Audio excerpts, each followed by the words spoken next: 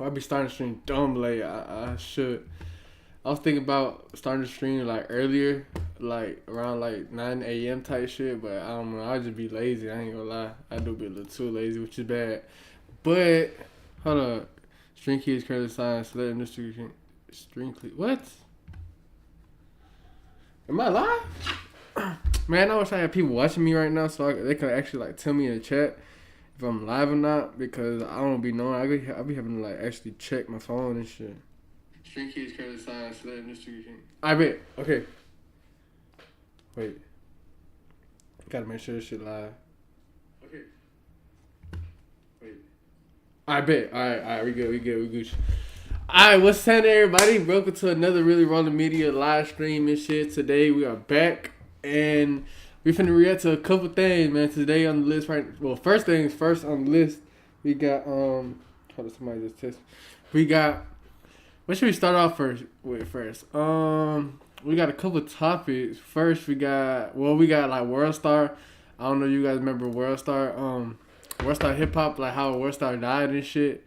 Like it used to be like one of the biggest platforms, like one of the biggest like websites ever, bro. Like hold on, let me see if I never went on the WorldStarHipHop web page. I've never been to this is my first time actually being on it, and they actually still be posting shit. What the fuck? But this shit used to be so popular. God damn, what the fuck? Oh my god, this is just women turns heads at shit. Fuck it, boy. Shit. God forbid a man loves seeing a bad bitch. Alright, man, it's ass. That's just me. We're not gonna watch it. So yeah, this used to be one of the biggest platforms and shit where people used to. It was like another fucking what's this shit called? It was like another YouTube. It's like it was like its own YouTube and shit, bro. Like, and this shit just used to be popping and shit. But since we should do. I don't know. I don't know. We want to talk about this today about fucking Lotto confirmed. Like she's pregnant with fans that convinced him might be the father. It's already speculated. It's already like come on now. If you don't know that it was 21 Savage, that it's 21 Savage baby. You know, Lotto, man, come on now. You're just dumb as shit, bro. Does Lotto and 21 Savage even have a song? Man, 21 Savage. Do they have... They do have a song. 4 years ago? Oh, they been had a song. I can't... I'm not gonna play it because I'm gonna get my shit... My shit gonna get taken down and shit. But yeah, if you don't know that 21 Savage is the father of Lotto's new kid, well, it's gonna be Lotto's only kid. Cause she don't even got no kids, then you feel me? You just under a rock. I've been knowing that they've been fucking with each other since like 2023. I don't know about 2022, but 2023. Like I know a girl that said that she knew somebody that knew Lotto, and basically it was just confirmed that they fucking with each other or whatever. But yeah, that's that. So right now we're just gonna figure out like what the fuck happened to WorldStarHipHop and shit. Like. There's a video that some dude had made it. This dude named what's this dude name? Matty Balls. I don't know why his name. Seems like Balls, just yesterday, everybody was yelling WorldStar when there was a fight. I guess he breaks down exactly what happened to it.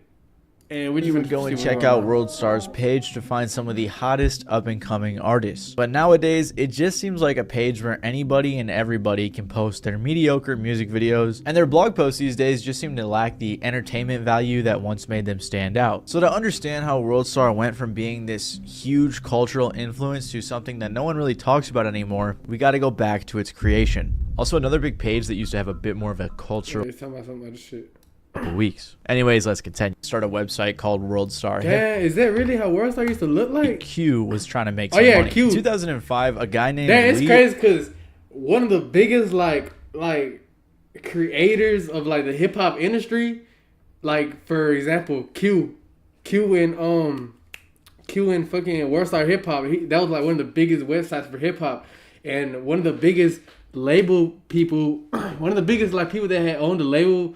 It's P. I don't know if you guys know. I forgot his name, but the person who made Quality Control, QCP. Is that his name? QCP. Yeah, QCP because Quality Control P. Yeah, that's what they call him. But it's, their nickname is a letter. So like that's kind of like, you feel what I'm saying? Trying to make a little connection there. I don't know you guys. CEO did not, aka Q, was trying to make some money. As a rap fan, he decided to start a website called WorldStarHipHop so he could sell mixtapes. However, for whatever reason, hackers decided to destroy his website right after it was launched, so Q had a little bit of a setback. But he decided, after being inspired by YouTube, that he would shift the content of his website to becoming more of a video platform instead. What? So they hacked WorldStarHipHop before it was actually like a hack to the savage. What the fuck? WorldStarHipHop experienced a notable and early security incident shortly after its launch in 2005. God damn, WorldStar was made in 2005 when hackers destroyed the site. That's fucked up. Why would they destroy that site? That's kind of fucked up. While it has faced criticism for content over the years, there are no recent widespread reports of a major current hack. Damn, bro, that shit made it in 2005, but that shit really wasn't popping until like what 2016. I want to say. How did you start WorldStar? Like, how was that idea?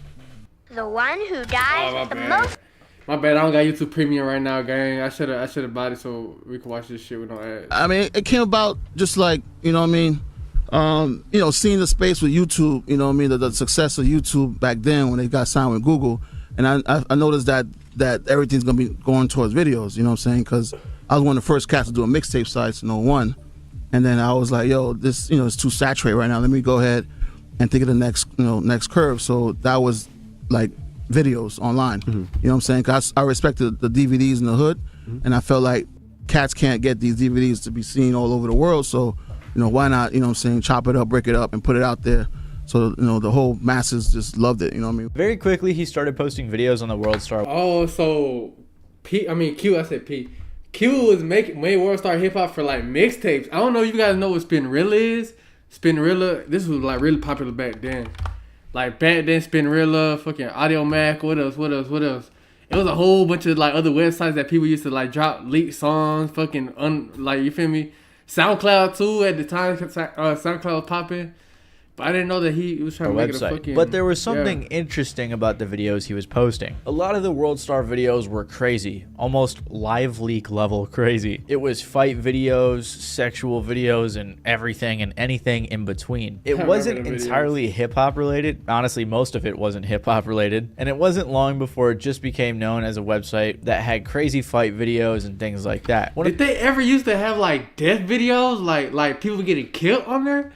I don't remember seeing that type of shit on WorldStarHipHop. I remember seeing fight videos and folks getting knocked out and shit like that. But I don't remember seeing like people get shot or shit like that. I don't know. Correct me if I'm wrong. The first vids that kind of blew the site up was when a guy who went by the name Trashman took responsibility for killing the rapper Stacked Bundles. And with this type of crazy content, pretty quickly WorldStar was getting 4 million views a month. And eventually they became so widely known for crazy fight videos that everyone was screaming WorldStar when there was a fight. When you look at how far WorldStar has come, I mean, it's a Bruh, all the time, bruh. Like, I remember, like, back then, when I was in school and shit, like, 2012, 2013, 14, 15, 16, I remember when people get to fight in the hallways and shit. Man, I remember when people get to fight in the hallways, all the kids from all the classrooms will leave the class, and whenever there was going to be a fight or some shit and everybody knew about it, everybody in the classroom used to leave the classroom, storm out the classroom and shit, and just follow the person who's looking for the other dude to fight them.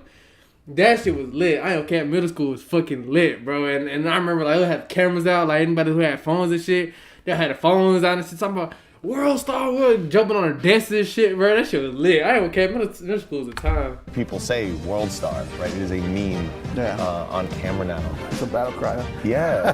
WorldStar. Oh, what the fuck? WorldStar. Yeah, WorldStar. Damn! Yeah, WorldStar. Bro, it's just funny as hell when somebody gets their ass knocked down and then somebody else talking about some damn.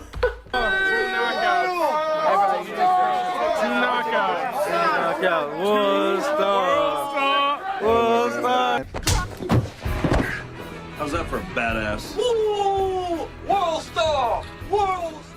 And obviously it wasn't only fight videos. They had some other stuff like funny moments. Should we do that? Should we start reacting to fight videos? Ooh, that's not bad. Twerk videos and pretty much anything else that was entertaining. To get an idea of what they were posting, they would title their videos things like, "He warned him, bully asking for a fight gets dropped," or one-legged man on crutches tries to shoot up a store. They even had a video called Rat and Pigeon Go At It in Brooklyn. All of their videos had that early internet vibe that's pretty hard to describe, but you can really only see it on like Facebook nowadays. It's hard to explain how culturally relevant WorldStar was, but I remember back in like middle school, everyone was watching their fight videos on the computers in the computer lab, and everyone would scream WorldStar when something crazy happened. It was truly a different time. But not gonna lie, that he's right about that. In the computer lab, bro, everybody used to like, well, when the teacher wouldn't be there, like, it's like somebody would put on WorldStar and like put on like fight videos. I remember everybody used to watch fight videos specifically and shit.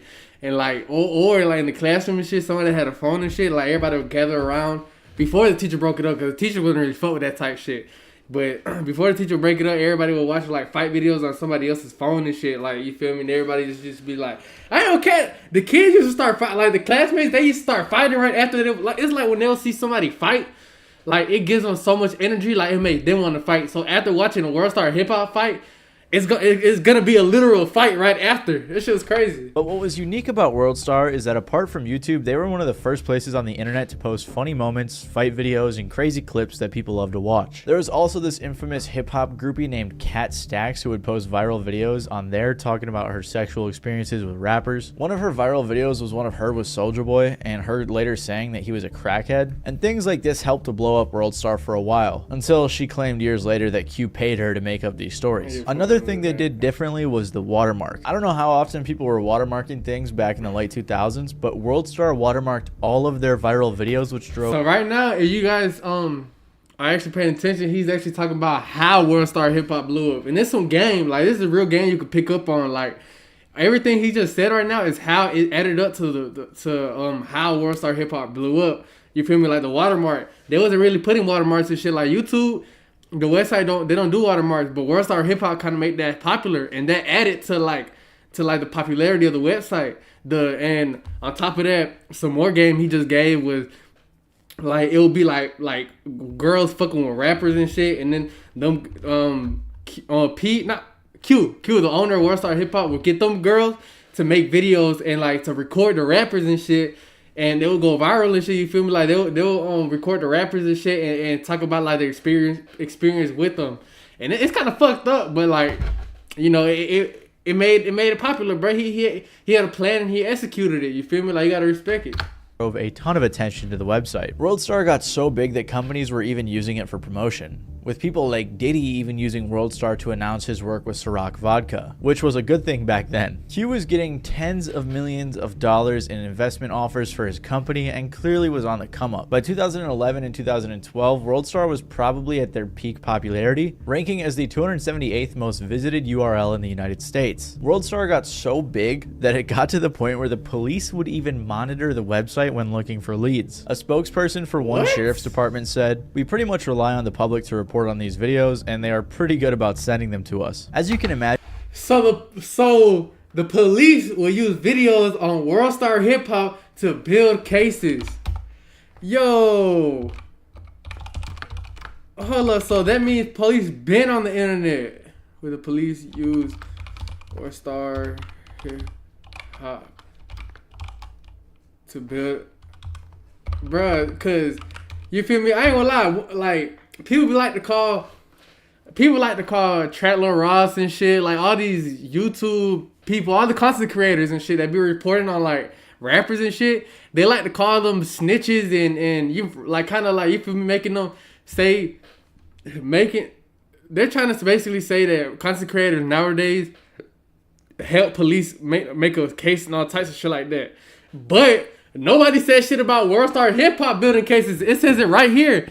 Yes, police frequently use WorldStarHipHop and similar viral video platforms to build criminal cases, identify suspects, and gather evidence. Detectives often monitor the site for footage of fights, robberies, and other criminal activity, with police department acknowledging the website as a valuable tool for investigation.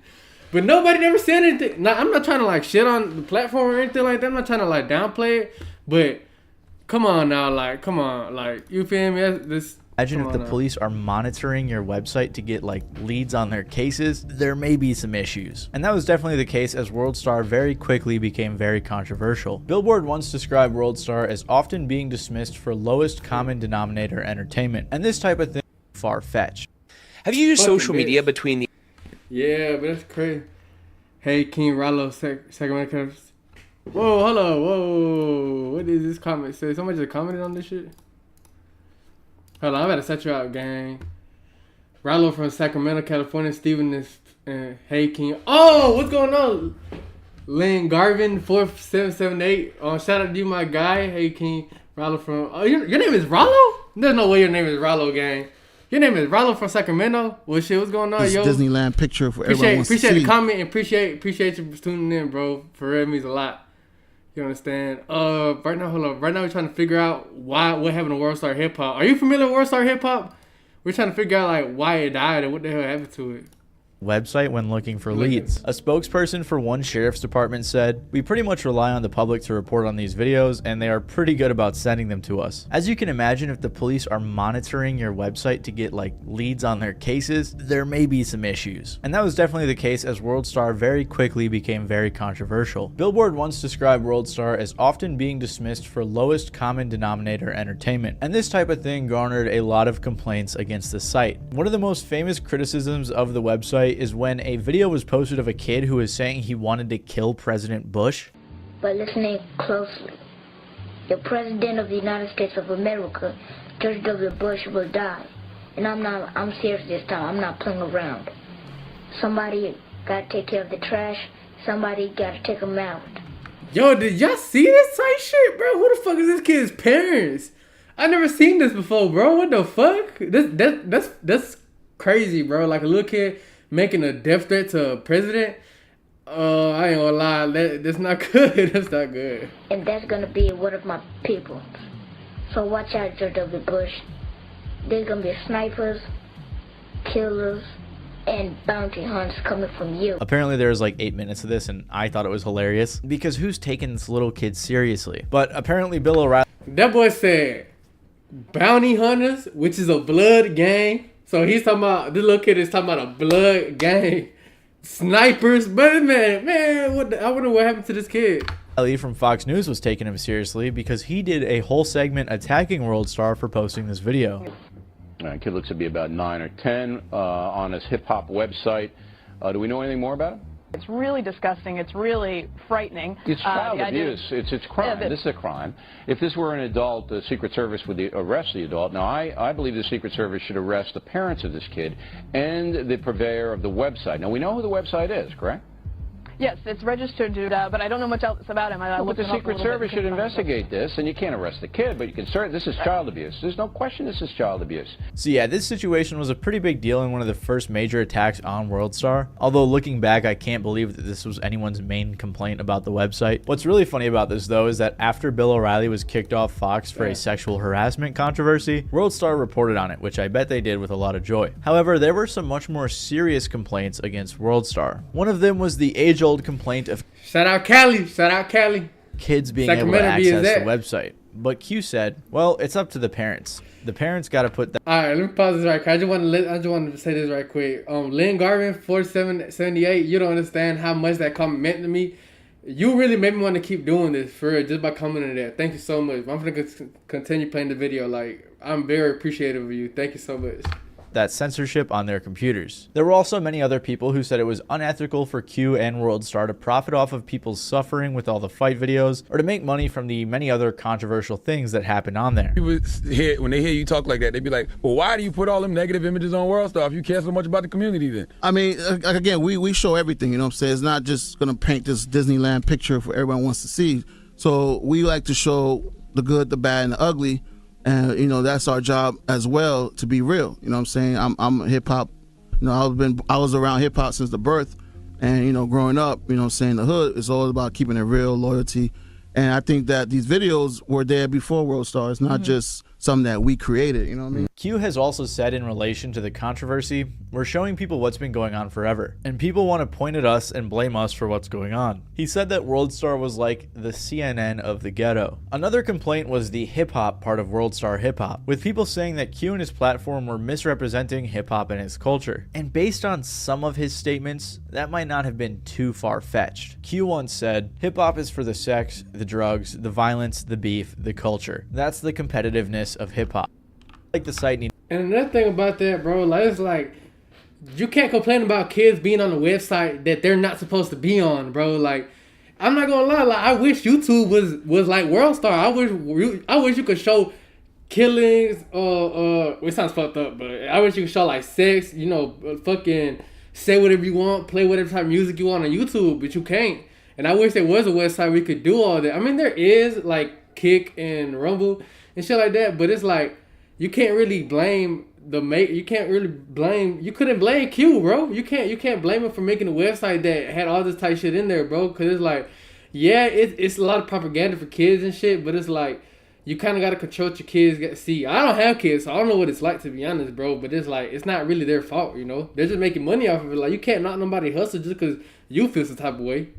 Needed to be R-rated. People may be offended by some of the content, but hey, the internet is not a censorship boat. We're the Carnival Cruise, man. You don't have to log on. It seems like in every single interview Q did, he was having to defend WorldStar from the public and the critics. WorldStar was so crazy that even Childish Gambino made a song called WorldStar where he was mainly mocking the viewers and partially the website for being obsessed with fame and going viral despite the violent or crazy actions that were necessary, which ironically is still a huge thing today. But it wasn't just critics who had a problem with WorldStar. 50 Cent and Q also had a little bit of a beef for a while. It's funny because it feels like every single video I do about anything 50 Cent is always involved one way or another. But regardless, in 2009, 50 Cent decided to sue WorldStar for using his Hungry Root is the easiest way. I did not know they had beef. 50 Cent be beefing with everybody, bro.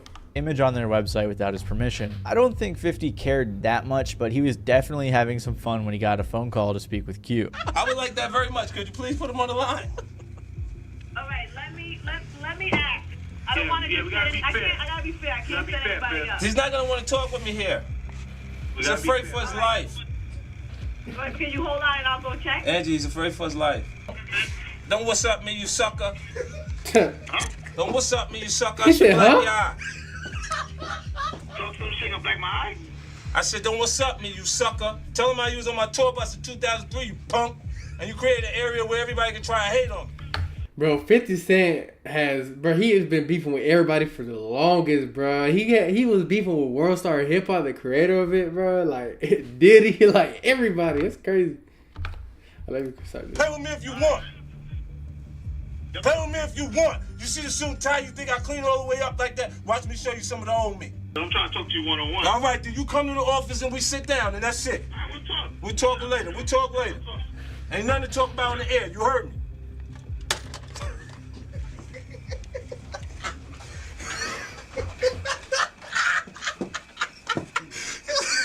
I think some of that was jokes though, because eventually Q and 50 patched it up and settled this.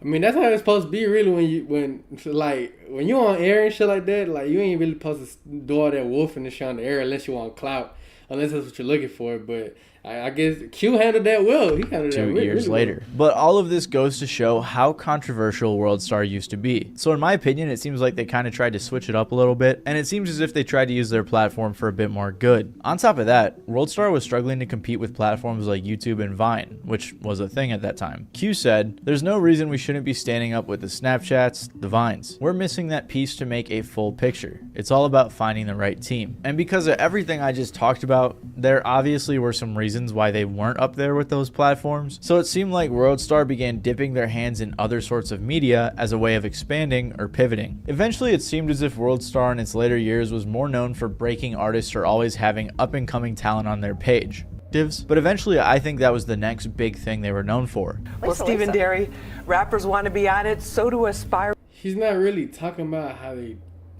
died. I mean, it's really because Q died. It happened that would derail WorldStar's future forever. On January 23rd of 2017, the founder of WorldStar, Lee O'Donnell, aka Q, tragically passed away at the age of 43. WorldStar issued a statement saying, Q was a brilliant businessman who championed urban culture, ultimately creating the largest hip-hop website in the world. But more than that, he was a devoted father and one of the nicest, most generous persons to ever grace this planet. And while Q was a controversial figure because of many people claiming he was just profiting off of terrible things, like The Guardian even saying that he started modern blaxploitation, it seemed as if Q genuinely had good intentions with his company. For example, a few years before his passing, Q made some documentaries about the life of inner cities of places like Chicago and Miami. According to Billboard, rather than treat low-income areas as aesthetic fodder, these videos gave voices to local residents and talent and attempted to flesh out the complex and complicated worlds so often glossed over by other outlets. But after Q died, it seemed like WorldStar did as well, and a lot of fans seem to share that same sentiment. Q definitely had a vision for the company and knew what he was doing. He was able to successfully pivot from the blog era to the social media era, utilizing other platforms like YouTube and Instagram. This dude was smart as a motherfucker, bro, when you really think about it, bro. Like, it's the reason why he was so rich and he had that, and WorldStarHipHop was so big, because he utilized everything that was popping. He used Instagram, YouTube, everything, all the social medias and shit. And then you got people like, the people that, what's them people on the Hot 97, not Joe Budden, Ebro. Ebro used to shit on the fucking, he used to shit on YouTube and shit and YouTubers. But now look at him, bro. YouTube people on the top and he on the bottom.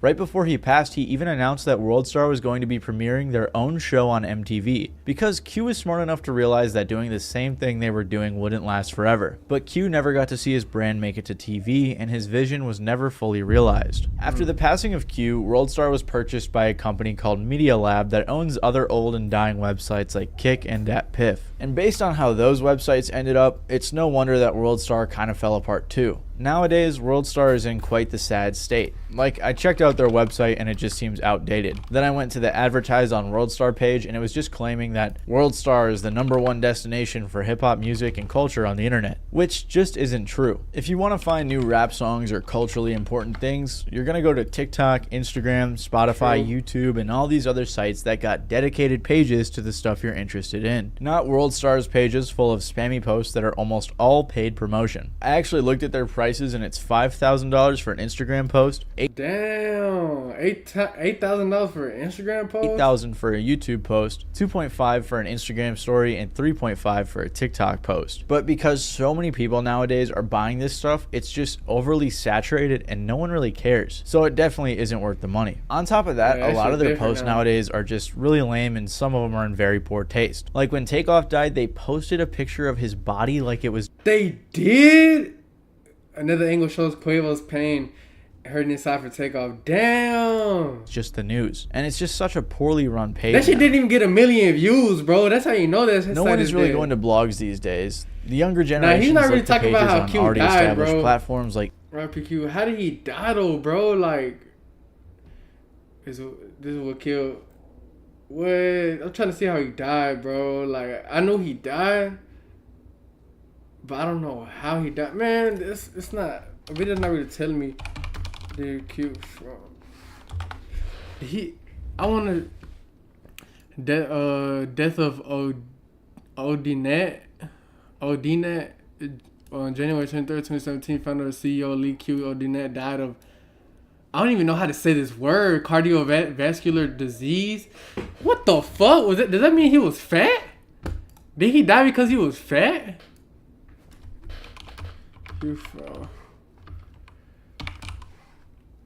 Die. WorldStar died because.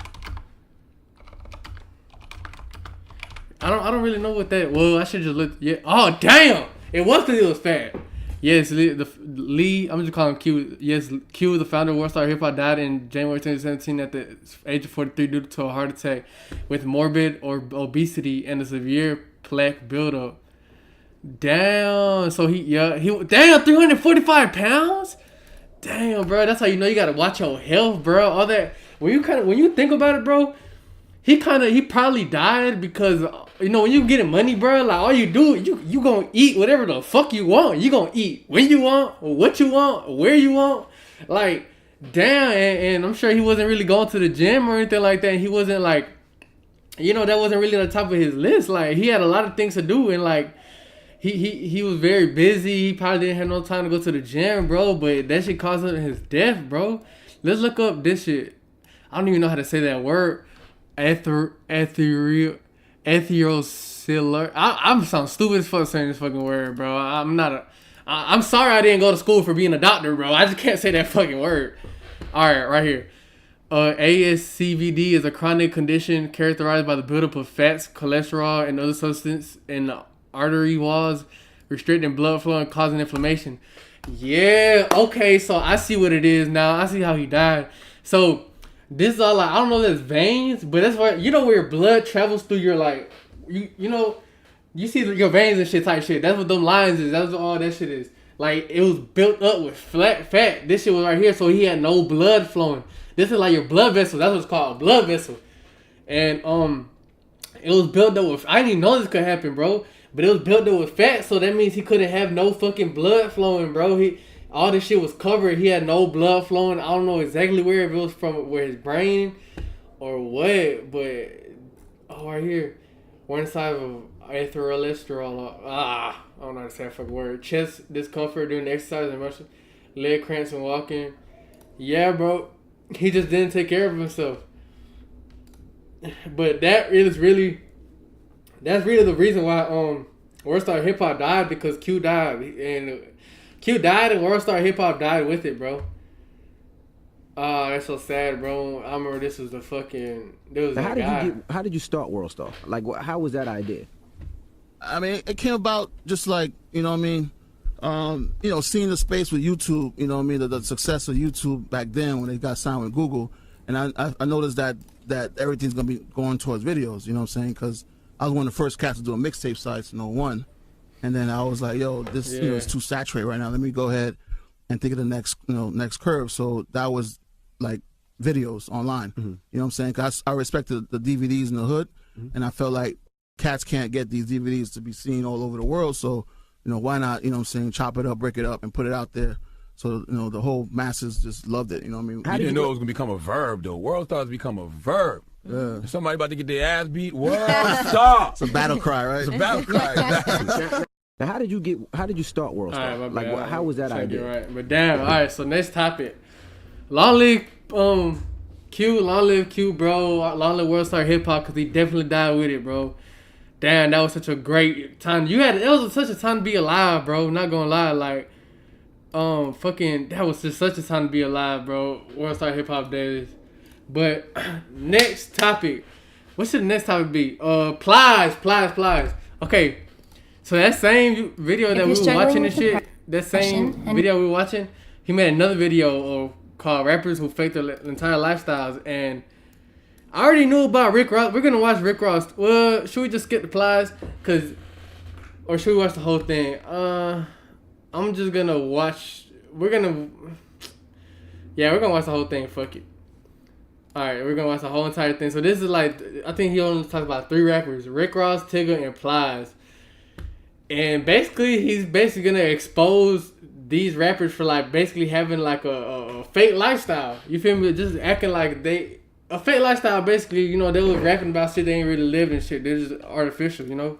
Image is very important to your artistry. And for many people in rap music, historically it's been important to have a harder or a cooler image. But not everyone who has made music in this genre is like that. Some people are honest about it, but other people were likely too insecure to be themselves and decided to lie about their image. So today we're going to be looking into rappers who lied about their image, starting off with Rick Ross. Also, I want to clarify I'm not mocking these guys or shaming them or even suggesting that they should be promoting something negative, but many fans do find it very disingenuous when you lie about your lifestyle. And to be honest, the drama that spawns from that is pretty entertaining, so let's check it out. Rick Ross has created a career that many young aspiring rappers could only dream of. He has 11 studio albums and has featured on countless songs, many of which make up his most popular works. I mean, you guys know how big of a rapper Rick Ross is. Recently, many people have seen him going viral for having a fun. That's all he do, man. I be passing by Rick Ross' house sometimes, bro. He has a big ass he has hella land in his house. But this guy, you always see Rick Ross flexing. That's all he be doing nowadays. Armor through his very recent involvement with Drake. Bottom line is, Ross has been in the game for a while. He's never had a super hard image per se, but he has alluded to having a tougher life. Like on the song I'm So Hood, when he says, snitching ain't gonna cut no time, I'll murder one of you, rob you for your last, then off come the mask. We all know damn well Rick Ross is doing none of that now. And he has plenty of other songs where he alludes to selling drugs and things along those lines. But somehow, even with all of his accolades, Rick Ross has managed to become known as one of the biggest liars in the game. And to understand how, we gotta look more into his come up. In 1967, Rick Ross was born in Clarksdale, Mississippi. He didn't live there long though, as he eventually moved to Carol City in Miami. Unlike where Ross was born, Carol City had a much... Oh, I don't know if you guys know, but they tried to kill Rick Ross in Miami, bro. He got shot up in his Rolls Royce and he crashed. He almost died. That's just a quick little side note for you guys. If he don't talk about it, I'm gonna look it up, but I'm gonna continue.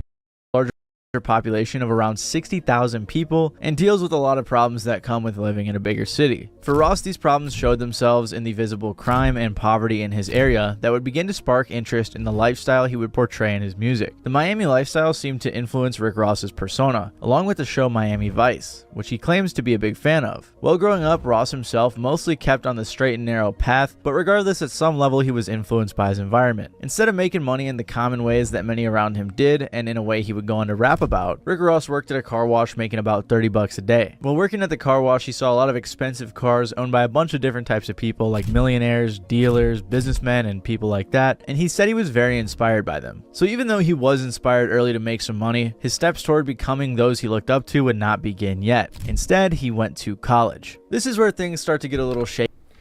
Rick Ross went to college? I know he was a correctional officer. Everybody know he was a correctional officer, but I didn't know he went to college. Now, I know a lot of rappers went to fucking college, bro, which is crazy to me because you would have thought, like, the shit people be rapping about, like, you thought everybody would have been dropouts.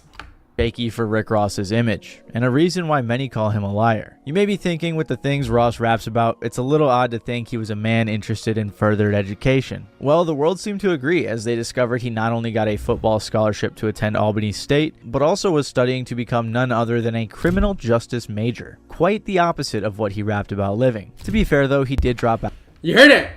You hear that? He said he was going to be a criminal justice major. Now let me go back. Let me go back to what he said.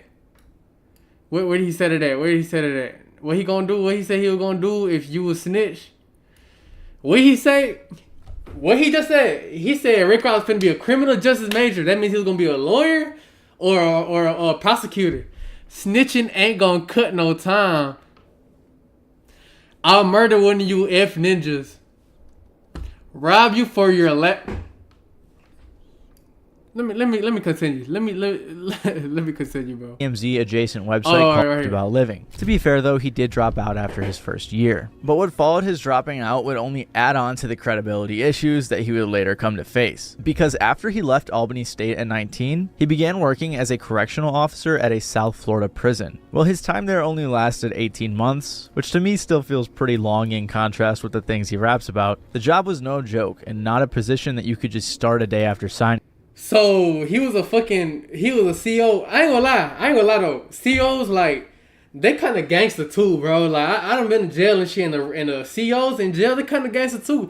I remember, like, when I was in jail, like, some of the inmates would be calling the COs police, and I still be like, I ain't no damn police. Like, they'll get offended when you call them police. You feel me? They'll be like, I ain't no goddamn, cause I don't care. Like, COs really do be keeping the P, bro. A lot of the reason why people be having shit in the jail, you feel me? Like having, you know what I'm saying?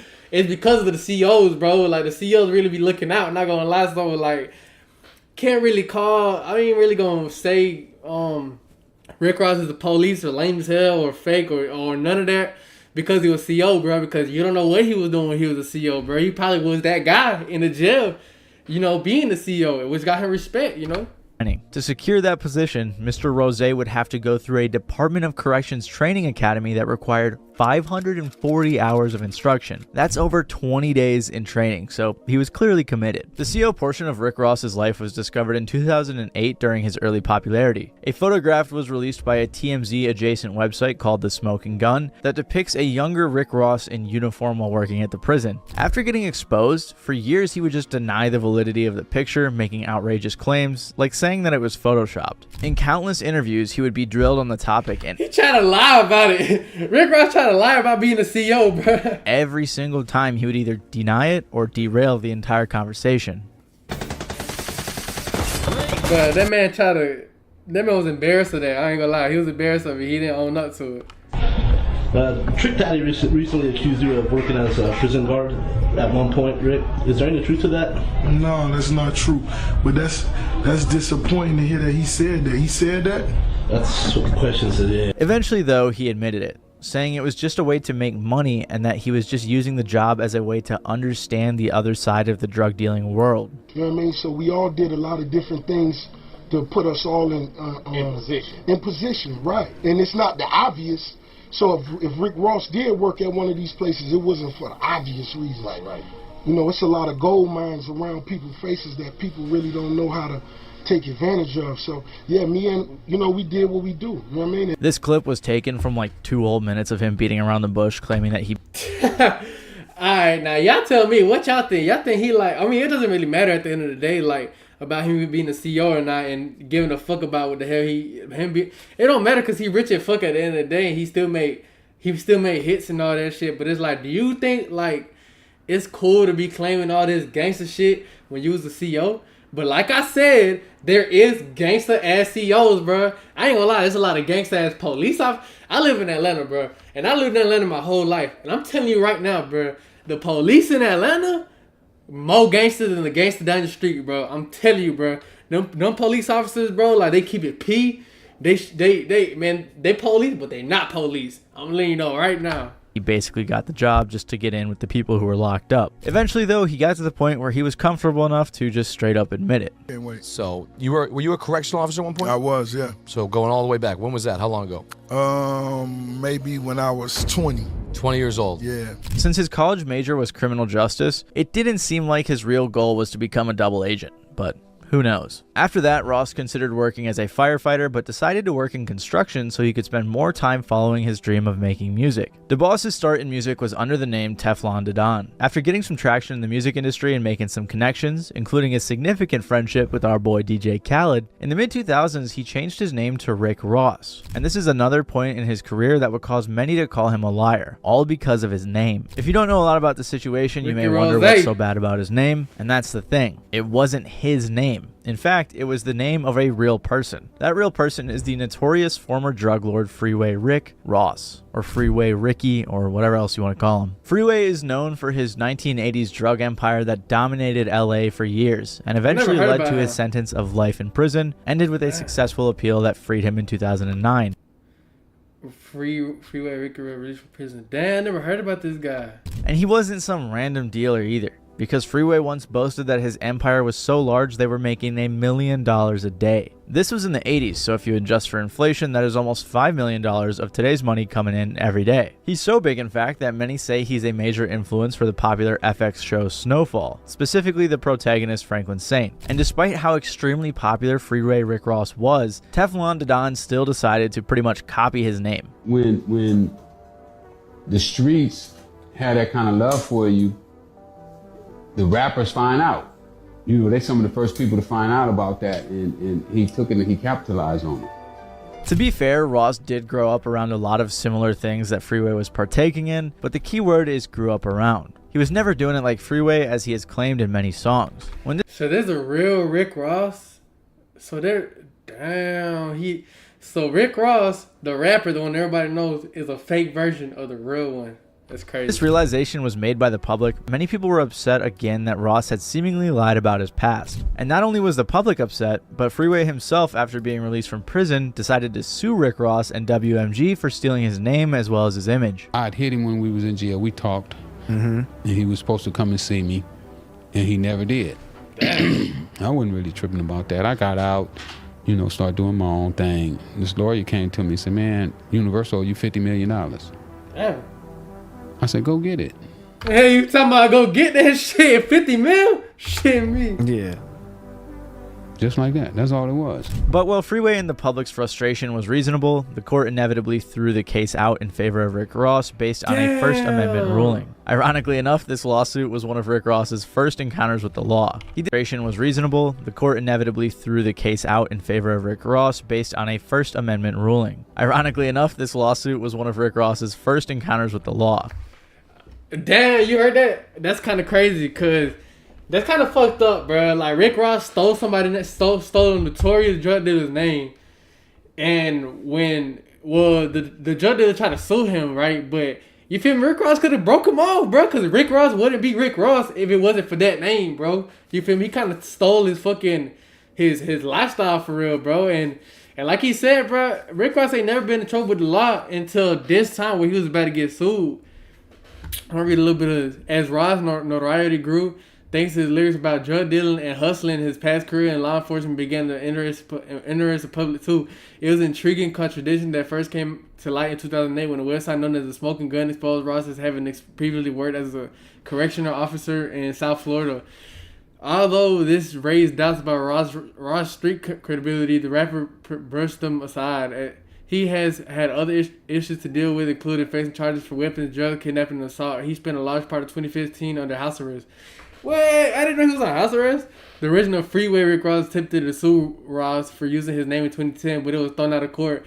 Then there was a feud with fellow rapper 50 Cent, which began in 2008. By the following year, 50 had taken to call Ross Officer Ricky. Bro, 50 Cent funny as hell, bro. He got jokes. The beef turned uglier still when 50 realized a sex tape featuring, Les Tonia, the mother of one of Rick Ross' children. Oh shit. Oh, Rick Ross 50 Cent had a fucking sex tape with one of Rick Ross's baby mamas. The eventual court case, which Livingston would win, would partly responsible for 50. He did have a few minor charges here and there, but nothing like Freeway Ricky. All of it came after his breakthrough success, and none of it corroborates anything close to the detailed Miami cocaine cowboy lifestyle he raps about. As his lie-filled past seeped out into the public, it got around to 50 Cent, who after getting into some type of beef with him, claimed that the drive-by shooting Ross was involved in 2013 was staged. While there's no solid evidence for that being the case, it appeared to be believable enough at the time for 50 to use it as a shot at Rick Ross because of his tattered credibility. Ironically, the beef between 50 and Ross allegedly started when 50 gave Ross a disgusting look at the BET Awards. It then escalated to some back and forth diss tracks in which 50 coined the popular nickname for Ross, Officer Ricky, alluding to his CO past. And it seemed like a lot of the issues that 50 had with Ricky Rose was his fake image. 50 is known for having countless different beefs and pursuing them to a level like no other, and Ross's lies were plenty of ammunition for 50 to take advantage of. In this case, 50 took more of a creative approach in his public dismantling of DeBoss through a short cartoon series titled Officer Ricky. Officer Ricky? I haven't been to the grocery store in months. That was that Officer Ricky, man. He had a whole nickname for that shit and I didn't even know. That's crazy. Damn, Rick. Why you got me up in this man? Is it because I said you and your mama look like the Clumps? Well, y'all is some ugly mother. So clearly Ross had a lot of lies throughout his career. But it's important to note that even if Ross did lie, he obviously did a few things right, as he is now one of the most successful rappers as well as entrepreneurs in the game. And now if you see anyone during this Drake beef making fun of him, calling him a correctional officer or the police or something like that, now you know why. And just because Ricky Rose is a liar doesn't mean that his songs aren't still good. And I've enjoyed listening to them on my Raycon earbuds. Now you may have seen Raycon in a bunch of other videos and assumed it was just another random YouTube brand, but let me tell you. Alright, next one. Tyga. Tyga is generally well liked. Nah, I'm not gonna lie. I never really took Tyga as I said Tyga. Tyga, I ain't never really took him as somebody that was street for real. He was more like a player. To me, he was more like a player type dude. Like he was more like, you feel me? Like he was like he got out of hoes like Chris Brown and shit. Chris Brown, I heard he a real man. I heard he got hands. I heard Chris Brown, he a real blood. Like I heard a lot about Chris, and he really from the hood too. But Chris Brown never really portrayed that gangster image though. He was a player, you feel me? And that's what Tyga struck me as. respect in the music world and has a long lineup of hit songs and collaborations. While he now is known for making a lot of songs that people would categorize as club music or for the ladies, he was not always this way. In fact, some would say his early style of music is unrecognizable to what it has evolved to today. His career has had many ups and downs like many others, but he's thrived for almost 20 years now since his signing to Lil Wayne's label Young Money Entertainment in 2008. Years later, he would release one of his biggest hits, Rack City, that would catapult him into a new Rack City, realm of collaboration. One of those collaborations was with none other than Chris Brown, and it was while he was working with Chris Brown that the controversy began. The controversy revolves around his beef with Lil Durk and the spotlight it put on Tyga's debatable authenticity. The beef took place around 2014 and was one that had— Lil Durk and Tyga was beefing? Oh no, Tyga is not gonna want no smoke now. Brewing for a bit. It all started when the two would be in the studio with Chris Brown working on music, and Tyga previewed a song Durk was on. In Durk's verse on the song, he mentioned having sex with Tyga's ex-wife, Black China. This interaction started what would go on to be a series of IG posts as well as disses back and forth between the two. During the exchange, Durk went at Tyga for famously getting his chain snatched and pointed out multiple times that he did not view the interactions as beef, but if Tyga wanted— Tyga's responses included calling Durk broke, a nobody, Hello, what did he say? Hello, and pointed out multiple times that he did not view the interactions as beef, but if Tyga wanted— What? Tyga's responses included calling Durk broke, a nobody, and denying that he ever got his chain snatched. There was some controversy, some videos online about someone snatching your chain. Can you clear that up for us? Yeah, man, that's all false, man. It's like, I just don't understand. Like, eventually the beef fizzled out, but it was the start of Tyga's image being exposed. There was some more drama where people accused him of repping multiple different gangs, but I don't know too much about that personally, so I'm not going to get into it. But how did this self-proclaimed Compton native go from making music that would get him signed by Lil Wayne, Tyga from Compton, having beefs with Lil Durk, and repping different gangs, to songs like Taste, the highest selling song of his career? Well, it all starts with his so-called roots in Compton. Throughout his rise, Tyga would claim that he was born and raised in Compton and often discussed the hard times this brought. Many people believed him and even give him the credit that comes with growing up there. But this was all changed when the truth of Tyga's upbringing was exposed. In 2012, a video from MTV's Bustas, which Tyga was featured on, was leaked. Wait. So MTV had a whole show dedicated to fucking exposing people? 2012, a video from MTV's Bustas, which Tyga was featured on, was leaked. In the show, Tyga competed in a set of pretty ridiculous challenges, which even resulted in him getting booed off stage at one point, in part because he didn't know how to pronounce the word amoeba during a freestyle. Amiibo, I ain't even tripping, had no amiibo. I got the sick flow. What are you talking about? You see how I do it, how I move it when I move the crowd so hot. Give it up for Tyga! That's it. I couldn't even read that last word. But the real kicker came from Tyga's introduction on the show. Remember how Tyga has claimed that he grew up in Compton throughout his entire career? Well, during this introduction, he flips that narrative and pretty much his entire image on its head. Tyga, I got this name when I was young. My mom used to say I looked like Tiger Woods, so I just stuck with that. Grew up, not too tough. Parents got a Range Rover, CL600, doing it big. Not too much hard, but I'm still street. Yeah, it's TYGA. They say I'm not hood because I stay in the valley. They say I never been in the alley. I tell them cats, I've been in the alley. First, Tyga has publicly and proudly claimed that his name stands for Thank You God Always, but then he revealed the truth of his name's origin, which was that his mom said he always looked like Tiger Woods, so he went with that. Second, he states that he grew up not too tough and that his parents drove a Range Rover as well as a Mercedes-Benz CL600, both of which are worth more than $50,000. CL600? So this is what his folks... CL600. Oh, this that old shit. This that old shit. I don't like these type of Benzes, but this that old shit. I'm guessing back then that was a good car, like expensive car. $50,000. And lastly, he exposes himself saying he grew up in the Valley rather than Compton. And with all the details that Tyga gave us, his experience was nothing like he had made it out to be. This comfortable rich kid lifestyle is almost a complete opposite in comparison to the childhood he portrayed. Tyga went on to say that the show was scripted and he was just doing and saying what he had to in order to succeed, but the damage to his reputation had already been done. The public struggled to believe that someone who grew up in this way would lie and give all of that up for a show. People began to see through the social media beefs and the gang member impersonator that Tyga was. Since that happened, Tyga was more open to admitting he wasn't about that life, although some people did end up vouching for him. He was born in Burbank or something, and then maybe, he moved down to Compton. No, he grew up in Pasadena and then went to Compton when he was older, because he was going to be a rapper. No, he is from Compton. We're not going to take away his street cred. Well, I don't know that he's from Compton or not from Compton. He said, man, like I said, Tiger was never really I never took him as like street. I mean, when he was popping, I was young as hell.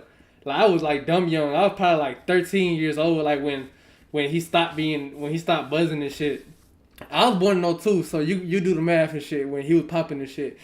But he was never really the gangster rapper for real. Like he might have said some gangster shit, but I didn't really took him.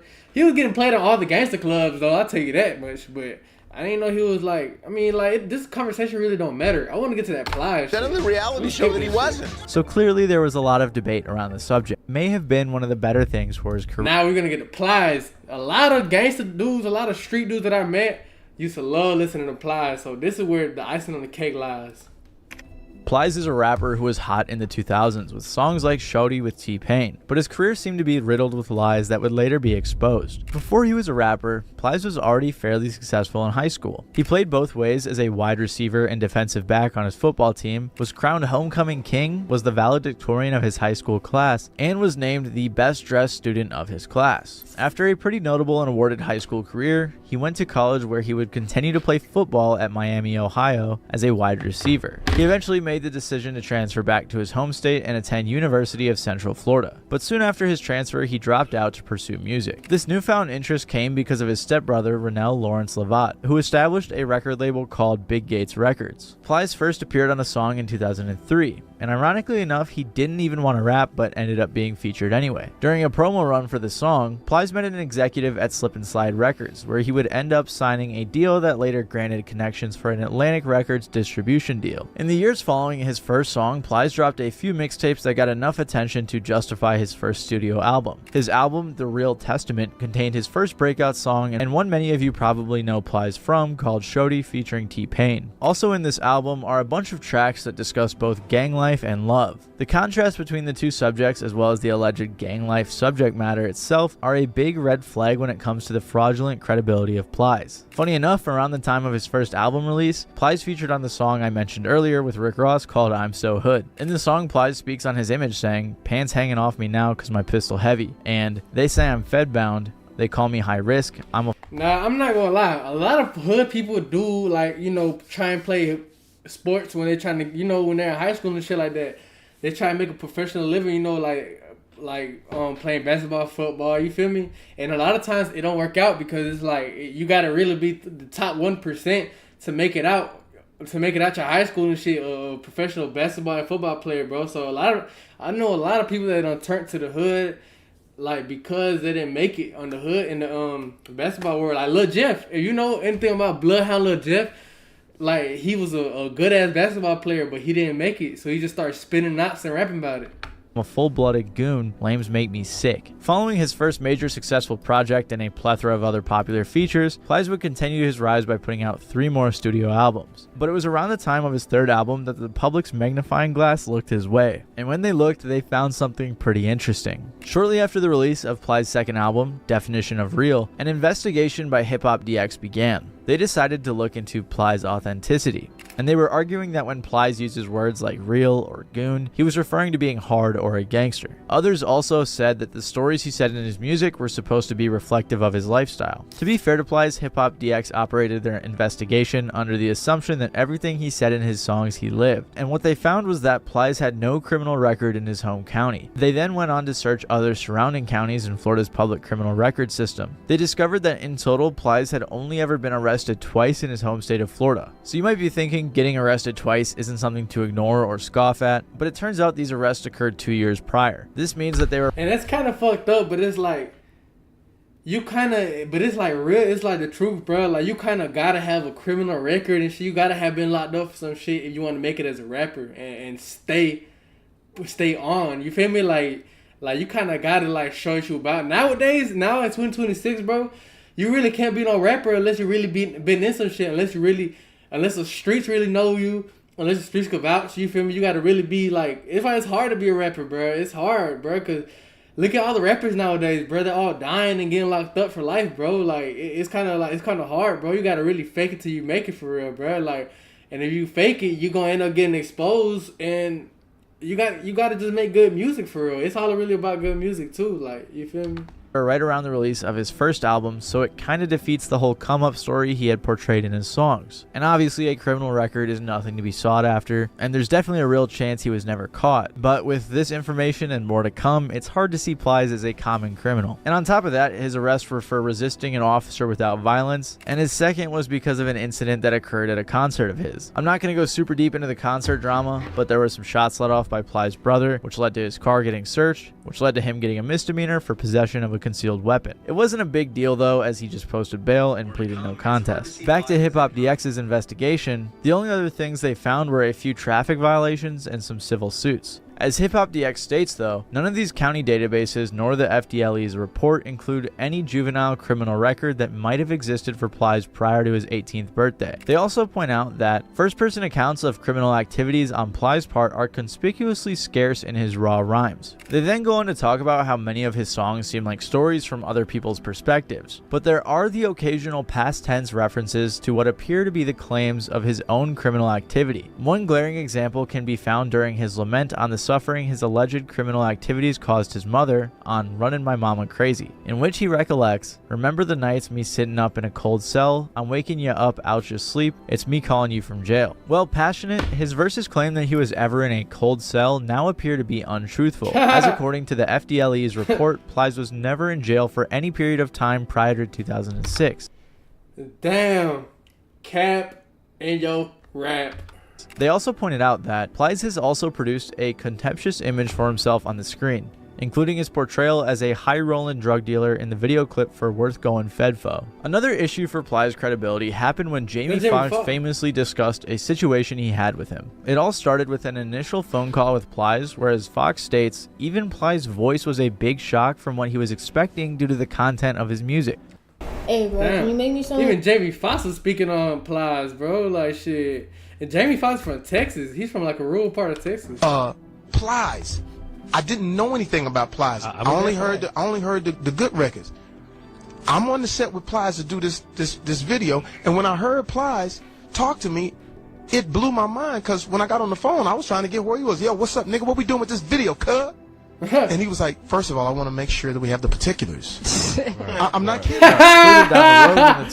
Jamie Foxx saying that he expected Plies to be talking like a street dude, but really he was talking real professional to him. He was talking to him like a real college kid, bro. That's crazy. Two were together on a set for a video. A group of guys would approach in what Fox details an intimidating manner. When they approached Plies, Jamie Foxx basically exposed Plies in what? The Dream and both of their security teams ran. Jamie said he approached the group and calmed things down. The Dream and both in what Fox details an intimidating manner. When they approached Plies, The Dream, and both of their security teams ran. Jamie said he approached the group and calmed things down, but Plies' actions had already been burned into Fox's mind. So I get out there, we can't find Plies. And I understand why. Right. You know why? Because he was afraid for his life. Because you never know, he could have died. He ran to the bathroom. As it turns out, Jamie Foxx gangster, bruh. Jamie Foxx is gangster, bro. Hold on, he made Plies run. Jamie Foxx versus, bruh. Jamie Foxx made a Spotify. Whoa, Jamie Foxx supposed to Plies for being the fake gangster. Told his shot after meeting him. What? We gotta see this. Plies. I didn't know anything about Plies. I only heard the good records. I'm on the set with Plies to do this video, and when I heard Plies talk to me, it blew my mind, because when I got on the phone, I was trying to get where he was. Yo, what's up, nigga? What we doing with this video, cuz? And he was like, first of all, I want to make sure that we have the particulars. I'm not kidding. Right. And then we get on the video, we're shooting the video, and he came, with the entertainment garb. I understand it. But you know what happened? 30 real niggas came on the set. Yeah. It was 30 t-shirts. White 30 slew-footed. And I look up, and since I've been in LA for 23 years, I said, okay, I know what I got to do. I got to go over there and meet it head on. I can't let it get out of control. And I'm not trying to be no hero, but I'm like, let me at least talk to whoever the fuck this is, because I heard him. And then, you know what? All of the security, nowhere to be found, including mine. Nowhere to be found. You know who was there? It was me, Breon, and my sister. All right, 30 niggas. I'm like, what the fuck? And the dude was like, yo, nigga, these niggas is faking our lives, Fox. I said, who are you talking about? These niggas, punk-ass niggas run from Suge and I said, hey, we just shooting a video, because I didn't hear the music that Plies. I only heard the good records. I said, no, dog, you got it wrong, man. We just doing a video, man. And then after we calmed the situation, I shook 30 hands. So, what's up, man? All right, man. Cool, good. All right, nigga. All right, cool, man. All right, man. All right, no, all right, cool, man. Cool, man. All right, nigga. All right, you too. All right, man. How's your mom? All right, cool, man. 30 hands. What the fuck Jamie doing with his eyes? When I go in, Sophus Paul is with me. Hysterical. I was actually there too. I was there too. I'm being honest. Yeah. Johnny Mac I was there. Paul, he was nowhere. He was nowhere. We go in the back. He said, Fox, I think you should stay back here. I said, nigga, I'm not finna stay back here in this dressing room. Fox, I know these niggas. I know these. I'm finna stay out. I'm not staying back here. So I get out there. We can't find Plies. And I understand why. Right. You know why? Because he was afraid for his life. Because you never know. He could have died. He ran to the bathroom. He ran to the bathroom, and and then when I talked to him, he said, I didn't want this for you. I said, it's not me. I said, it's you. I said, we can still do the video. I said, I guarantee you, it's not them kind of dudes. I said, maybe 15 years ago, it would have been, I would tell you who to run from. Right. I said, but I don't think these came dudes. in there shooting It up. would have been just, it would have been, but you know what? My girl Tasha said, you never heard Plies music? I said, no, put it on. This nigga killed. I've never really, like, I said, you gotta be kidding me. He was talking about killing and goon this and kill that. I was like, are you kidding? That's what these dudes is listening to. And they want to find out, is the dude really real? Because we're gonna kill him. You can't, hip-hop was not designed for that. Right. No. And that's all I'm saying. Boy, Jamie Foxx is gangster, boy. I didn't know that. I didn't know Jamie Foxx was gangster, but the man was trying to buck up on Plies. He wasn't even trying to buck on Plies, bro. He was just trying to calm the situation down. And Plies just took off because he thought Jamie Foxx was finna beat his ass. Hold on, I'm trying to see where he's from. I swear I heard he's from Texas. Where is? Yeah, Texas. I told you. I heard he was in a rural part of Texas, from Dallas, Dallas. Yeah, I don't really know much about that. I mean, I heard about Dallas and shit. I heard it's a rural part of Dallas. And it's crazy we're talking about Jamie Foxx because on the next topic is about the salesman, the funny salesman and shit, Kenny Brooks. And he met Jamie Foxx. And when he met Jamie Foxx, it was pretty life-changing for him. So it's kind of crazy that we're talking about Jamie Foxx right now. Looks and image could be deceiving sometimes when rapper Plies got exposed. When it comes to this music industry. Jamie Foxx told a story about the rapper Plies and him being scared of a group of guys that popped up by surprise while on a set at a video shoot. Once the group approached the set, Jamie made the move to approach the men by introducing himself, and once he turned around, Plies vanished. The singer continued the story and wanted to know the reason why Plies avoided the confrontation. Apparently, he was hiding out in the bathroom, scrambling. Jamie was lost for words. He never. So basically, Jamie and Plies was together. I thought it was beefing, but I got it wrong. I'm finna clear it up right now. So Jamie and Plies seen a group of guys coming towards them, and they look like they was mad at some shit. And Jamie was like, man, let me go see. Jamie Foxx was like, man, let me go see what these folks talking about. Like, what the hell, man? I'm finna go introduce myself. You feel me? Like, he went to go see what's up with them. And when he looked back, he seen Plies dip. Plies got up out of there, boy. He hit the dash. He was hiding in the bathroom and shit because he was scared. Like, never knew him for his gangster records. He only heard the love. Jamie Foxx didn't know Plies was a gangster rapper until his wife put on the gangster rap song. Oh wait. 40 Glock on incident with Plies and Jamie. Oh, is this one of the dudes? Plies called Jamie Foxx and oh wait, what? He responded. We gotta see this. Plies had ended up calling out Jamie Foxx. So I guess this is what 40 Glock. He must be crip. He must be crip. We're gonna see what they talking about. Ran himself in the bathroom. We didn't. This motherfucker jumped up and ran himself in the bathroom, cuz. We wasn't coming to do shit to that nigga. He just jumped up and ran, cuz. You know what I mean? We was coming to hit him up and talk to him, let him know what's going on, like da-da-da-da, but nigga, we didn't come to sock this nigga or do nothing. Once he wouldn't set up file, you talking some real niggas. Nigga, we was gonna walk up, greet him just like we just greeted y'all, you know what I mean? Yep. In the streets. We just met y'all in the streets, you know what I'm saying? And for him to see us like that, see, that shows he was indulging in something he know he shouldn't have been. And when he seen that shit, he's like, oh shit, that's that nigga, that's them niggas, them zoo-like niggas. Yeah. And he, you know what I mean? He start tucking shit and running and taking shit off. The security left him. He left with the security left him. He left behind them. The security, Jamie Foxx security left him. Dream security left him. You know what I'm saying? So that was a situation. That was just the bitch in him. The bitch in him jumped up out of him and pulled him with her. Like, come on, nigga, you tripping? You know you ain't about this shit. You know what I'm saying? Real talk. So how was it meeting Jamie Foxx? I mean, I done met Jamie Foxx on a gang of occasions, so, you know, Jamie Foxx is a street dude, and I mean, I even say the street dude, he's just a real dude, as real as anybody else. To be real, you don't gotta be a gangster, a thug, a gangbanger, or nothing, cause all you gotta do is just be a real person. You know what I mean? Fuck all the lies, fuck all the nigga, lie to the judge, lie to the DA, my nigga. You know what I mean? Lie to save your life, whatever you gonna do, but just be a real dude, real about your shit, real about whatever, you know what I'm saying? Nigga, what the fuck you gotta run for if you know you ain't did none of these niggas? Nigga, we could've ended up just walking right by them, going to pick up a hot dog off the motherfucking catering thing. You know what I'm saying? Yeah. And this nigga just took off. He ain't asked no questions. We could've been walking over there to pick up a hot dog, get something to eat, or grab some chips and some peanuts. Yeah. He just, oh, he coming for me. Like, come on, that's not, and you calling yourself a goon? Like, come on, dog. A goon gonna stand there and he gonna be like, shit, maybe these niggas ain't coming for me, and I'm gonna stand right here and see if they is coming for me. And if they pick up the hot dog and eat the hot dog and ask me what's up, I'm gonna say, what's up, homie? You know what I'm saying? So right now, and then, just tuned in, he's talking about PLIES. He's talking about PLIES taking off and running from them. And you feel me? And Jamie Foxx, PLIES was with Jamie Foxx, and Jamie Foxx stood 10 toes. He seen a group of this dude named 40 Glock and his partners walking towards Jamie and PLIES, and PLIES ended up taking off on some pussy shit, and he exposing them. We might just feel mutual and then greet and be like, oh, okay, what's up? And then we might see some sucker shit somewhere else and like, look at these suckers, man, let's go hit them up, and we go together. You understand what I'm saying? Like, it's just a mutual thing. Like, when he carrying himself like that, that was his, that shit came back to haunt him. You know what I'm saying? That was on him.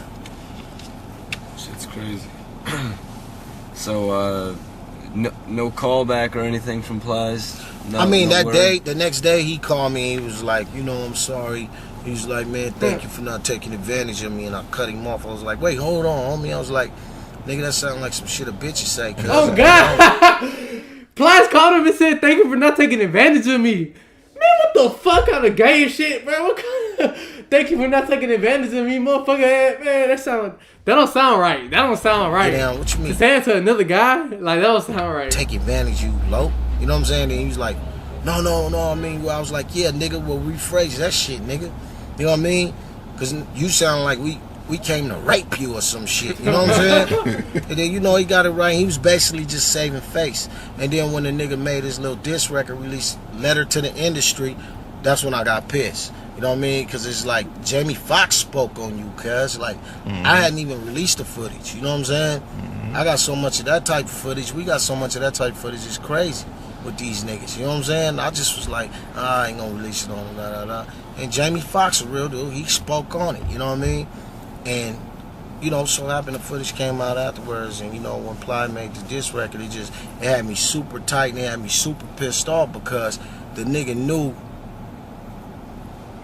what he did. And when you do bitch shit like that, just shut the fuck up, nigga. Like right now, look at him. He playing what do you call it? Media. He doing media control right now. He doing damage control. You know what I'm saying? Not to say nothing.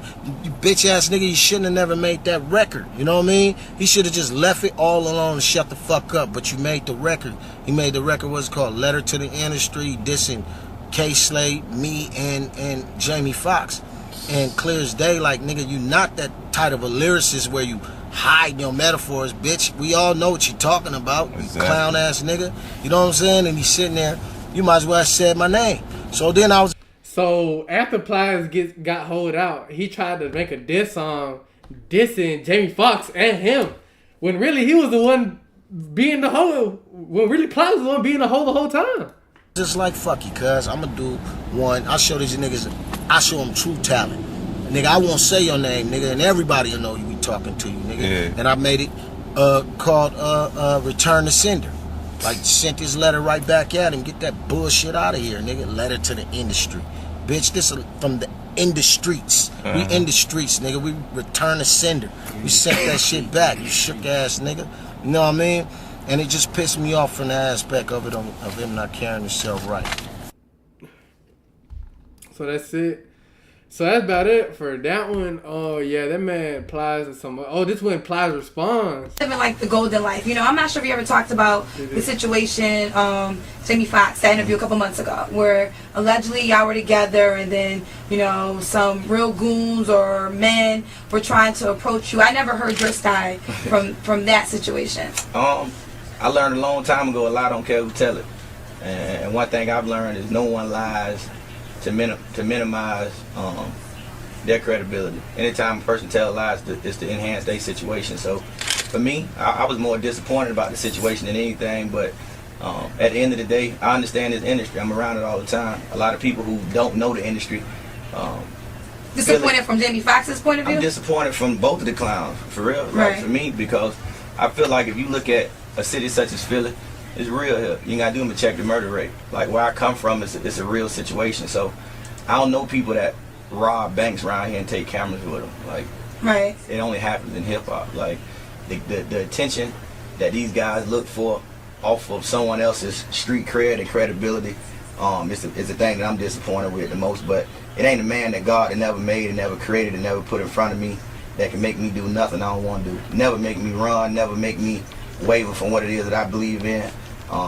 I'm in Philly. I go anywhere I want to go, and when it comes to the whole notion of goons, that man said he go wherever he want to go, and he definitely gonna hit that bathroom whenever he need to. You know what I mean? I created that.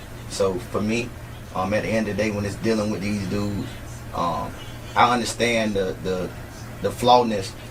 That's a Florida term that's kind of called fate from where we from, but I understand the flawedness of this business. So at the end of the day, my job is to make sure I allow the people that know that support me how I see things through my own eyes. Gotcha. Alright, so I've never been living like the golden life. You know, I'm not sure.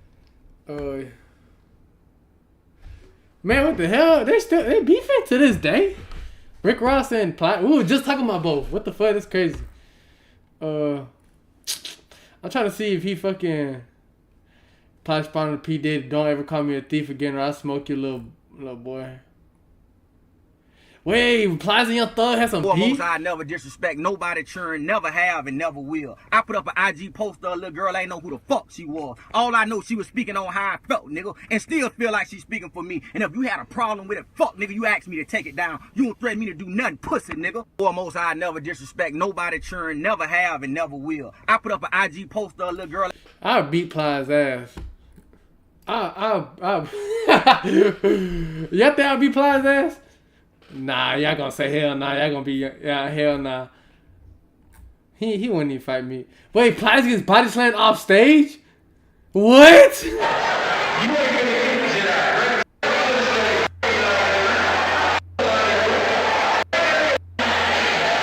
got slammed off stage. Yeah, I gotta see this.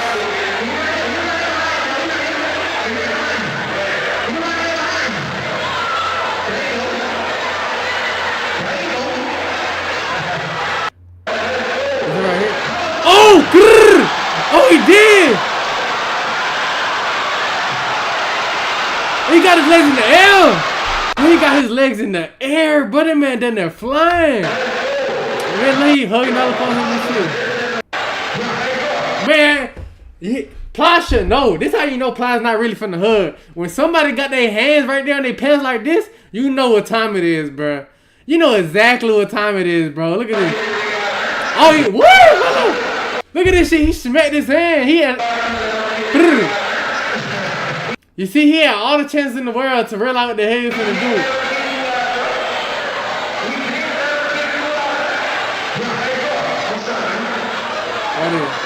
Look, pants up. It's time.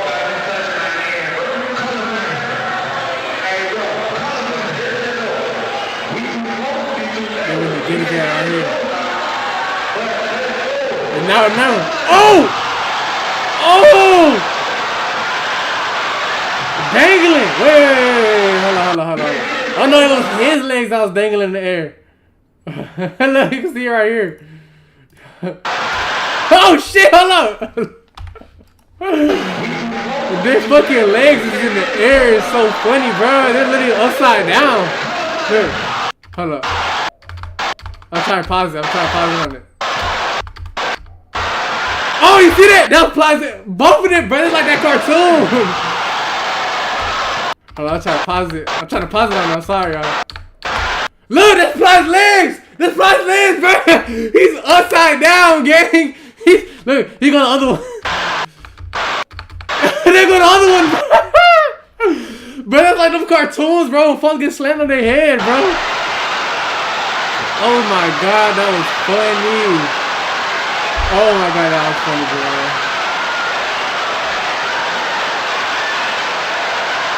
Oh shit. Let's see if we can find them. Let's see if we can find them. I can't even see Plies no more, bro. Oh, is that? No, it's not him. That slammed the hell out of them into Tallahassee. Ain't that in Florida? Bro, after some shit like that, bro, like, your whole gang gotta beat every single teeth out that boy's mouth, bro, for doing some shit like that. Like, but after somebody do some shit like that to a rapper, if your partner is a rapper, bro, you gotta let that man leave that facility sleep, bro. Like, he cannot be conscious when he's leaving that facility after doing some shit like that. Oh, look, they're all pushing this shit. Damn. 1 million views happened in 2015. His security and shit for that old boy was supposed to be that close. Yeah, true. How did this dude get on stage? Plies need better security. Yeah. We too close to be two ninjas. Oh, that was Plies said. We too close to be two ninjas. But Plies asked for him to come on stage for the first 2 minutes of the video. Wait, Finesse two time talked about this? Man, I never knew about this. Oh, he spoke out against this shit. All right, y'all. This vid that is him on the scene with my bro Moody Green. I think they beat that boy. Boom Plies on the stage. Moody talk to these niggas, let them know what happened. Like, I told the Southside niggas, I'm like, hey man, I'm gonna try to shake this nigga hand, bro. Bruh, nah, they beat him. When I was in high school, his manager fucked with me. So I made my way to the front and shit.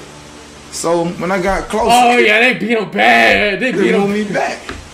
Plies called me back to the stage and shit. So I'm like, hey, Plies, man, what's up, bro? I just want to shake your hand, bro. I see my cousin in here pictures with you and shit, bro. I fuck with you, bro. You one of my top 5 favorite artists. That nigga started talking that fuck shit. So I dropped his ass like any real nigga would do. Like, bitch, fuck you, bro. Because you don't fuck with me. Why the fuck I'm gonna fuck with you, bro? I don't give a damn what your record is or how real you is, bro. Bro got a beak. Bro, he said got and they're like, hey man, why still to this day, bro? If you don't got no understanding, get the fuck off that liquor, bro. Because and what you got to say to Plies? Hey, all I gotta say to Plies is, hey man, I still fuck with your music, but how you tried me tonight, bro? I don't fuck with that, bro. I don't think no other nigga gonna fuck with that, bro. So no matter how much blood I got on me, nigga, I bang, bitch. After I get done fighting motherfuckers, that's when I feel shit. When I fight your ass, it's all about my heart and mind, my nigga. So fuck what the fuck you were talking about, because I'm gonna stand up for myself, bitch. So just know that, man. I still fuck with your music and what the hell are you about. But it's like, you as a person, don't let your character get above yourself, bitch. You fought Boosie, bitch. Everybody know Boosie a real nigga, bro. Fuck you, man. But a nigga still fuck with you. Say, bro, you bleed. Oh, nah, what you mean? That shit twisted, my nigga. What you mean? Real shit, but don't get that shit twisted, my nigga. But a nigga still fuck with you cause you try to be on that real shit, but don't get that shit twisted, my nigga. They still fuck with you cause he was on that real shit. Oh my god, they did him bad, boy. Look, his teeth got down there, boy. Pushed in, bro. His teeth, damn. Say, bro, you bleeding, bro. You need a hospital, bro. If you was just up there to shake Plies' hand, why didn't you do just that? You saying one thing, but you was on the man's face. His face proves that no weapons formed against sweet pussy set day shall prosper. That drink of tap water straight from the faucet was everything for him. They beat the eyebrows off of him. No, bro, that's funny as hell. So Finesse was trying to say something about this? This dude said, wait, Rollo and Woody talking about Plies? What? Like none of their music no more. Like Plies. Man, Plies was my favorite rapper. Boy. Why you think I found gold? I got gold from Plies. When I see that look, I was about to say that, bro. When they had said that Plies made Goon, in my head I was like, fam, Goon. What? Plies was crazy, bro. And then I found out he wanted them to eat some coochie. What? You ain't killing shit in GTA? I like eating coochie too, though. You don't eat coochie? Hell no, nigga, you crazy? Ain't no girl touching that bald head. You crazy as hell. Every time a girl touch my head, I start getting bumps on them. Ain't nowhere in the hell. You eat some coochie, booty. No, as a girl, who gonna come forward and say, Chat, do y'all think Woody is eating coochie? The chat better not be lame. Y'all better not be lame. Send it out 2,000 more people. Tell everybody from that 2-child line. I don't say that. Man, I'm gonna fold that bitch up like a honey bun and eat that hoe. Oh, listen, tell everybody to tap in. We live. From now on, y'all heard me? End up beefing with Finesse, though. Cause nigga, be out of town. Alright, he ain't really say nothing about Plies for her. They really fuck with Plies, then Fangoon. So Rollo had got Fangoon from Plies. Gets punched in the mouth. Man, we all know for the 2 times ain't gonna get punched in the mouth, and that shit gonna be online. Alright, so they ain't really talking about shit no more.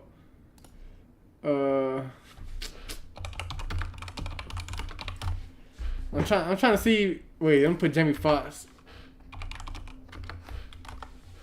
I'm trying to. It looks like he ain't really saying nothing else for real no more. We already seen that many times. Yeah. All right. I think.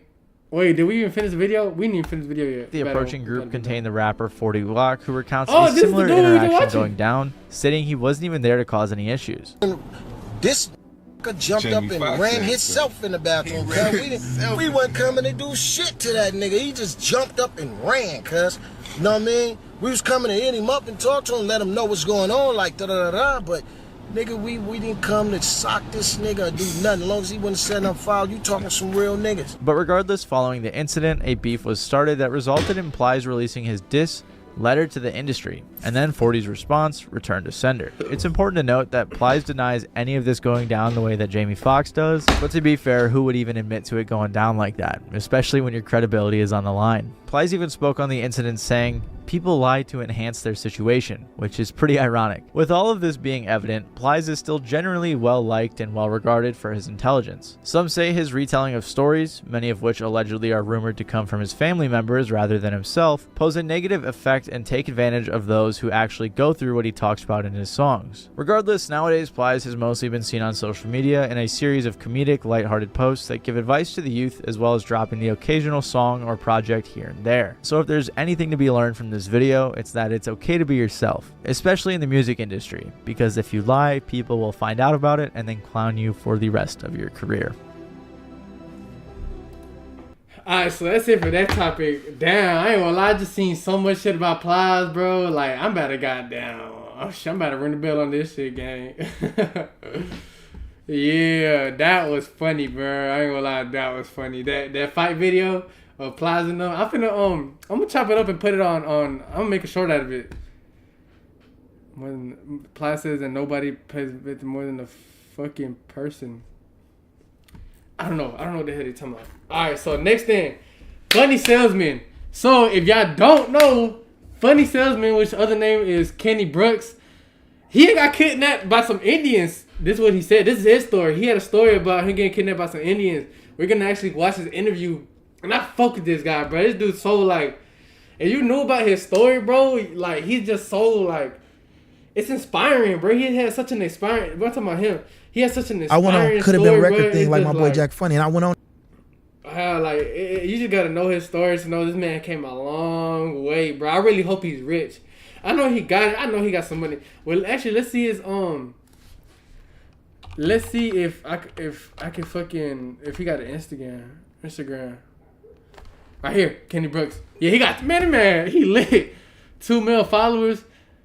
I don't ever be seeing him post any like land trucks, any goddamn any expensive shit. You feel me? Oh, is that him? Movie time. Please tell me. I hope that's his Maybach, bro.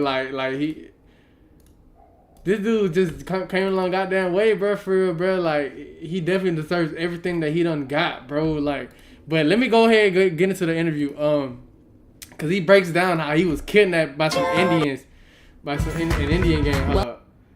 Here's that, right here. Alright, right here, yeah. Alright, babe, out the porch. Hey, this Kenny Brooks. Funny salesman, and I just jumped off the porch with dirty glove bastards.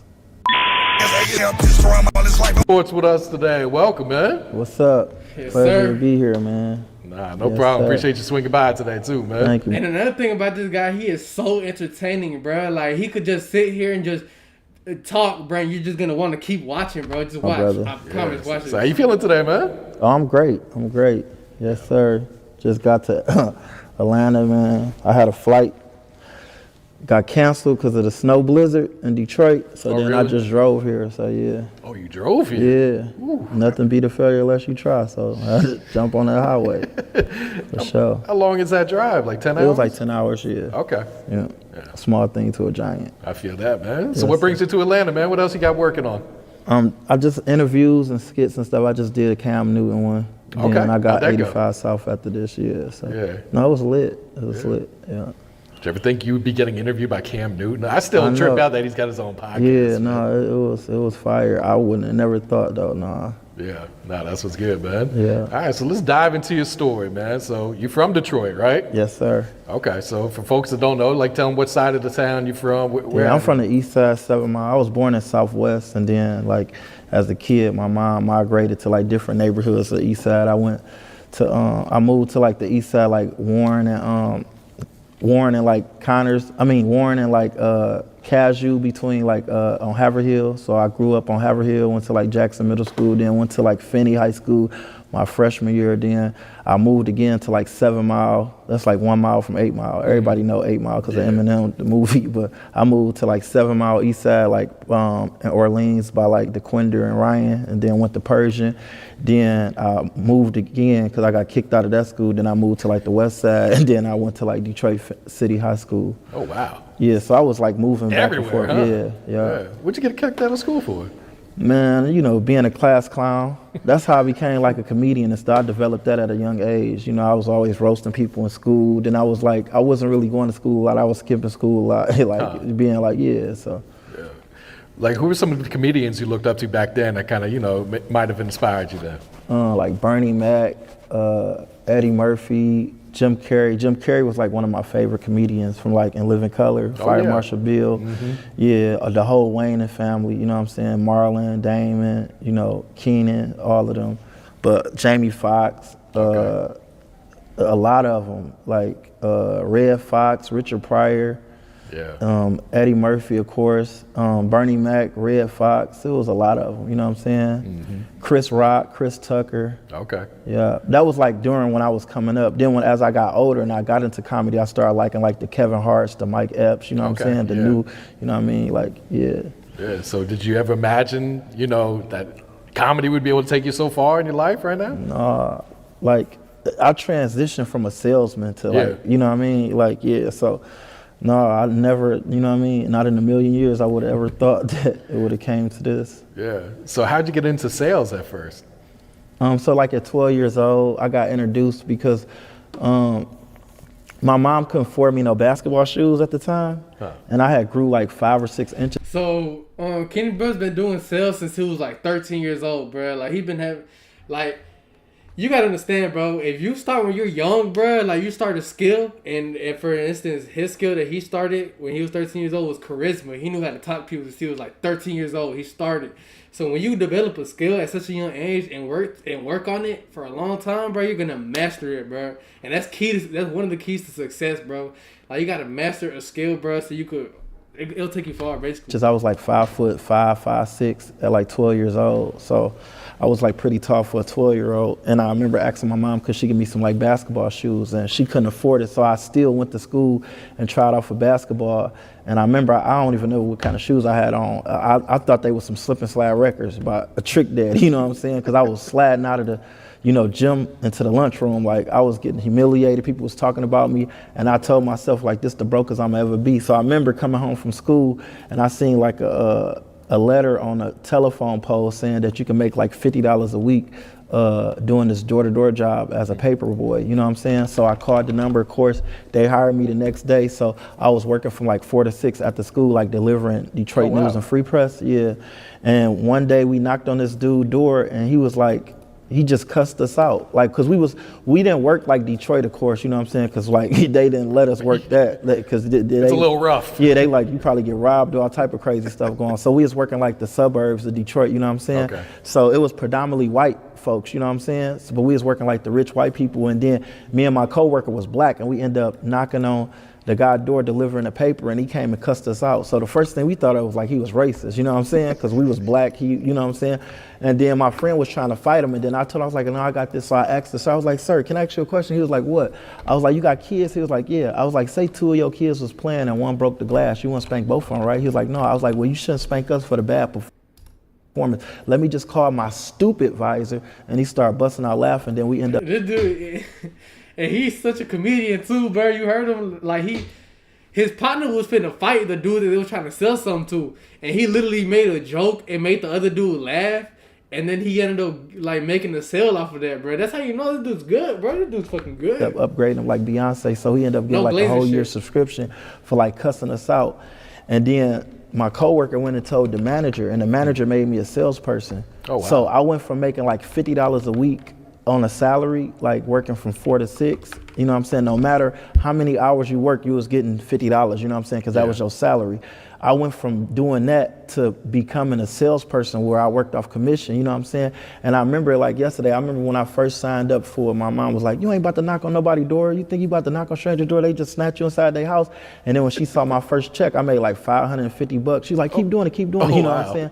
So she went from like being paranoid, not wanting me knocking on doors to had like told me to keep doing it, you feel me? So anyway, to make a long story short, that's when I found out at 12 years old, like I would never punch a clock unless I swung on Flavor Flav, because I was like, I seen the benefits of, you know what I'm saying, a salesperson besides actors and entertainers, the highest paid people in the world was salespeople, because I learned like confidence and, you know what I'm saying, how to be a people person, how to break the ice with people, making them laugh. And then I developed that at 12 years old. So fast forward to like, when I turned 18, my grandmother had passed away, and she like really like raised me with my mom. And when she passed away, I was like 18. I was like a senior in high school, and I was like 6'4", like the height I am now. And I dropped out my senior year, and I remember my mom told me like if I didn't get a job or go back to school, she was putting me out. You know what I'm saying? So she put me out at the age of 18, and then that's when I took the traveling door-to-door job, like selling a cleaner product where I went viral. You know what I'm saying? Yeah. But yeah, I did that from like 18, then I went viral like in 2010. I was like 24, 25. Nobody talks about how intense social. So he was 25 when he started when he was 13, and he didn't go viral because he had a video. Let me show you guys the video. I'm finna show you guys the video that made him go viral. This was like a long time ago. A long time ago. It was a white lady that had recorded him, and he had went viral, and he didn't even know. There's a video right here. Actually, I'm gonna be quick like Nestle and beat it like Michael Jackson. That's why your This is 2010. neighbor said I remind him of Nicolas Cage because I'm gone in 60 seconds. But watch this right here, Dad. Look, who does this the most on the window? The kids. And a quick side note, remember this video, because this video is important. dogs that are ugly black guys that eat fried chicken. Now you see these water spots? Look, they get whiter than my elbows without lotion. Watch this, Dead, and I'm out your hair. Because Stevie Wonder says seeing is believing. And I got a disease called enthusiasm, so I'm going to cut straight to the mustard. Watch this, though. Don't laugh too hard because the neighbor's going to see this black kid scrubbing your window, okay? But look, wax on, wax off like Mr. Miyagi. Remember the Karate Kid? Now watch this, they air dry. Look, it puts a coating on your window. No water spots, no fingerprints, no streaks. That's why we can't sell it to criminals. Don't tell OJ or Tiger Woods, okay? High five. They've been loving this stuff. Now, Dad, y'all, you and Mom, y'all would agree. Oh my God. You see this right here? Who did that one? He got cut off and he said, who did that one? Who did that? Okay, watch this. Now, my mom said if it's darker than me and it don't pay the bills, it shouldn't be there, right? God bless you. Now look, this right here, we just upgraded like Beyonce. This is our new surfactant. Hold this and watch this, because this should be the main reason why you get the HBO special. You know what HBO mean? No. You get to help a brother out. Yeah, I've been on the road like toilet paper. Half of your neighbors in the community, they said they just go get it because I'm funny, because this stuff spills itself. Look, you just go back and forth like an argument. Now, I ain't Jesus, but look how I split that like Moses did the Red Sea. Paint me green, call me a pickle. And look at this right here, look. Goes good with chicken. Don't drink it though, it'll give you the Hershey squirts. But look, that one bottle lasts longer than my last relationship. Y'all got water, right? Yeah. High five, you qualify to use it. Oh yeah, Mom. Now, this is my last demo and I'm out your hair quicker than your favorite shampoo. Y'all familiar with these right here, Sharpies? Yeah. Now watch this, even though I'm black, it ain't black magic, it just worked. Cause look, say you got this in the clothes or the carpets or the laundry. Would you agree that's hard to get out? Probably. Would you throw it out, shout it out, get OJ to stab it out, Mike Tyson to bite it out, Kobe Bryant to... Oh, okay. Yeah. You were done. It was a multiple choice funny joke, because you know you can't put bleach on colors, right? Sure. Look at this. This safe on colors. That's why we couldn't sell it to Sammy Sosa. But look, you just spray the spray, right? Now, this right here takes out ink, blood, coffee stains, grass stains, Kool-Aid, lipstick, gum glue, candle wax. Would you say that's whiter than a Colgate Smile? Oh my goodness, you see that? Should I use it on my teeth? It ain't Jesus in the bottle. I use mine, they turn brown. No, I'm just kidding. But no, you just use it on for your house. What's the hardest thing to clean? Would it be carpet, the tile, barbecue grills, the shower doors, that oil and rust in the driveway that's blacker than my mother but not as beautiful? Or this dude tall as hell, like she gotta put the camera up and shit on his account. Calcium right there. Can I put this on YouTube? Yes, ma'am. What are you selling? Alright, now you hear what she just said? She said, can I put this on YouTube? Now I want y'all to remember that, because she had ended up making almost $1 million off of this video and didn't give Kenny Brooks not $1. And the reason he tried to sue her, Kenny Brooks tried to sue the lady that had recorded this video, but he couldn't sue her because you heard that she asked him for permission. Can I put this on YouTube? And he said yes. That was a verbal agreement. So he couldn't sue her because of that, and she ended up Kenny Brooks. Well, I'm just gonna go back to the interview, but Kenny Brooks ended up saying that she made almost $1 million off of this video and didn't give him a damn thing. Now, I remember that video, okay, because he speaks about it, and that video is important. Being viral was a thing. Yeah, when I went viral, the only people was viral was like Soulja Boy and like Justin Bieber. This was like before Vine and everything. You know what I'm saying? Only Twitter was around. Yeah, exactly. It wasn't even Instagram, none of that. You know what I'm saying? It was MySpace was still out. You know what I'm saying? Yeah, so it was crazy. Yeah. So yeah, like I went viral like on an accident, cause like I didn't go viral cause I knocked on somebody's door and they was like, oh, this dude funny, let me record you. I actually knocked on a lady's door and she thought I was breaking in people's houses, and she came to the door with a camera. So the lady that was recording this was recording him because, and he's talking about this video. This is the video he's talking about. She started recording him because she thought that he was breaking into houses. 5 o'clock. She thought he was breaking into houses and shit, which is crazy. I swear to God, yeah, true story.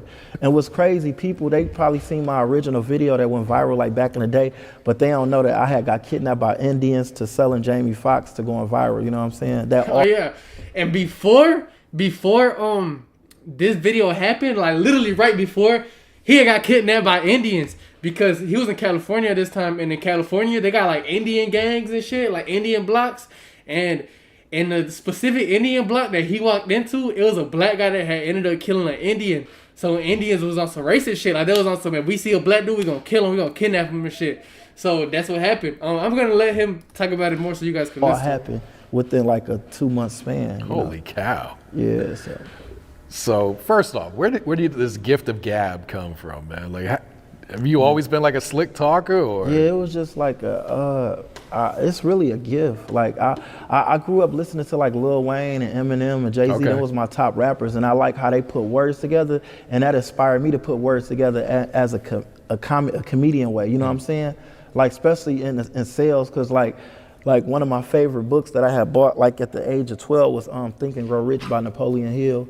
And then I started just buying books and getting educated on how sales work. You know what I'm saying? Like another one of my favorite books was Think and Grow Rich How to Win Friends, Influence People by Dale Carnegie. And he said, this book right here, gang.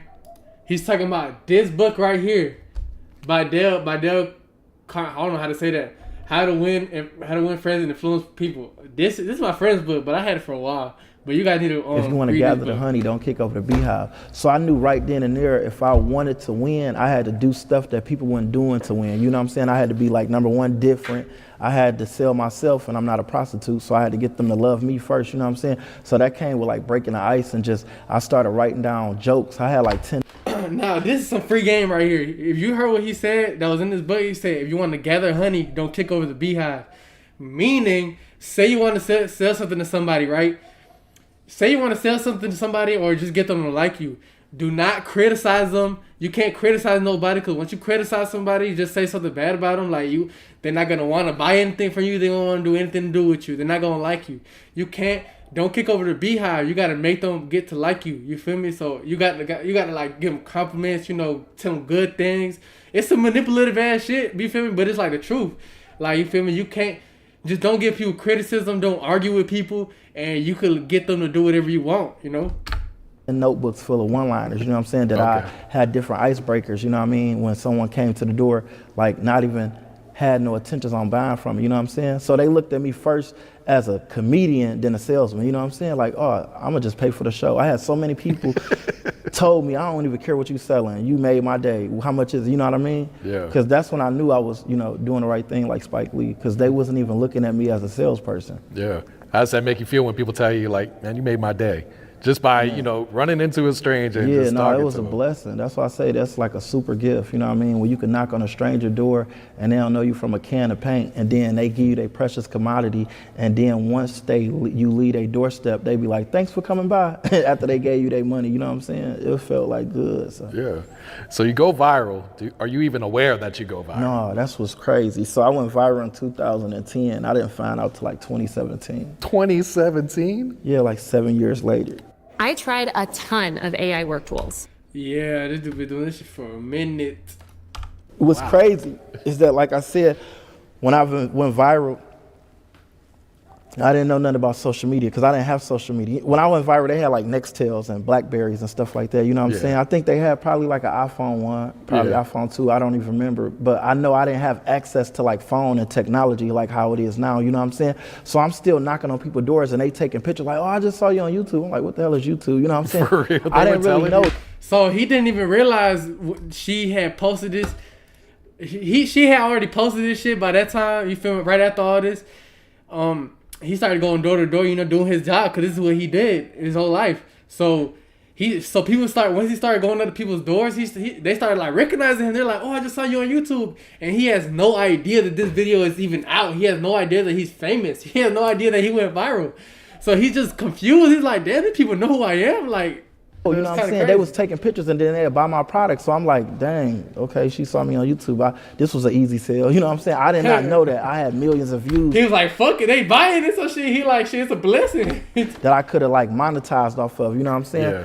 I didn't find that out till like 2017. And how I found out is that show Ridiculousness, they had emailed the company and they was like, they wanted to pay me to come on a show. So I ended up calling like the producers of the show, and they told me that the lady that uploaded the video, they paid her like 20 bands. Oh, wow. To buy the copyrights for the video. Yeah, you know like licensing. Yeah, and they only wanted to pay me like $150 to come on the show with like 2 people. So it's like they paid this woman, I don't know who this woman is. I don't want to click on her channel. They pay her 20. Mind you, I told you, she made damn near $1 million off of this video. Not just off of Ridiculousness, but Ridiculousness paid her $20,000 to use this video in the show. And everybody should know what Ridiculousness is, but they used this video on the show. And they paid her 20 bands and they called him because they wanted to get him on the show. and they wanted to give him $150. Man, you fucking crazy, bitch. You the star of the fucking video. You want to pay him $100? Not even a band, bro. Like, come on. We give you 2 free tickets, and you and the 2 guests can come out, and we can pay you $150, put you in a hotel, and you explain how the video happened. I'm like, what? I said, no, I'm good. You know what I'm saying? Yeah. Like, y'all gonna pay me $150 to pay this? You know what I mean? And at the time, I had like 4 or 5 kids. You know, so I was like, oh wow, that's crazy. So come to find out, I end up getting in contact with the lady, and that's when I found out this video had like over 300 million views on YouTube. So this lady made like over 800K off that one video. What? And I ain't get $1. So that's when I got She didn't break you off She nothing? ain't, man. Hell, that's what really pissed me off. And the reason this only has 4 million right now is because she had took it down. She took that video down because when she had found out that Kenny Brooks was trying to sue her, she like, man, you know what? I'm finna ruin it. She thought like her taking the video down was gonna ruin his career or whatever the fuck, which it didn't. You feel me? I didn't think it helped him. But you feel me? She took it down, and this is just a re-upload, but it still has 4 million. But I don't know when she originally uploaded the video, but he just said that shit had like 300 mil views on that bitch. So I could imagine. Man, yeah. I hit her up like, dang, you supposed to break bread like the last Yeah, supper, let's you know? 50-50 Like, yeah, this. like you like, come on now, like, yeah. So anyway, I ended up getting me a lawyer. I tried to sue her.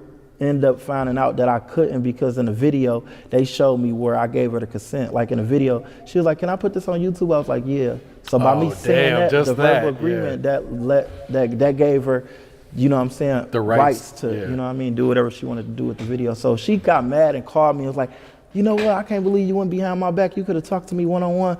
You gonna try to sue me? How about I just take the video down? And she took the whole video down. At the time, the video was going so viral, it was like 100 different copies. Oh yeah, it's everywhere. Everyone's uploaded it. Yeah, everybody was uploading. So like right now, it's still like 5 or 6 or 7, because she deleted it in like 2017. That's when I started my YouTube channel, and then I got into like social media and started, you know what I mean, monetizing and everything. But yeah, it was crazy. Like, that's crazy. But what's even crazier, you said you... That penny pinching ass BITCH, boy, like, that's so fucked up. Bitch, you made damn near $1 million. You couldn't even give him $1. Like, you ain't even give him 50 cents for the video. You damn near... And it's crazy because she lived right next to Jamie Foxx. Meaning she already had money. Like, her and people been having... Like, they already had money before she even met him. She could have at least gave him something, like, damn. You were kidnapped by Indians? Yeah. Tell me native, this story, man. Yeah, so like I was a top salesperson for the company for like 5 years. Like when I came in like straight, like beating all the salespeople, you know what I'm saying? I was a new man, and I was like, I came in rolling like eyeballs, just, you know, beating everybody, just, you know, catching on fast because I had experience when I was like 12 years old, you know what I'm saying, from selling newspapers.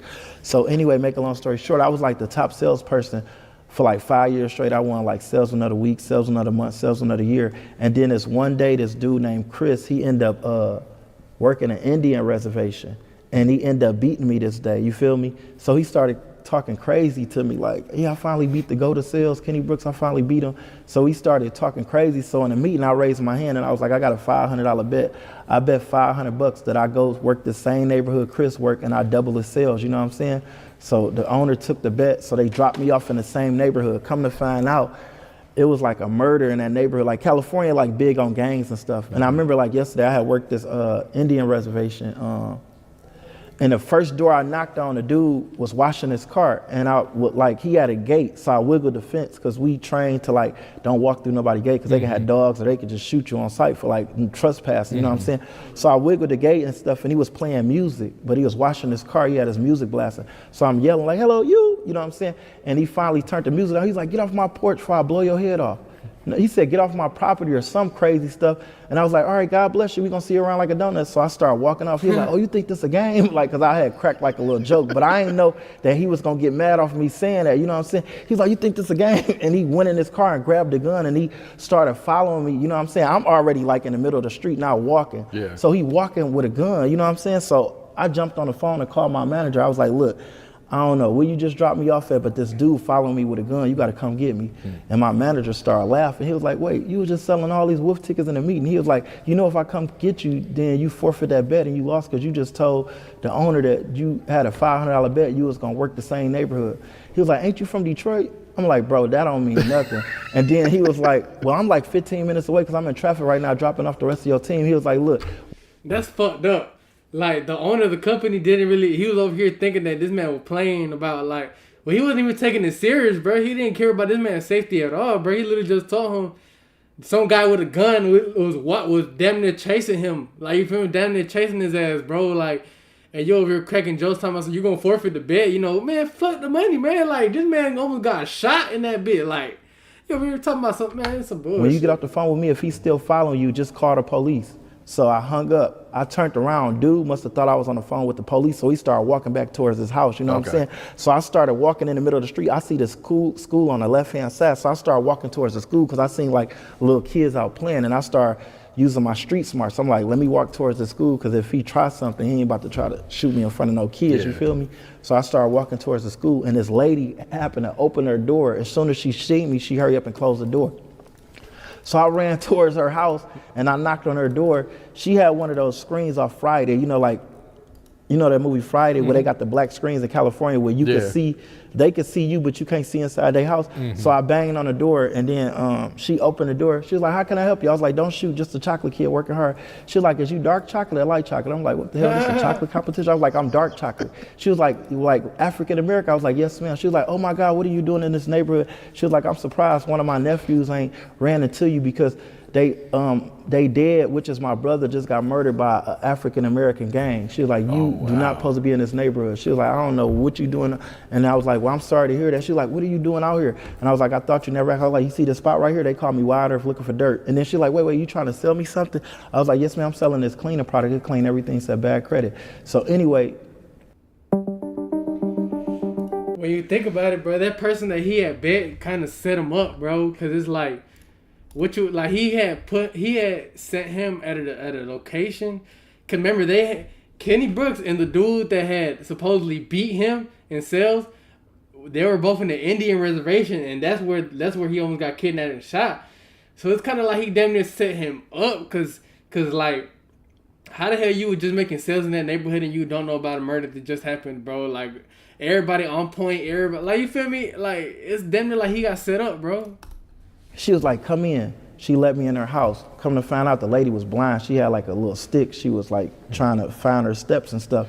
So I'm like, oh shoot. So she let me in her house and she was like, wait, so you selling a cleaning product? I was like, yes ma'am. She was like, how much is it and how many bottles you got on? I was like, it's $40. She was like, I'm about all them bottles in your bag. She was like, on one occasion. I was like, what's that? She was like, if you call someone to tell them to come get you right now because I don't want nothing to happen to you. I was like, sure. So she bought my 4 bottles and I called my manager, you know what I'm saying? Because he said he was going to be there in like 15 minutes. I'm like, look, this lady just bought all my product. And I explained to him like, look, I told you it was some crazy stuff going on. She just told me that her brother got murdered like a day before yesterday, a couple of days ago, and it's been like a war over here with like blacks and Indians. You got to come get me right now. He was like, I'm in the neighborhood, where you at? So I came outside, I see the van. Now listen, this is how fucked up bosses is, bro. That boss is a lame, he's man, like with that table at, you know what I'm saying? Yeah. Soon as I come off of her porch, like 5 4-wheelers just cut me off and like surrounded me. And the dude jumped off the 4-wheeler and he pulled a gun out, put it in my, he was like, didn't I tell you to get off my neighborhood? He was like, my brother about to pull up in a brown native pride truck. If you don't get in, I'm gonna blow your head off. Soon as he said that, bro, my manager left me. Like, he just took off in the van and left me. So I just started crying. I was like, I ain't know what was finna happen. The brown truck pulled up, dude rolled down the window. He's like, get in right now before I blow your head off. So I'm walking up to the truck, about to get in, because I ain't know what else to do, you know what I'm saying? Yeah. And then an unmarked police car happened to come out of nowhere and like rescue me.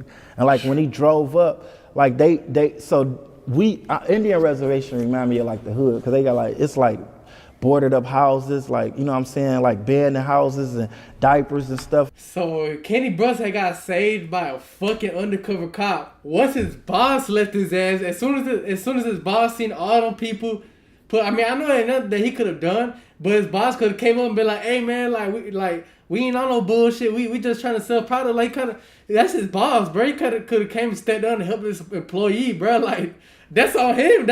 His safety is on his boss, bro. Cause his boss, well, they did make a bet, but it's like you kind of set him out there to die on his own, bro. That's fucked up, bro. Like pit bulls and stuff. It just remind me of like, you know, like the hood. So anyway, they start going through ditches, you know what I'm saying? Cause this their neighborhood, you know what I'm saying? As soon as the police came and got me, like he drove straight up to me. They just started, you know what I'm saying? Yeah. Like going through ditches. So he called his dispatcher, like called back up, and they had helicopters and backup police is there, but like this happened at like 12 o'clock in the afternoon. They didn't catch these dudes till like 8 o'clock at night, you feel me? So they took me to the police station. I had to do a police report. And then right after that, you know what I'm saying? They end up bringing like 4 or 5 guys in like at 8 o'clock at night, you know what I'm saying? So they had me like in this black room where like I could see them, but they couldn't see me. I had to do like a standing lineup. I felt like 6'9" before 6'9". I had to point people out, you know what I'm saying? And then I had pointed out like 2 of the dudes. I pointed out the dude that told me to get in the truck and the one dude that was following me with the gun. So they end up releasing me, and then my manager ended up picking me up, you know what I'm saying? Like 8 or 9 hours later. So soon as they picked me up, man, the whole Detroit came out of me. I snapped. I was like ready to fight my manager and everything. I was like, I can't believe you left me out here, you know what I'm saying, for a bottle of cleaner. Like, you seen what was going on, I told you, and you just left me here for dead, you know what I'm saying? And I've been like the top sales, so I just went home. I was like, I quit, y'all gotta get me back to Detroit, you know what I'm saying? So anyway, they end up flying me back to Detroit. This happened like in like November of like 2009. Okay. That incident happened. So like Thanksgiving happened, Christmas happened, New Year's happened. Now it's February, you know what I'm saying? I get a subpoena where I gotta fly back to California to testify against these dudes that I, you know what I'm saying, said that tried to attempt to kidnap me, you feel me? So anyway, they picked me up from the airport. It was crazy. I knew it was real because as soon as I got off the plane and got my luggage, as soon as I'm leaving baggage claim, this dude with a suit on holding a sign that said Kenny Brooks. I'm like, what the hell? I felt like President Obama. I'm like, dang. They had me in a bulletproof like Tahoe and stuff, like, and they escorted me like in the middle of nowhere, you know what I'm saying? Like I was in a desert in LA, you know what I'm saying? And my court was like downtown LA, you feel me? So they picked me up like Sunday night, and I had court early in the morning that Monday morning, you know what I'm saying? Like at 8 o'clock. So they end up picking me up, taking me to a hotel. Then they had got me up early in the morning to go eat breakfast, and then they ended up taking me to court. So we went through the metal detector and everything. So on my way up, we went on the elevator. As soon as I get off, I had to use a restroom. So it was one guy standing right here and another guy standing right here to like watch me, you know what I'm saying? Now listen to this, cause this is like some crazy killer movie type shit, bro. Just that happens to him. I go in the restroom. As soon as I walk in the restroom, this Indian dude walking out. He's like, hey, you motherfucker. And he went like this. And I just took off and ran out of the restroom, and I yelled like, hey, this dude trying to kill me. And I just ran, you know what I'm saying? And I kept running, and I ran past the 2 dudes that was sitting right here. They still was standing there, bro. I ran straight past them, ran past the elevator, and I ran to the exit stairs and just kept running. And I ran out of the courtroom, and I just kept running. I seen like a gas station. So I ran behind the gas station, and I'm banging on the door, kicking the door for help. And then a dude came out, taking out the trash. I was like, please, I need to use your phone. I need you to call the police. Somebody trying to kill me. And he went and grabbed the phone, and then they called the police. Like 10 minutes go by, nobody ain't come. So I asked to use the phone again. So I ended up calling my mom to try to get me back to Detroit, because I was like damn near stranded in LA, you feel me? So anyway, she was like, you know, I ain't got no money. She was like, you in California, right? She was like, ain't that company you was working for, they still in California? You should contact them. You've been a top salesperson for like 5 years. Maybe they'll get you back home. So anyway, I end up calling the company that I quit, you know what I'm saying? The sales company. So I talked to like the manager that I cussed out prior to that, you know what I'm saying? I was like, look, I'm stranded in California. Look, I know that I quit. I need y'all to help me out right now because, you know, I'm stranded. Like whatever y'all need me to do, I'll do it. And they was like, all right, let me call you back. So they called the owner, then they called me back in like 2 minutes. And then he was like, look, I just talked to the owner. The owner said we could do 1 or 2 things. He said, we can come get you right now. He just looked up you a Greyhound ticket. It's like $280. We'll pay for that, and we'll drop you off at the Greyhound. The only thing is that your Greyhound bus don't leave until like 8 o'clock at night, and it's like 8 o'clock in the morning. So I had to wait like 12 hours. He's like, or imagine being able to build an app with your. So at least the people from the company gave him a chance to get back home. Like they gave him a little one-way ticket to go back home type shit. Even though he kind of had to work to get that plane ticket back home, they had paid to get him back home and shit. Even though they literally let that man for dead prior to that. 2, we can come get you right now. We'll drop you off in a nice, safe neighborhood. You will just have to knock, And because we found you a flight too, but it leave at 6 o'clock, you would knock until like 3 or 4, we could pick you up and we could use the rest of your commission to pay for half of your ticket, because we just looked up the flight to get from California back to Detroit, and it was like $600, and we would pay half of it and you could pay the other half with your commission. So at first I was like, man, I ain't knocking on nothing for y'all, dude. You know what I'm saying? Y'all just like, I'm in this situation because of y'all, you know what I'm saying? So then I thought about it, I was like, but I'm not about to wait in no Greyhound for like 12 hours and they already know how I look. They probably follow me there, you know what I'm saying? So I thought about it, I was like, look, no guts, no glory. I was like, look, just come get me. I'll just work in the neighborhood. So they end up dropping me off in like Tarzana, California. It was like the uppity neighborhood, like in the valley where like a lot of the middle class rich people stay at. So I'm knocking for like an hour or two, and I'd have knocked on like 10, 15 doors, and they all slamming the door in my face, and I'm going through it, you know what I'm saying? Because I don't got selling on my mind. I got all of this stuff that's been going on for the last couple months. It just keep on lingering in my head. So I get on the corner, and I'm about to quit, but I'm crying, and I just start praying. And then the next door I knock on, this dude, like this old white cool dude, come to the door like super down there. He's like, man, what you out here selling? I was like, I thought you never wrecked. So I started cleaning his concrete. He was like, look, he was like, do it clean hard water? I was like, am I black? Then he was like, yeah. So he's like, if it clean this hard water off my shower, I'm gonna buy it. So he take me inside of his house, and he got pictures of like Shaq, Kobe, Nick Van Exel, Kareem, Magic Johnson. He got pictures of like all the Lakers. I was like, what you do for a living? He was like, he was a doctor for the Lakers, like when they get injured. He was like, you ever thought about doing stand-up comedy? He's like, you know Jamie Foxx there across. Now, mind you, you heard what he said, Jamie Foxx. When this video happens, so he's at this house that he's talking about. He's at this house at this man at this Lakers doctor's house. He's at the Lakers doctor's house. Right after there, he went to Jamie Foxx's house. And right after Jamie Foxx's house, that's when he seen these people. And Jamie Foxx, no. She had called Jamie Foxx, which is his neighbor, their neighbor and shit. And she had told him that, hey, this is the guy that I think that he's breaking into houses and shit. Watch out. But then Jamie Foxx told them, they were like, nah, he ain't breaking into houses. Like, he's selling stuff. Like, what are you talking about? And so Jamie Foxx ended up telling him that they're low-key racist, that they're like pretty like some racist ass people and shit. But that's when this video happened. It's crazy because it's like she really thought this dude was breaking into houses and shit, doing all this crazy shit, and he ended up making her damn near $1 million, bro, which is crazy. Like he ought to have broken that bitch house, bro. Like, or just. Man, this is crazy. Right? I'm like, what? So I ran over to Jamie Foxx's house, but he had like a gate, you feel me? I couldn't even see his house.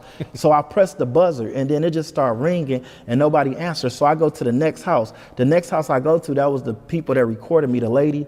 Okay. Where I went viral, you know what I'm saying? So as I'm going to her house, I see a brown two-tone Maybach pulling in the gate, you feel me? So I run back over to the gate.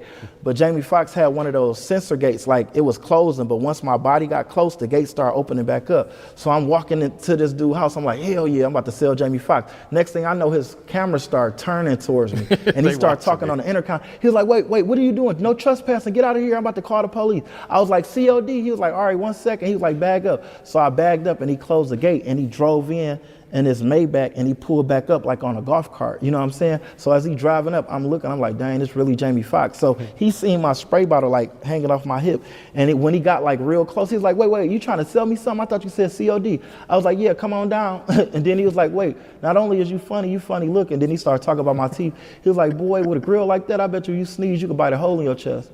And then I started cooking him. I was like, boy, all that money you got them little ass earrings, your earrings look like sugar. And then he started laughing. He was like, you know what, I like you remind me of myself when I was younger, because he just told me to get in on the passenger side of his golf cart, and then he just gave me a whole tour of his crib and told me how he used to be a shoe salesman, how he got adopted from this small town Terrell, Texas, and his real name ain't Jamie. He used that name to do like open mics because they used to always pick females over the guys, like when he used to go to open mics. He just told me his whole life story, and he was like, man, I'm telling you right now, you special, like don't give up, whatever you do. And remember that movie Django? Mm-hmm. He was filming Django at the time. That's how long ago I went viral, you know what I'm saying? So he ended up buying a bottle, and then he sent me on my way, and then the next door I went to, that's where that video happened. As soon as I knocked on the door, she opened it with a camcorder, and I was like, I'm gonna be quick like Nestle, beat it like Michael Jackson. That's why your neighbors remind me of Nicolas Cage. I'm going to 60 seconds, and the rest was history. Yeah, man, you can turn that into a movie right there. I know, that's what I'm working on right now. Yeah, it's crazy. So when did you get your first chance to do stand-up then? I started doing stand-up like in 2019. Okay. 2020, yeah. Like three. I took it serious like in 2019, 2020. I started doing like open mics at Marty's and Laugh Factory. You know, I started going all over LA doing stand-up, yeah. So how did you adjust to stand-up compared to sales? Was it easy transition for you? No, it was super hard because the difference with sales is that I feed off of people's energy and off of their conversation. You know what I mean? Off of stand-up, you just sitting there while everybody quiet and, you know what I'm saying, either they gonna boo you or they gonna you gonna get hecklers, you know what I'm saying? And if you're not really funny, I was just telling Cam that in the other interview, like the hardest thing about stand-up comedy is when you're doing open mics with other comedians.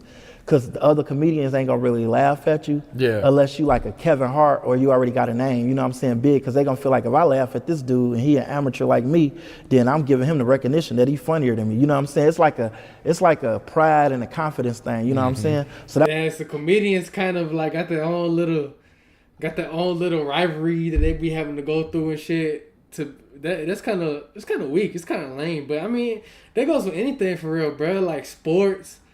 Fucking streamers and shit. You see with Kaisenat and Aiden and shit, like they kind of ain't cool because one of them wants to be bigger than the other and shit. Like that was like the hardest thing. The easiest part about stand-up comedy is when you get booked for like shows and you get a real audience like yourself. You know what I'm saying? People that don't really like know my jokes or know, you know what I'm saying? And then you just make them laugh and they pay. They pay to go see you. You know what I'm saying? Yeah. So yeah, that was the only thing that transitioned. But no, stand-up comedy super lit. Okay. Yeah. How often are you doing shows right now? I haven't had a show in like 6 months. Last show I had was with Brandon T. Jackson in Detroit at Punchline. Okay. Yeah, it was lit. Who's got the toughest crowds? Is it Detroit or LA? Detroit, super. I ain't gonna lie, Detroit, man, it's like you gotta get on stage with a bulletproof vest. I swear to God, if you're not funny, they gonna shoot you. No, I'm just kidding. But no, they I'm telling you, they don't play no games. I hear the same thing about the crowds here in Atlanta. Yeah. They really tough. And it's crazy. I did do a show out here in Atlanta too. I forgot what was the name of it. It was like damn. No, like I like Atlanta too. They cool. Yeah. They weren't tough. They was laughing though. Really? Yeah, okay. I swear to God. Like that's what I'm saying. Like I didn't did like for like 4 or 5 states. I did Cali, Detroit. I haven't been to the grocery store in over a year. Yeah, I didn't know he was a comedian too. So damn, he be doing shows and everything too. He's damn near like Charleston White. They say he's not that polarizing. Atlanta, I did Ohio, and I did Colorado. Okay. Yeah, but like out of all of them, Detroit was number 1. Yeah. And then Cali was like number 2. Yeah. Yeah. I can see that. So you've been building up your social media presence here, Yeah, man. You've been going viral like every day, every other day or something right now. Trying to go crazy, yeah. Yeah. So what's it like working with these other influencers on like social media? Oh no, it's a blessing, man. Like shout out to Timberland, because I feel like if I never probably worked with Timberland was like that next co-signer for me. You know what I'm saying? Yeah. Like when I started working with Timberland, then everybody started reaching out. You feel me? Like yeah, like a lot of people, like even like Detroit rappers, you know what I'm saying? Like I'm fan of like my city, you know what I'm saying? So I always wanted to work like with like the Sada Babies and the Baby Trons and Baby Money and, you know what I'm saying? Like the local rappers that's lingering in the city and they blowing up, you know what I'm saying? But then when I started like going crazy, then they started reaching out to me, you know what I'm saying? Even like other like Ray J all the way to Damian Lillard to, you know what I'm saying, like bigger names, you know what I'm saying? Like me and Ray J and Dame Lillard, we got something cooking this summer, so. Okay, that's big. But it's all over, you know what I'm saying, that Timberland. We did about 5-6 videos for like TikTok and Instagram. It blew up and then people started reaching out, you know what I'm saying? Wow. So. Yeah, I just saw the video you and Jack Funny did. Yeah, me and him we went crazy. Yeah, that was shout out to Jack Funny. That's my guy. Yeah, that just happened like last week. Mm-hmm. Yep. Yeah. I saw this story you had shared where I guess you're doing door-to-door sales, and this lady was like on the verge of committing suicide. Yeah. Can you share that story with us? Yeah, that man. So I'm writing a TV show right now called Door-to-Door Chronicles. You know what I'm saying? And one of my episodes is called Suicide. You know what I mean? And so if you guys don't know, he actually saved a woman from almost committing suicide. Like, this is a real story. And like one of my favorite books, like I was talking about earlier, is that by Dale Carnegie, How to Win Friends, Influence People. He said it's nice to be important, but it's more important to be nice. You know what I'm saying? Because you never know what someone's going through. You know what I mean? And like, I felt like I had to share this story because there's so much mental health going on in the world. You know what I'm saying? A lot of people dealing with like mental illness and, you know, fighting temptations, and they don't know how to deal with they self, you know what I mean? When they going through that, you know, them phases, you know what I'm saying? And one of my quotes, I was saying that like, if you put your problems on the table and somebody else put their problems on the table and you looked at their problems, you'll pick your problems up. You know what I'm saying? Because you making a permanent decision over a temporary problem. You might put your problems on the table like, dang, my girlfriend just cheated on me. And then this person put their problems on the table like, dang, I just went to the doctor and found out I had stage 4 cancer. The doctor said I got 2 weeks to live. You're going to pick your problems up like, damn, this ain't nothing. Yeah. You know what I mean? So, you know, someone else trash is someone else treasure. But yeah, it started in Medford, Oregon. So I was going door to door, of course. And Medford, Oregon, I love Medford, Oregon just because of the simple fact that they call it God's country because it rained a lot out there, and it's a green state, but it's a depressing state because it rains like all year round. A lot of people be like depressed, you know what I mean? Because it ain't really like LA, like sunny, you know what I'm saying? So anyway, to make a long story short, that's insane. I can't see your screen from here anymore. Yeah. Never ever sue the driver. Real crazy shit, bro. Like this how you know, man. God done been with Kenny Brooks his whole life, bro. Like he's really an angel. He was an angel to this woman that he saved. I had my team with me. I had like 4 or 5 guys, and they was like ready to give up because they was knocking in the rain and people weren't answering the doors. And then when they was answering the door, they was slamming the door in their face. You know what I'm saying? So they came to me like, man, I don't know what it is, but we not getting no sales. Can we go to the door with you so we can see what you doing? Because you out here having fun in the rain and we out here about to give up. You know what I'm saying? I was like, come on, sure. So I took them to the doors. I had like 5 guys with me. So not the restaurant though, but yeah, I had 5 guys with me. And then I end up knocking on a lady door and she come out and just started snapping on us. As soon as she saw me and the guy, she was like, get off my property, whatever you selling. I'm about to call the police. You do not, but she just snapped on us, you know what I'm saying? And I said like 2 or 3 things. I was like, well, I'm sorry to bother you, ma'am. Jesus didn't sell everybody. We're gonna see you around like a donut. So before she closed the door, she was like, what did you say? I was like, well, I'm sorry to bother you. Jesus didn't sell everybody. We're gonna see you around like a donut. And then she smiled and a tear dropped her eye. And she was like, you know what? She was like, you a Christian? I was like, yes, ma'am. She was like, I apologize for the way I came off at you. Today just not my day. I wasn't looking to buy anything from a salesperson. I just got some bad news that I just lost my son in a car accident. And I was like, well, I'm sorry to hear that. Moment of silence for your son. And we just like did a little, you know, like a moment of silence for her, you know what I'm saying? And then after we got done, we was really about to leave, you know what I'm saying? Mm-hmm. And then she was like, so what are you out here doing? I was like, I thought you never asked. I was like, we were a youth program. We out here selling this cleaning product. I'm training these guys how to do the right thing like Spike Lee. Thanks for not biting my head off. And then she just started laughing. She was like, you know what? I like your attitude and you out here in the rain. She was like, do it clean carpet because I got this spot on my carpet. I was like, yes, ma'am. She was like, if it clean this spot off my carpet, I'm going to buy. So she let us come in the house. As we walking in her house, I see she had a gun on the table. And I'm like, well, don't shoot, man. We just the good guys. She was like, no, let me tell you, right before you knocked on my door, I got the bad news that my son died in a car accident and I was just about to blow my brains out.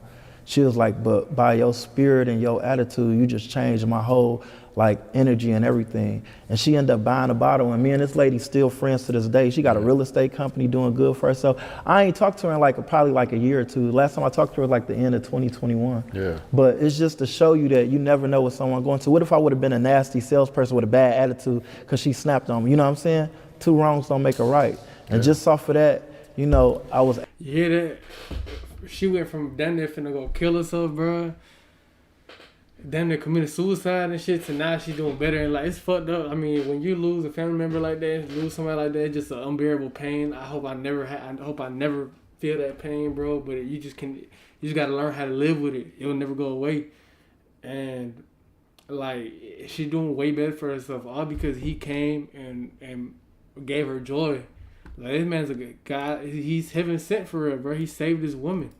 Able to uplift this lady and save the life, you know what I mean? So, yeah, like a real angel to her. Yeah, on God. Yeah. How do you remain so positive? You know, 2023, crazy shit's going on everywhere. When you've been through so much, man, you can't do nothing but look forward to happiness and positivity, you know what I'm saying?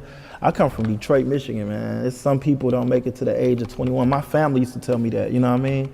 Like, if you make it from Detroit, you can make it through anything, you know what I mean? I got this saying I used to say, you know why black people don't play hockey? Because we already skating on thin ice. So if you could just stay on the yellow brick road and stay positive, you know what I'm saying? Like, one of my favorite quotes is like by Bob Proctor, the Law of Attraction. He talk about how you manifest things. You know what I mean? Like if you, whatever you looking for you. Right next door to negativity is success. You know what I'm saying? Right next door to adversity is positivity. You know what I'm saying? So sometimes you gotta fake it till you make it. You know what I mean? Because you never know. Like everybody go through something. It ain't what happened to you, it's how you handle it. You know what I mean? No, that's real. Yeah. I see you be teaching sales, right? Yeah. Yeah. So what's like one of the main keys that, you know, these new salesmen lack? Confidence. Yeah.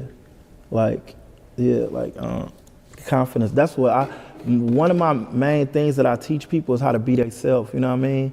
But I tell them like, I can give you all the tools and I can give you the mastermind. I can give you what books to read. I can give you how to keep a positive mental attitude, but it's totally up to you at the end of the day to be successful in it. You know what I mean? Because you can lead a horse to water, but you can't make him drink it. You know what I'm saying? Like, what's crazy about sales is that I got my kids doing this. You know what I'm saying? My kids, they don't want for anything, but I'm teaching them responsibility at an early age because I was selling at 12 years old. So I got my kids at like 10, 11 reading Rich Dad, Poor Dad, Think and Grow Rich, and they going out selling. And so if you a grown person and I'm training you how to sell, I'm letting you know that even a dummy know to buckle up. If my kids can do this, anybody can do it. You know what I'm saying? Because we all put our pants on the same way. You know what I mean? Yeah. The only difference between me and that person that's not winning is our attitude. You know what I mean? Like Thomas Edison said, if you think you can, you right. If you think you can't, you still right because them your thoughts. You feel me? So. Wise words right there, man. Yes, sir. So what's next for Kenny Brooks? Man, I got so much stuff going on. Like, I got TV shows coming out, documentaries, a lot of interviews, a lot of grinding, you know what I mean? I can't really say too much because I got a lot of stuff that's, you know what I mean, that's coming out and like, but it's about to be bigger than what Oprah used to be. 2023 about to be crazy. Yeah. So yeah, that's about it for that topic. I don't know if you guys want to see the Cam Newton one. Cam Newton, him made If I could pick just one product for my silk press, it's Shea Moisture Silk Press in a bottle. I apply a few pumps to freshly washed and detangled hair before blow drying. It's lightweight, protects up to 410 degrees. $10,000 a day selling door to door. That man made $10,000 a day selling door to door. What?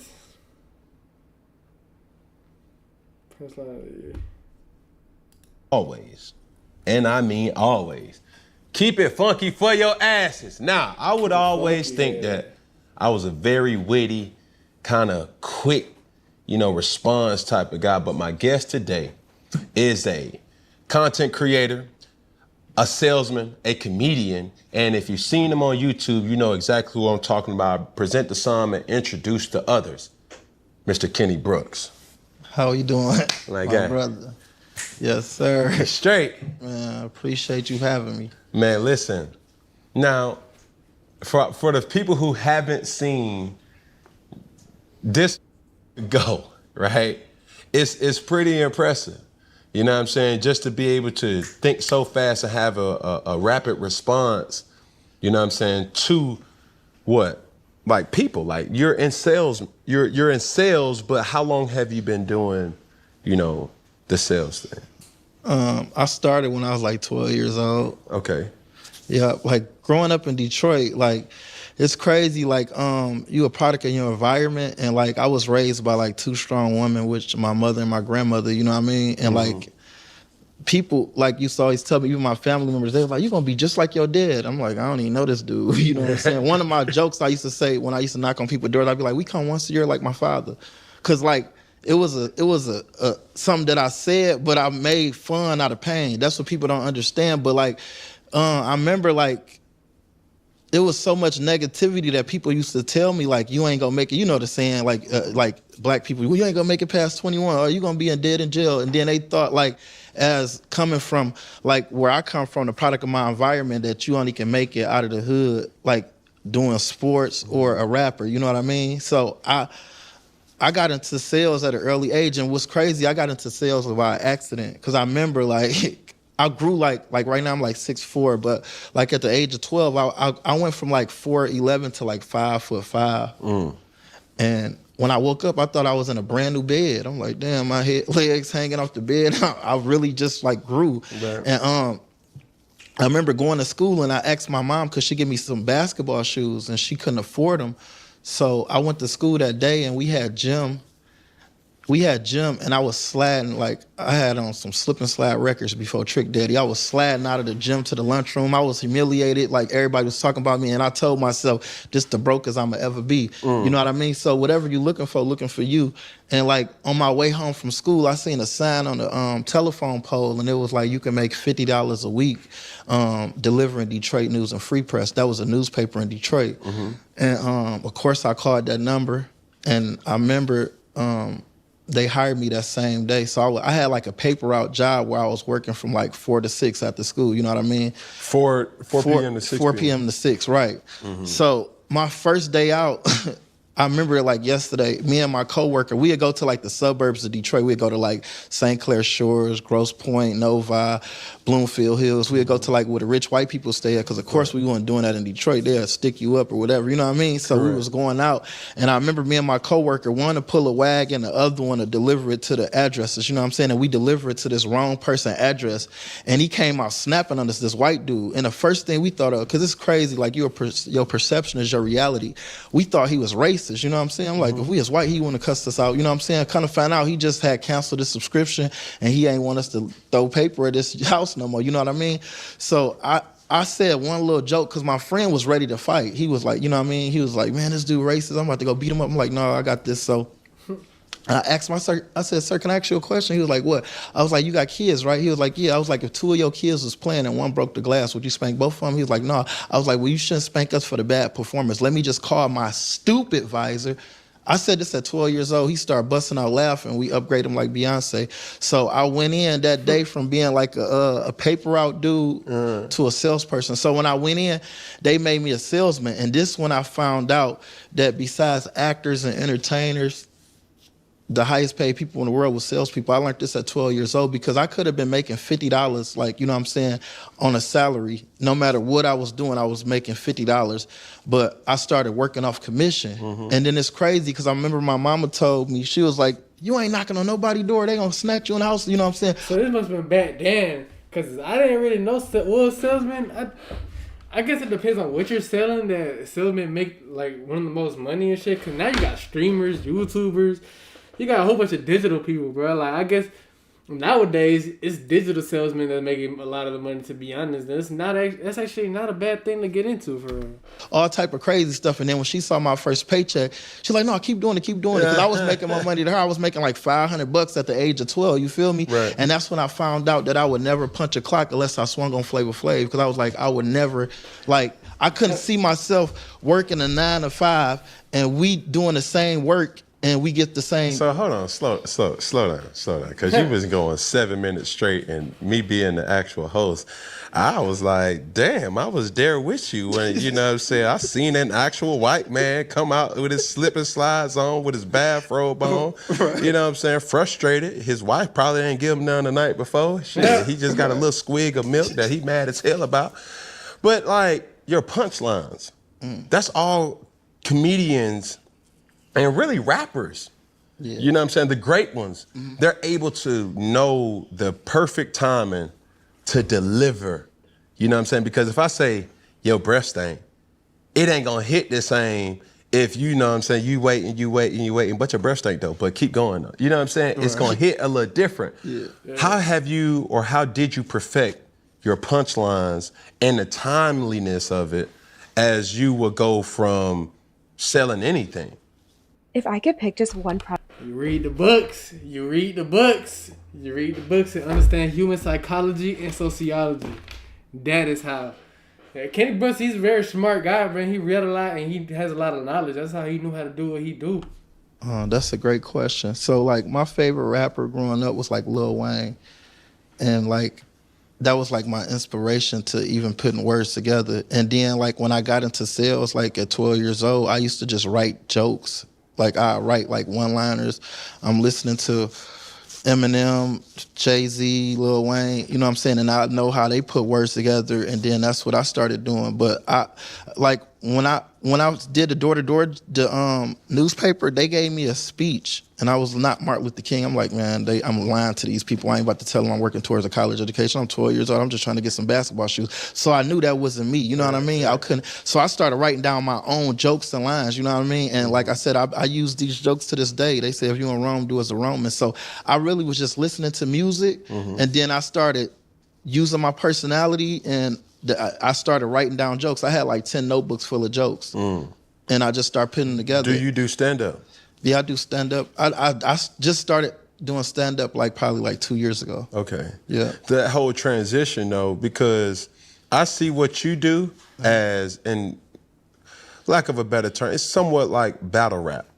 You see what I'm saying? Like real quick response, real, punchlines is everything.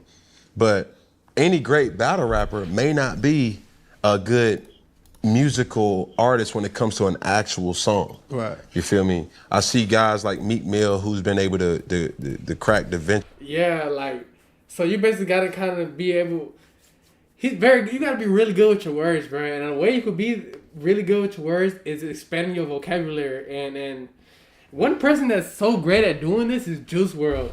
Have you ever seen Juice WRLD rap? Juice WRLD rap for a whole hour. And even the greatest rappers of all time, Future and Thug, even they'll tell you, man, Juice WRLD is a different type of breed, bro, because of his punchlines and his metaphors. You could make them rhyme and put them together. It's just the way you put words together. It's like a lingo. It's like some sauce. It's like aura, bro. It's like, you feel me? Just like the way you got to speak, And a lot of people don't got that. Him amongst others who have been able to do that. But even social media or content creators that we may see on social media, YouTube, Instagram, TikTok, but when it goes into a whole different genre of that specific commodity, which is comedy, they may not get the same response. So how was that, for you? Talking in regards of stand-up comedy and you doing, what you do. I feel like, it could be tough, it could be hard, but how have you been able to manage that?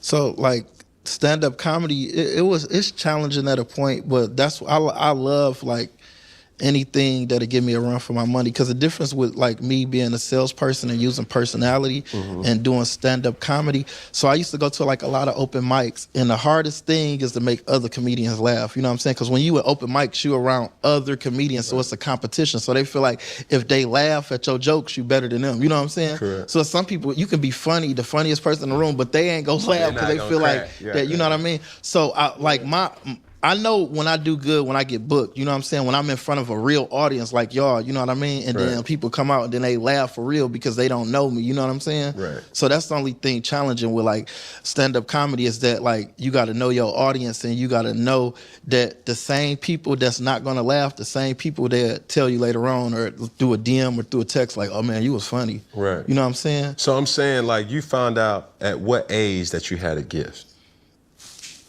And when my grandmother passed away, when I got into like door-to-door traveling, before I went viral, I was like 18.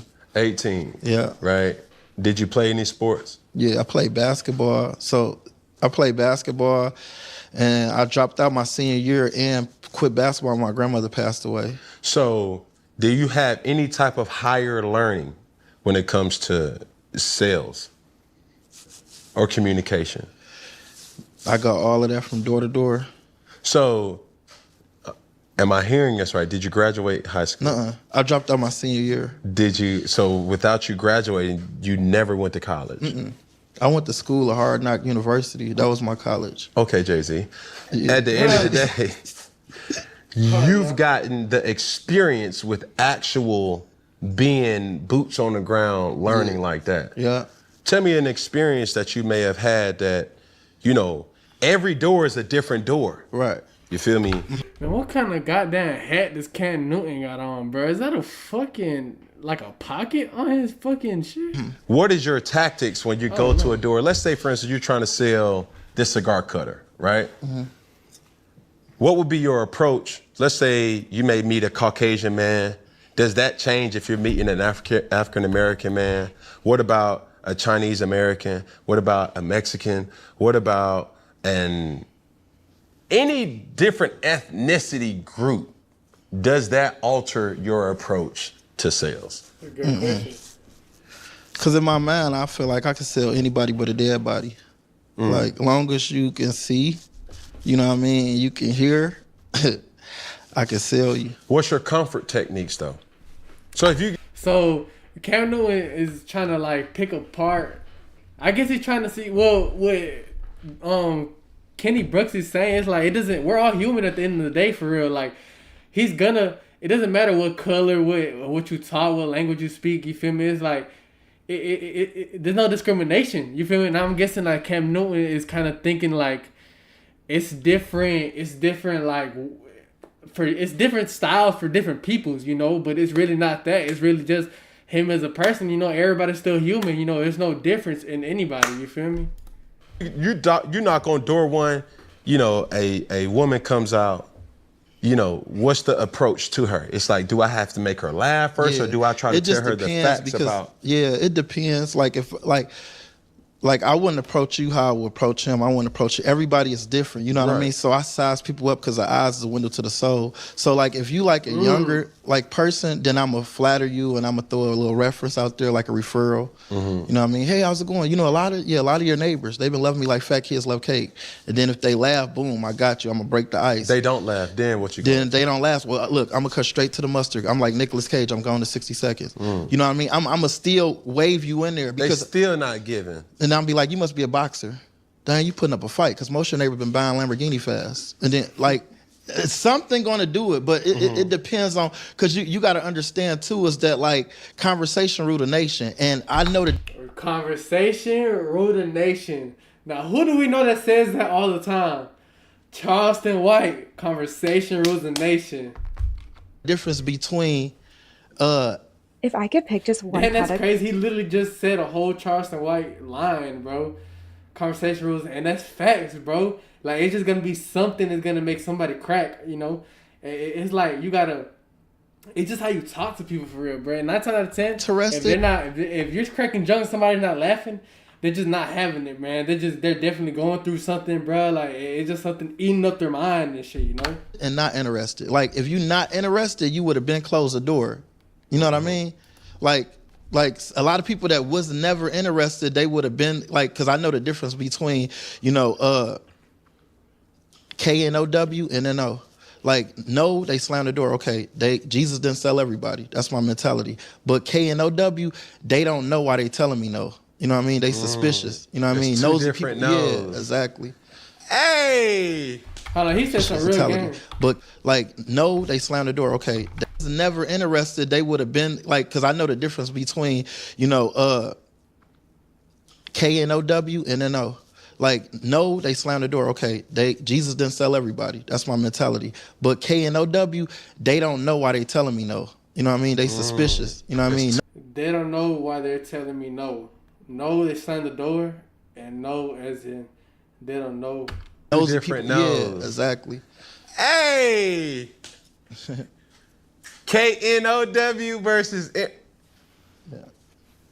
That's a real game. What? He's good. Right now, boy, I ain't even gonna count. Like, wow. I was today years old when they just really... Hey, listen. Why you dropping these? He different, man. Kenny Brooks is different, boy, for real. These damn bombs over here. No Bin Laden. At the end of the day, he said no Bin Laden. Well, right now I wanna kind of transition into a game, right? And it's called quarterback handoff with Kenny Brooks. I'm going to start. Man, this man got more games than PlayStation, man. That shit's crazy. Damn, he really just dropped some crazy ass knowledge right now. There's 2 times. Let's hear that shit one more time. Dan, let's hear that shit one more time, bro, because you got to listen real good. Between, you know, K-N-O-W and N-O. Like, no, they slammed the door. Okay, Jesus didn't sell everybody. That's my mentality. But K-N-O-W, they don't know why they telling me no. You know what I mean? They don't know why they telling me no. So it makes them want to. Damn, this dude is smart as a motherfucker, bro. Right? And it's called quarterback handoff with Kenny Brooks. I'm going to start handoff a quote to you, and you are going to finish the quote. Get through all the quotes in 1 minute, and you win. Are you ready? Yep. You sure you ready? Positive. So I'm gonna start off with a quote, and then you finish it in your own way. All right. Number 1, start the clock. This is safe around dogs. I like Michael Vick. And it's safe around kids. I like Pee Wee Herman or R. Kelly.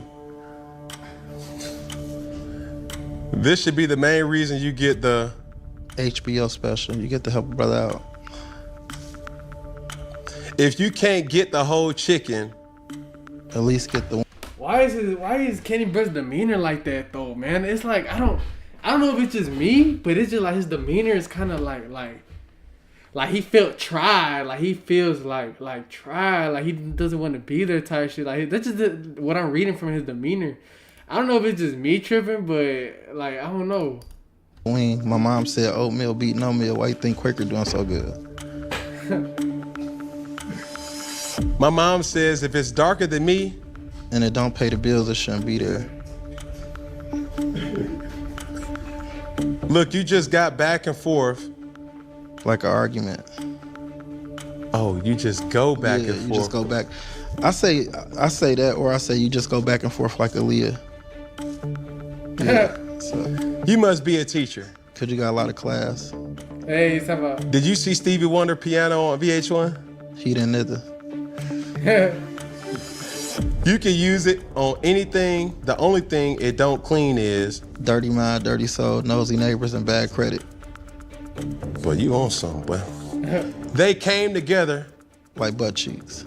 I'm gonna be quick like Nestle. And beat it like Michael Jackson. One bottle lasts longer than my last relationship. By the time you run out, we probably have a Chinese president. You harder to catch than my ex-wife boyfriend.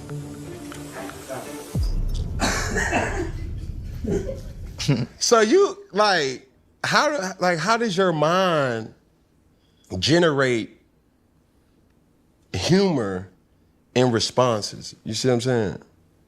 Like, where did that come from? I swear it's a gift. I know it's a gift. That's what I was saying. Like when my grandmother died, right? This what really got me back into sales. So my grandmother passed away and I dropped out of high school my senior year and I quit basketball, and my grandmother had a funeral and I just put on like a show. Like everybody was crying and depressed and everything, and then they, you know how they had you come up and say stuff like, remember your grandmother?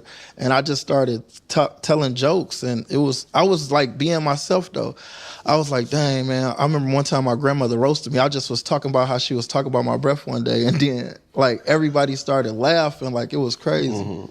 Like, yeah, it's like, she was like, I forgot what I said though. It was one line that I remember. She was like, I was like, yeah, I was talking to my grandmother one day. She kept trying to give me some gum. I'm like, why you keep on giving me some gum? She's like, boy, because you got morning breath at night.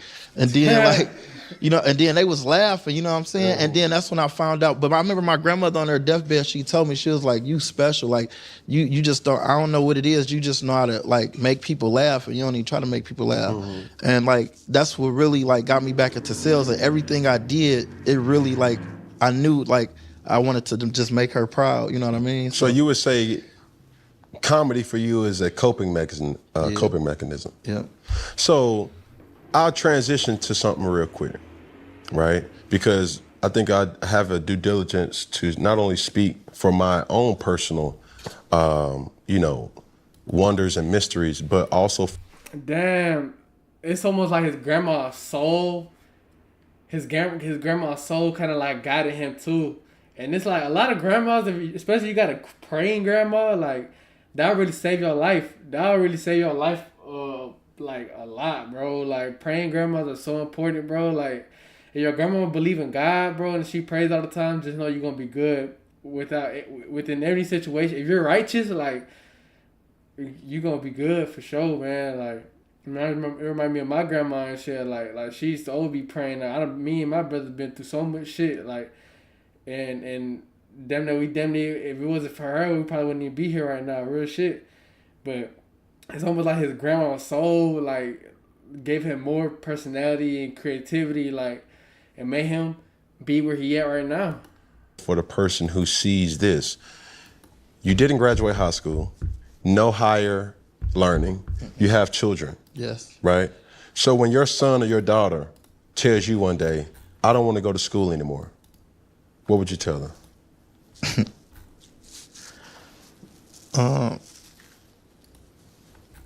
That's a good question. They never even like. Have you used social media between the ages of 8 and 18 and now you're dealing with anxiety, depression, or body image issues? There's actually a social media. That's a good question.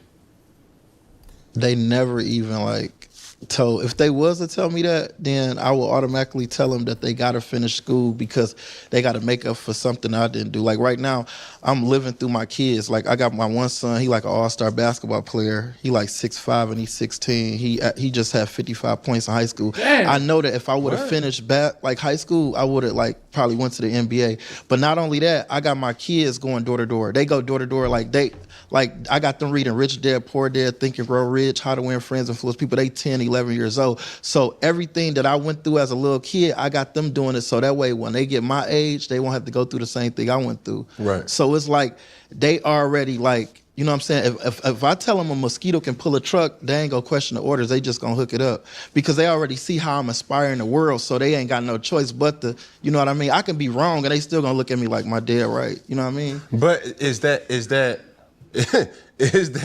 teaching them right? Because that's one of the, we grew up in this situation where like our parents do as I say, not as I do. Right. Type of mentality. But does that make it right though?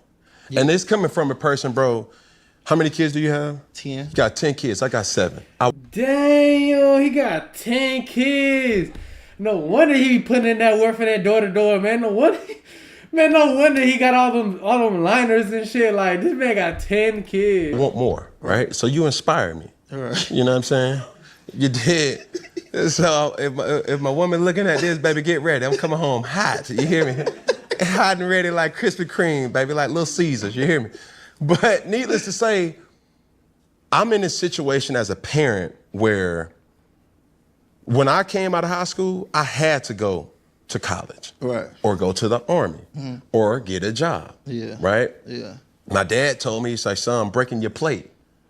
As soon as as soon as high school over, I'm breaking the plate. You're no longer wanted here. You're visiting from this point forward. See, the difference with me is that I don't believe in everybody else's American dream. You get what I'm saying? Because I know a lot of people that went to college and now got $5 in their bank account.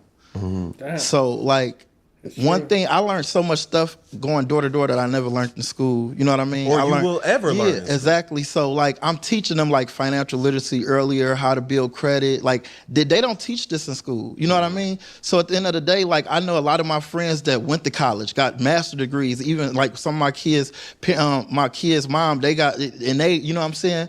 They in a terrible situation. So I'm teaching my kids young, like at the end of the day, the choice is yours, but they already see what's going on. You know what I mean? So his kids are so lucky to have him as dad. Like, they get so much game, and the best thing anybody could give you is free, and that's game. Like, money game, life game, and life in me, game to advice. You know, game is another word for advice. Like, bro, he's making his kids ready for life, bro. Prepare, like, making them know what comes with everything, bro. Like, lucky. But at the end of the day, if they don't want to finish school and they want to start their own business and they want to do this, hey, I'm with it. Because I know, like, at the end of the day, I did the same thing. You know what I mean? Even though, like, a lot of, like that's why I say the American dream is like, oh, you got to go to college, you got to do this. That ain't my American dream, though. Because I didn't go that route. Like I went a whole different route. Like, I hear you talk about 2 strong women in your life. How many siblings did you have? I had 7. Right? Yeah. Was that morphed by like brothers and sisters and brothers? Like, how growing up, you knowing you got this gift, was the whole environment like jokey, playing, joning on each other, roasting? It was all of that. Yeah, I was like the second oldest, but I was like the black sheep of the family. But at the same time, like, I was like, when I was growing up, I was like kind of like the negative leader. Like, I used to always have my little brothers and sisters like doing negative stuff. You know what I mean? Like it was to the point sometimes we couldn't even afford to eat. You know what I mean? We'd go like hit licks and stuff. But whatever I told them to do, they did it. So I knew that like if I turned that into a positive, then, you know what I mean? Like when I started going door to door and I was making like $2,000-$3,000 a week, like selling the cleaning product, I brought my family, like the same ones that was doing negative. So I was like, come with me. This is positive. You know what I mean? And then so that's how I knew that like I can lead by example by doing the right thing like Spike Lee, because at the end of the day, I did negative stuff and they was following me. Sometimes you could follow somebody to a restaurant and starve. You know, you following the wrong leader. So I knew that like I had to, you know, stay on point like Stacey Adams, and then that's when the success came. Well, before this all over with, boy, I'm gonna go back and watch this and I'm gonna be writing down every single punchline this dude done said. Now, even when you talk about sales, right? Not your prototypical American dream. Take me through, and I don't know how much you can kind of render, but I'm curious to know, what was a great week for you? Like, what's the most money you probably made going from door to door? I made like $10,000 in 1 week. I broke the company record. So the damn, $10,000, $40 bottle. It's $40 for a bottle at $10,000 a week. How many bottles is that, bruh? How many? If I sell a bottle for $40, how many?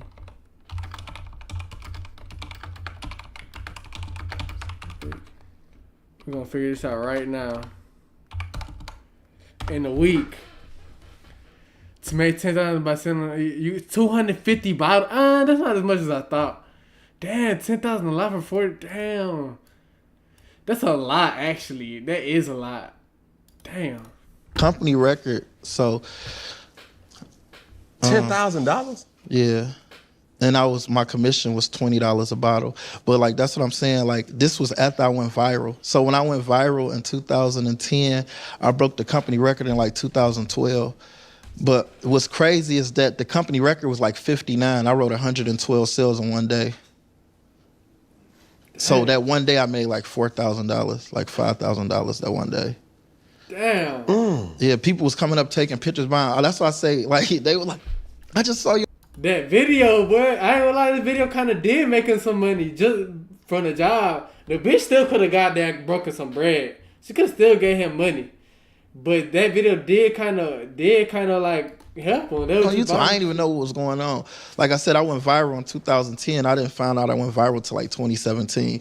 But that week, that most money I made in 1 week, I made like $10,000. Like, yeah, because we got paid off best bonus and commission, and like, yeah, I made a killing without a machine gun that week for sure. Yeah. Did you know the average starting salary for a junior programmer is $75,000 per year, according? And so right now, what would you consider? Are you still going door to door? So no, I do like a lot of social media stuff. So that's the best thing about my brand, is that my brand is Funny Salesman. So I get booked for comedy and I get booked to train people how to sell, teach sales, because I got like 15 years experience. Like people don't understand the videos they laugh at. I was like homeless, was in a terrible situation, you know what I mean?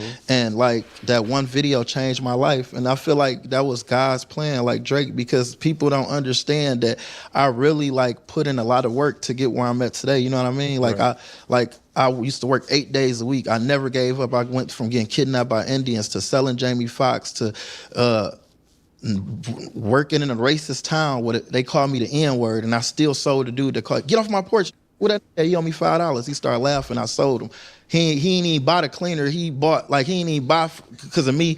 He was like, I'll take some of that juice. That was his exact words. I swear to God. What?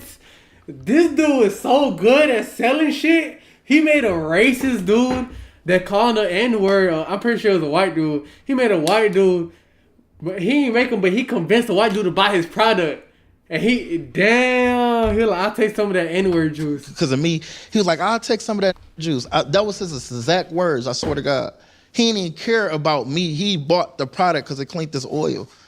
Like, didn't shake my hand or nothing. He said, look, go to my neighbor house. By the time you go knock on my neighbor door, leave my product right there. I'm going to pick the product up and leave your $40 there. That's how I got the sale. I had to knock on this neighbor door. I was like, oh, you want to play like that? I went and knocked on the neighbor door. A little girl was outside. I said, it's a little white girl, too. I said, can you tell your mommy there's a at the door? She ran out. I was like, mommy, there's a at the door. Her mom was outside, saw me and slapped her.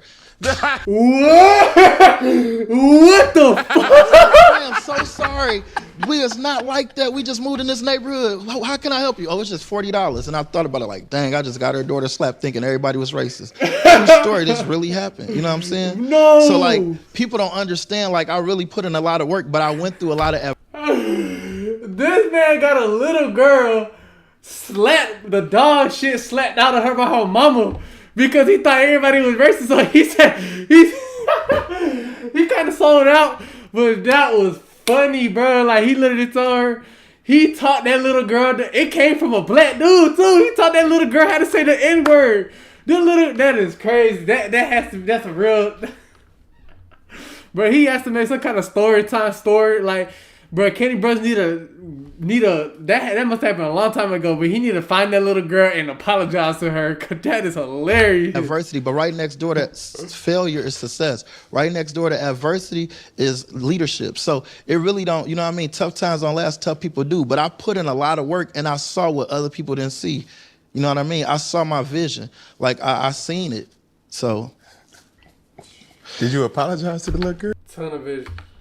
I couldn't. Because I just left it where it was at. You know, I got a sale. They made up for the person that, you know, wanted the juice. You know what I mean? So, like, at the end of the day, it ain't my fault. You know what I'm saying? Did I do that? They said, look. Hey, but I'll say that to this point, man. What was the most kind of scared moment that you've had? Because, you mean, everything that you're talking about is success in its own right. Yeah. You feel me? But people don't talk about, man, bro, today I didn't make no money. You know what I'm saying? Today I got a bunch of hell no's, all that. You know what I'm saying? So for you, what was that experience for you like that? It's like, It's funny, you probably ain't gonna believe it, but I never got that. I never had like a bad day selling. Since I was like 12 years old to like. That's how you know, man, because that's what he loved to do. Like, when it's something you love to do, it don't even feel like work. Like, you feel me? Like, how can you have a bad day on something you love doing, you know? Even when I got kidnapped by the Indians and stuff, I think that probably was the only day that I didn't really get no sales because I couldn't even work. You know what I mean? I used to tell myself when I was knocking on doors, like, only how I'm going to lose in this game if I get hit by a bus. Because, like, my mentality, I was stronger than the Holy Ghost. I was reading so many books. And then I remember Bill Cosby said, you want to have something from a dummy, put it in a book. So I really started investing in myself. Like, I started buying all type of books, and that's all I kept doing. I kept reading, just feeding myself so much knowledge to where I became, like, invincible. Like, when a person came, I was, like, already 2 steps ahead of everybody. Like, and, like, it was crazy. I don't even really know how to explain it.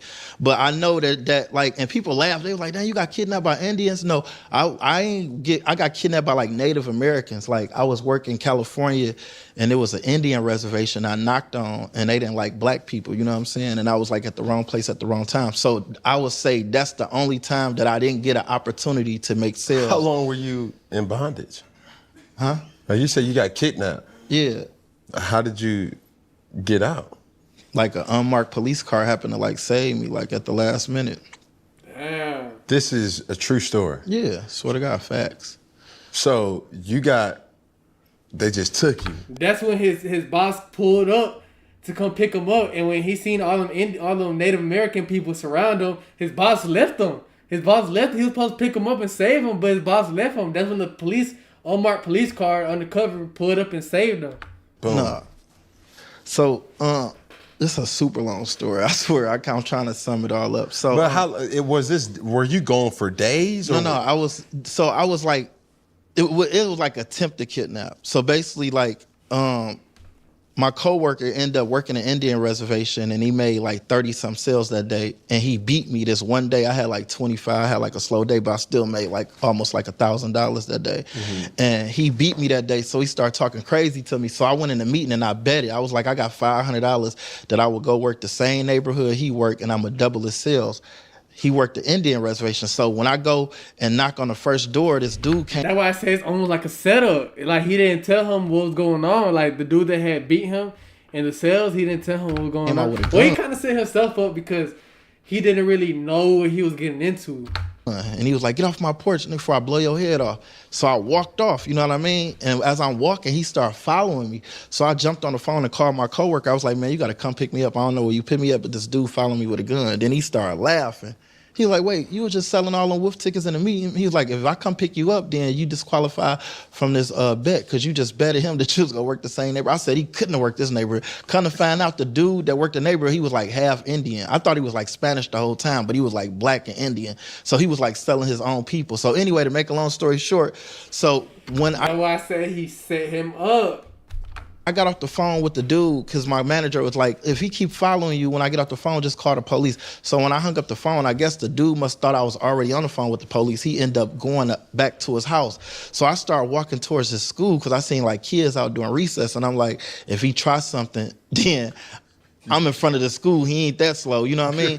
So anyway, I started walking towards the school. This lady opened her door and she seen me and hurry up and close the door. I ran over to her house. So when I run over there and knock on the door, she had one of them screens off Friday. You know, Friday when Craig came out and it was like a black screen, like they can see you, but you can't see inside their house. She had, you know, Callie got them screens. So I'm banging on the door and then she come out. She was like, come to find out, the lady was blind too. This is crazy story ever. Look, so she got her little stick. So how did she see you? I'm about to tell you. Look, I knocked on her door. She opened the door with her stick. And then I was like, don't shoot, just a chocolate kid. She was like, is you dark chocolate or light chocolate? I'm like, what the hell, this is a chocolate contest? I'm dark chocolate. She's like, you African American? I'm like, yes, ma'am. She was like, oh my God, what are you doing in this neighborhood? She was like, I'm surprised one of my nephews ain't terrorized you. She was like, this is a bad time to be in this area. She was like, my brother just got murdered by a African American gang, and you in the wrong. So I was really like in the wrong, like I was at the wrong place at the wrong time. Anyway, she was like, what are you doing? And then I tried to sell her, like, I was like, I thought you never asked. You see the spot, they call me wide over looking for dirt. She started laughing.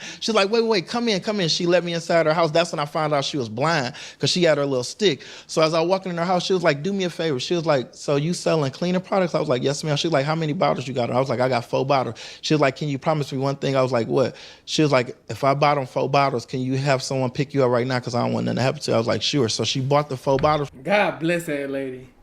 God bless that lady, man. Even though like her brother just got murdered by a black gang, she was still like heart-filled.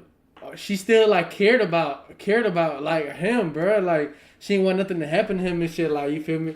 And that, man, just people like that need, man, God bless them souls, bro. From me. So I called my manager. I was like, look, where you at? It's been like 15 minutes. This lady just bought my product. I was like, you ain't got to move me. You just got to take me to a whole nother side because she just told me why they tripping over here. So then he was like, I'm outside. Come on, let's go. Soon as I leave off her porch, I see him. He like right where she at. You feel me? Soon as I get off her porch, take a step, like 5 4-wheelers just surrounded me, like cut me off. Dude jumped off the 4-wheeler with a gun. He's like, didn't I tell you to get off my property? The same dude that was following me. He's like, didn't I tell you to get out of my neighborhood? And he pulled out the gun and pointed at my head. And I was like shaking like a stripper. I was like nervous. I didn't know what was going to happen. And then he was like, my brother about to pull up in a brown Native Pride truck. If you don't get in, I'm going to blow your head off. As soon as he said that, my manager in the van left. He took off and just left me there. What? So then I just started crying. I was about to walk up to the truck to get in, and then a unmarked police car just happened to come out of nowhere and like rescue me. And I was like in tears. I was tripping. And then I'm thinking the lady called the police because this happened in front of her house, but the police said that they was just on duty and happened to see it. So when the police came to me, they on 4-wheelers, they just start going through ditches, like, because it's their neighborhood, you know what I'm saying? They just scatter. So he started calling backup. I'm seeing helicopters, all type of stuff going on. So he took me in the car, took me to the police station. And this happened like at like 12 o'clock in the afternoon. I was there for like 8 hours because I had to do a police report. Then they had to find them. So it took like 8 hours for them to catch him. So they finally caught him. They put me in this little black room where I had to point. So he had to wait 8 hours in the police station till they caught all them people. And I don't even think they caught all of them. So I had to be 6'9". Before 6'9", I had to snitch. I did a no look like, yeah, that was, you know what I mean? So like, and then like they let me go. And then when they let me go, my manager came pick me up like at 8 o'clock at night. And I went off on him. The whole Detroit came out. I went crazy. Like I was ready to fight. I can't believe y'all left me out here for a $40 bottle of cleaner. You just sit up there and left me. I was y'all top sales. I quit. I'm about to put y'all on blast. I'm like about to tell everybody y'all scamming. Okay, slow down. He ain't wrong though. To get to like, jeez Louise. And the only thing you selling is cleaning products. Yeah. That's the only thing you've ever sold. Besides newspaper when I was 12 years old. It's cleaning products. Mm-hmm. So this whole just gift for you is you can sell anything. Yeah. I want you to sell, like, let's say, for instance, we never knew. As soon as he said that story about him going to the racist town and still selling out at the racist town, that told me everything I needed to know for real. Like, it's like, if you go to a place where you're not wanted and you're able to get people to buy off of you when you're not wanted at, bro, like, it's almost impossible for you not to sell, bro. Like, what the fuck can top that? Like, what can top that? Like, you got to think about that. Like, bro, he went to a racist white town where 100 years ago, there was probably hanging black people in that fucking area. And fast forward to today's time, bro, he's a black dude selling things to them white people, bro. Like, this dude's a fucking a phenomenon. Like, this dude's different. Like, he's different breed, gang. I see you downstairs, right? You got a platform that you say, man, I want the world to kind of see what I'm all about.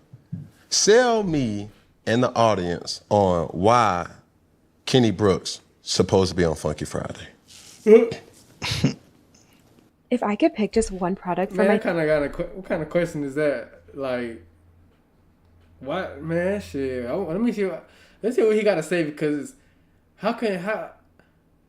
why would he be on Funky Friday? Why would he be on his show? Like, come on, now. That's kind of like some narcissistic ass question, bro. Like, and I ain't gonna lie, I have been peeping a little bit of the little slick shit Cam Newton been saying. I kind of see why Kenny Brooks' demeanor is like that. If I'm not tripping.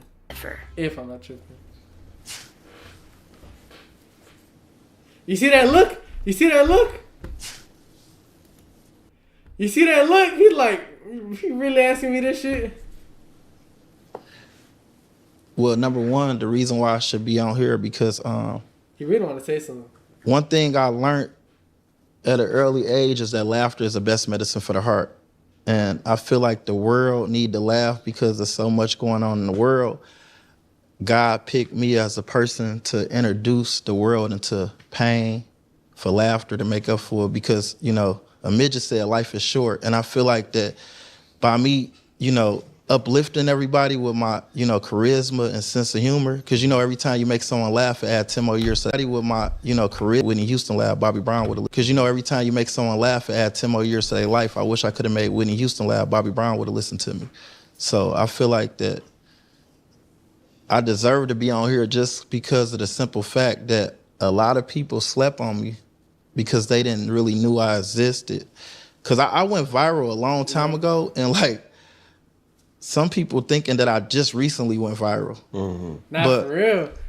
This interview came out 2 years ago, bro, and it only has 300,000 views, bro. Put in a lot of work, and I mean, that's the sum of it all up. Well, Kenny, I don't know if that intro would have did it, but you on Funky Friday anyway, bro. You dig what I'm saying? Right. And as we end everything here at Funky Friday, we're going to do this in unison. We're going to start with that camera right there. All right. So I kind of want to look up... the Indian reservation. California Indian reservation hoods. I kind of want to see what the fuck he was...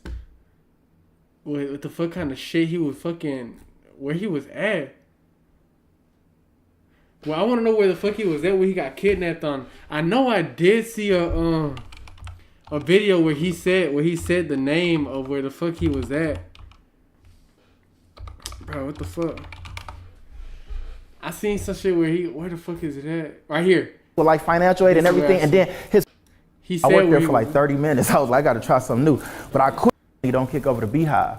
And that, he said at the end of the day, you ain't even gotta be a comedian. You ain't even gotta be. I ain't got no time. You go to church?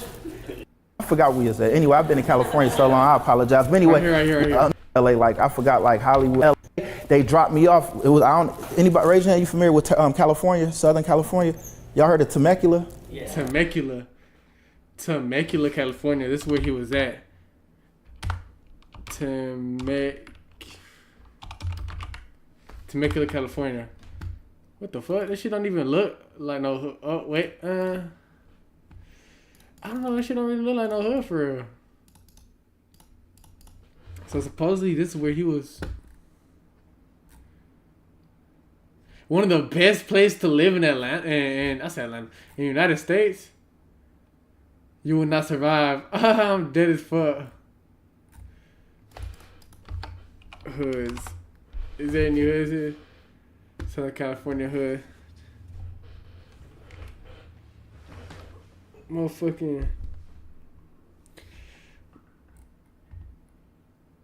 Yeah, I can't really see any video that really talk about it for real, but I don't know, shit. I guess it's a hood out there, shit. It's a hood everywhere for real, right? But damn, so we're done with that topic. I wanted to see one more video before. Damn, what the hell is going on? The game Black Wall Street, remember? I don't know. But I want to see one more video. And that was YSL's biggest rant. the biggest, you know what I'm saying? One of the pointers. And I ain't talking about diamonds. That's what we're gonna say. Slime Life Shawty. Now I actually know people that I actually know one of his cousins for real, like, and I gotta talk about this, but shit, like, he know what he did, gang. Like, he pointing fingers, bro. Like, understand. And he basically made an interview. He's been on the low since that whole YSL shit happened, and I wanna react to this video that he just made. I mean, this podcast that he just made. I wonder what I'm just curious about what he talks about in this video. You know, I'm just real curious. But we finna find out. We are finna find out. Hold on, loud these fucking ass. These motherfuckers trying to get that money. And we're gonna react to this video pretty soon. The new Atlanta. Shepard, this is a new episode of Skipping Class presented by the Progress Report. And today I got Slime Life Shawty. I wonder if they're gonna talk about the YSL trial. How you doing? I'm doing great. I definitely been wanting this interview since you first started making your runs and all that good stuff. So and we met a few times. We met at New Music Mondays. I've been at different events where you performed and all that good stuff too. So nice to finally have you in the building, man. Nice to meet you. Hell yeah, welcome home too. Yes, sir. Salute to Chris, man. I definitely appreciate y'all. You know what I mean? So let's start from the beginning. I want to talk about your upbringing in Atlanta and what made you first become a rapper. Like, what year was that? So they kind of do talk about let's talk about getting locked up. They ain't which rap. I want to get right here. Which rappers kept it real with Slime Life Shawty? Well, what year I became a rapper, or what year? Like taking it serious. Taking it serious. Yeah. What year Blicky dropped? 2017. 17. I'm gonna say that's when I took it serious, but I've been rapping before that.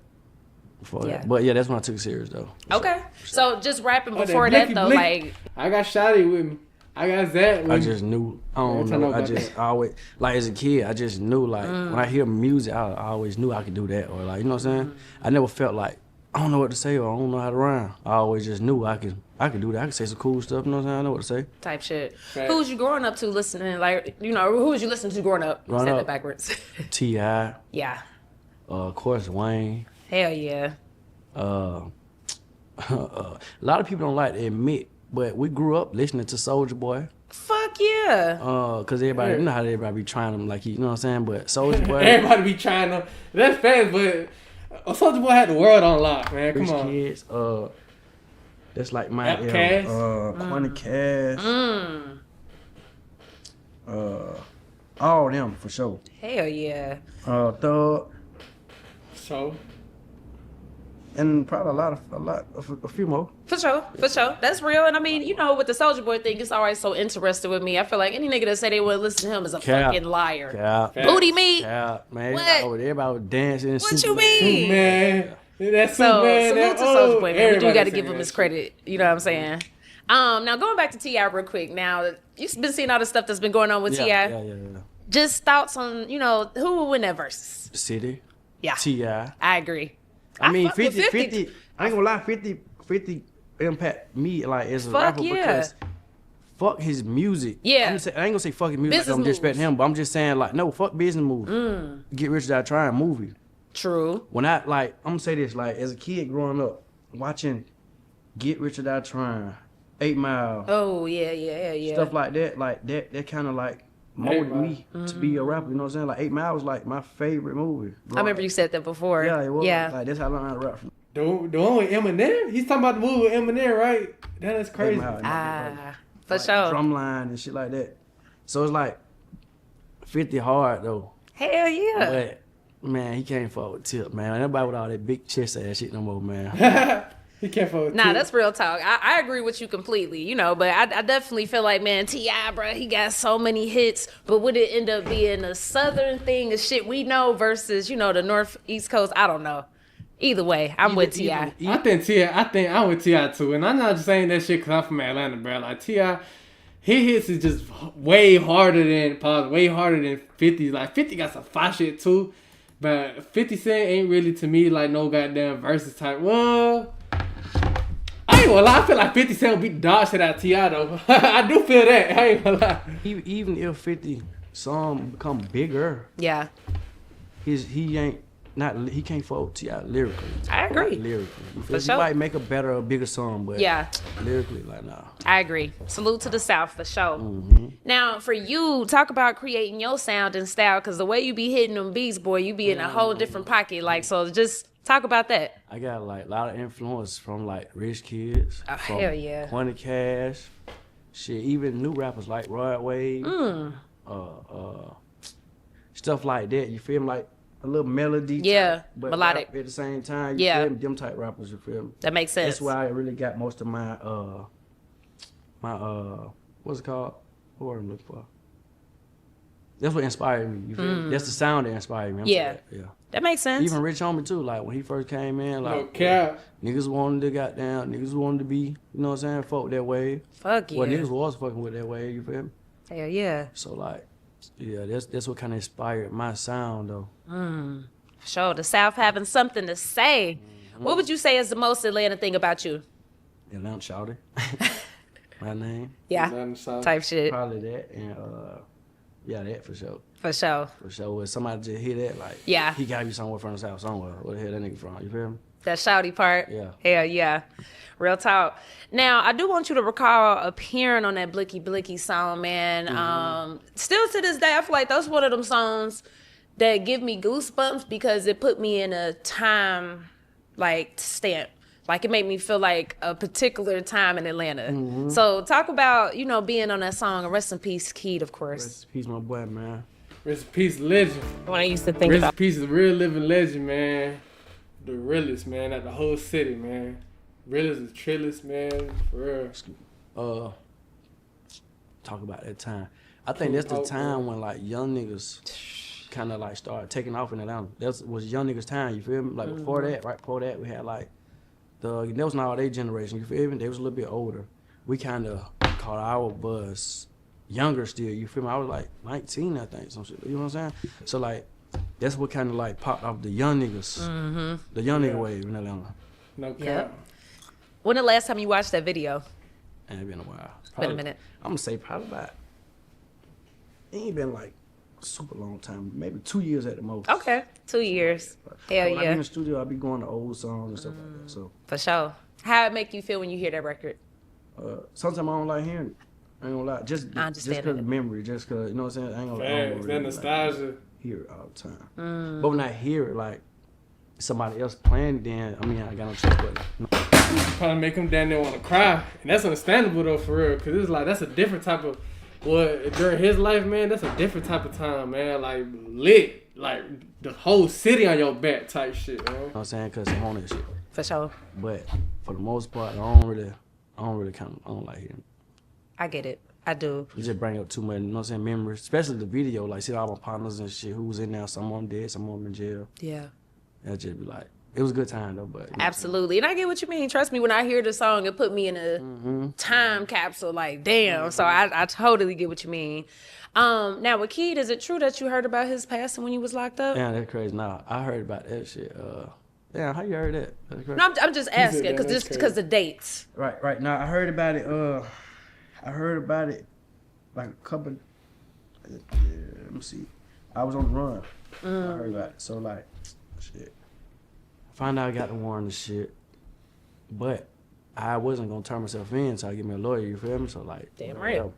I get a phone call like, my manager, it was Key manager. You know what I'm saying? We both share the same managers. Like, Key got shot. So he died or whatever. You feel me? It was mixed up work. Like, you know what I'm saying? You're not supposed to be saying like, so Key's people thought that he got shot before like the news actually came out. I know he died in LA in California and shit. He would got in there when he died. So I don't know where the hell this somebody came call from. you like somebody dead. The first thing niggas think is he must have got killed by somebody. You know what I'm saying? Or some shit Of like course. that.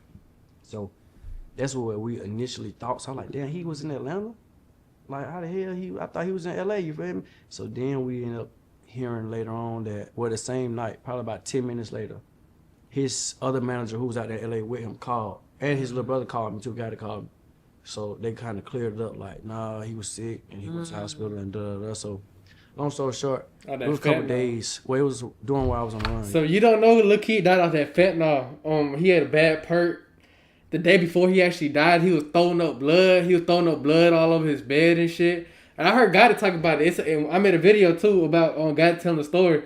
Key was throwing up blood and shit the day before he passed away. And the next day he passed. So I couldn't go to the funeral though. Like, when I turned myself in, his funeral was like the same week type shit. So I couldn't go to the funeral. I never really seen how the funeral looked. Like, you know what I'm saying? Yeah. I just seen like little bits and, you know what I'm saying, pictures, but I really never seen nothing, the casket, nothing. What was your last convo? Last conversation? Damn, I can't. It probably was in the DM.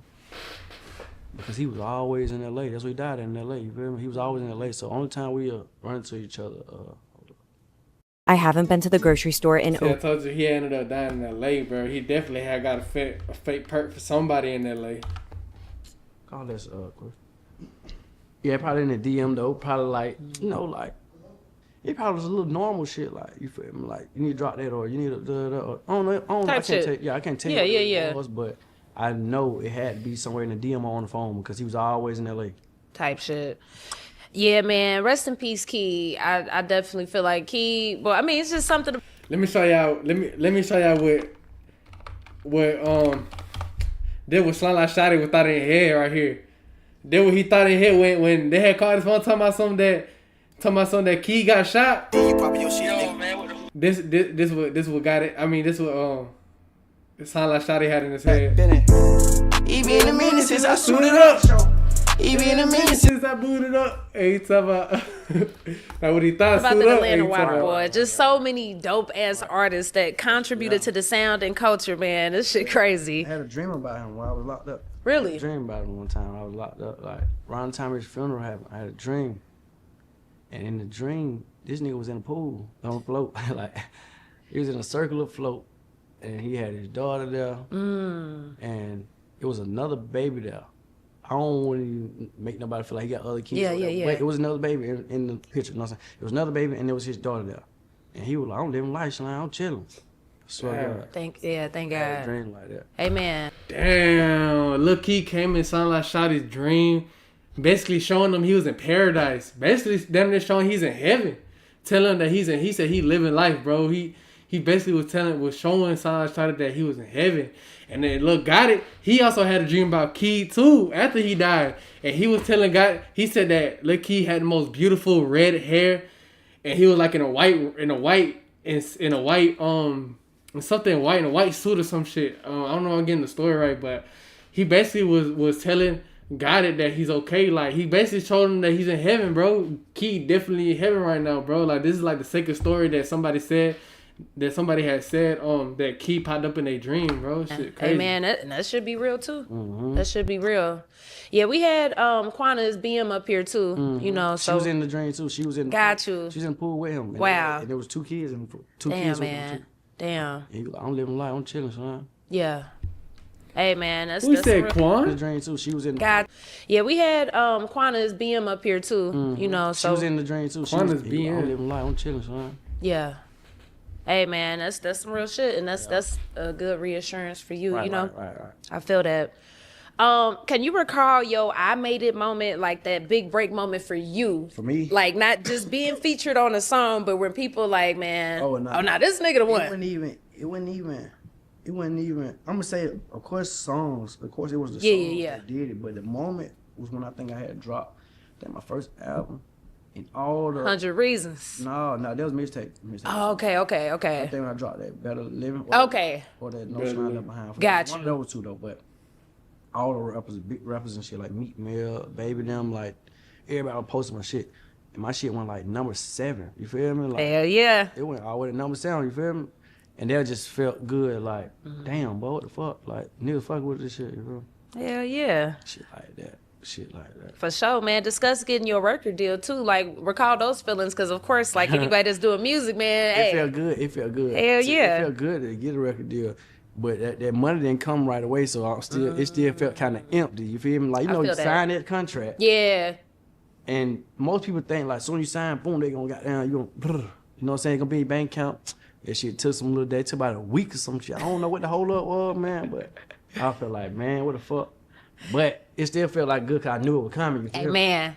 But that day, and it wasn't even like I met the label and signed the paper. I signed it through a phone. You feel me? My manager had the control. Type shit. They in New York. You feel what I'm saying? Got you. So I signed before I went. I didn't go up there to sign. Basically, I'm saying. Got you. you. So I signed here. They sent the paperwork.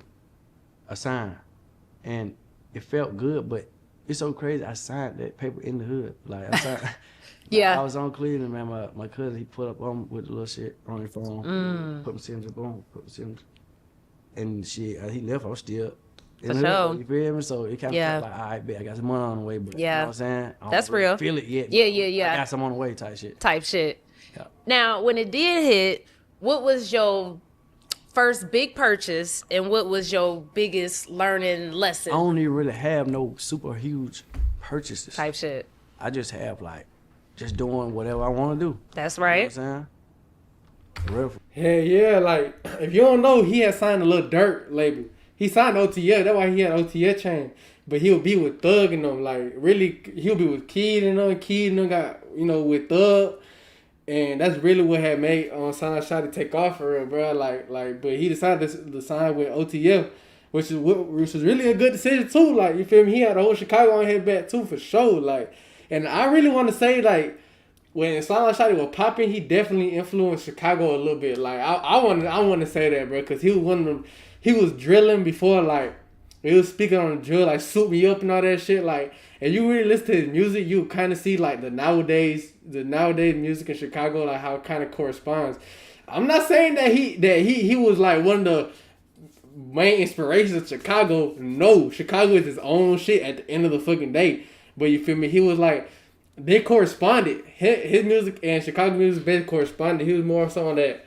His music was like Atlanta and Chicago music put together. You gotta really listen to Slide Line Shotty music to really understand that. For real. Okay. Now, what about just, like, what did you learn anything about investing? Did you fuck off any money? Yeah, of course. Okay.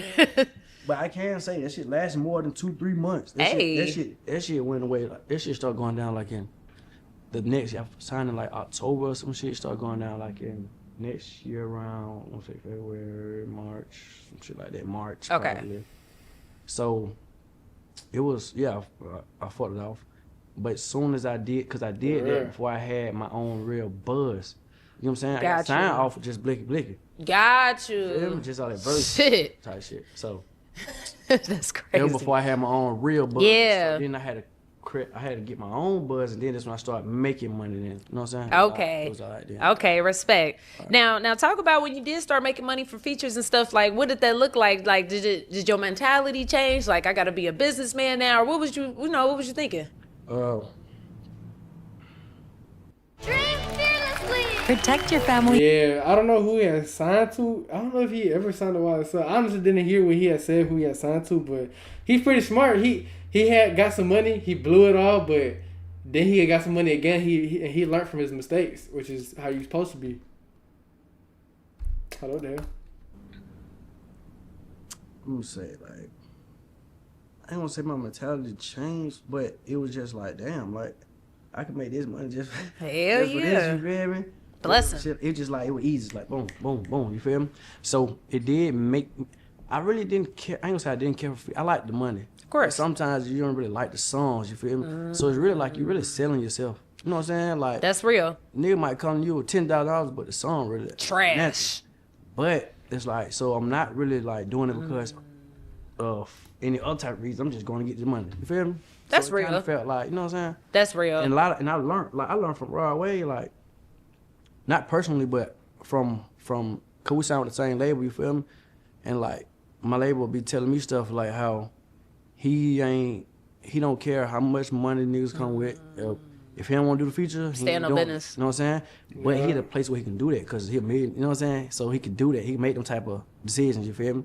So yeah, I kind of started feeling like that. You know what I'm saying? Like if the song really ain't, I don't know, that type of vibe. And you know, I respect that. He really ain't been dropping no music for real, bruh. It's been a minute since, well, he dropped some shit. He dropped some shit, so, like, you feel me? Like, Lacey, Lil Durk, Song Shot at OTF. This is in 2020. He been dropping music, but I think he dropped, like, one song. Like, it's been a minute. I'm sorry. Oh, y'all can skip this little part. I just want to show y'all right here. Like, right here. This 14 weeks ago. This was in December 2025. This was last year.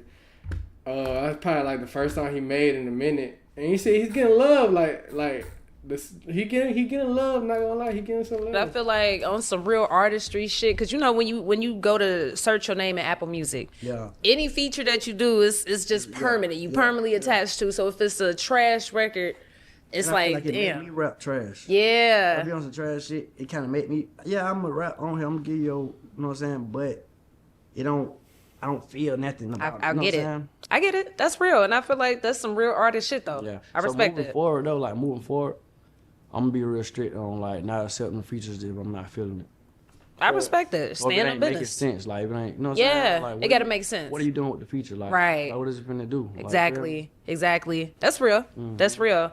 So are you still signed? Mm-hmm. Okay, who you signed to? Alamo Records. Alamo. Okay, cool. Oh, he not signed to OTF. Now, you know, Lil Durk dropped him after that whole YSL trial. Like, you know,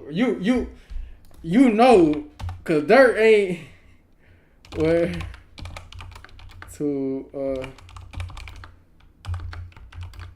cause you know Durk don't be fucking with that type of shit.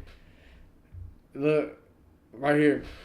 Sound Like Shot took a plea deal in the YSL RICO case in December 2022 to secure his release from prison. While Lil Durk currently faces severe federal charges and held without bail, Sound Life admitted to YSL being the game where Durk faced potential life in prison. Wait, what the fuck? Lil Durk, former artist, like, why they gotta put Lil Durk name in that, bro? That's crazy.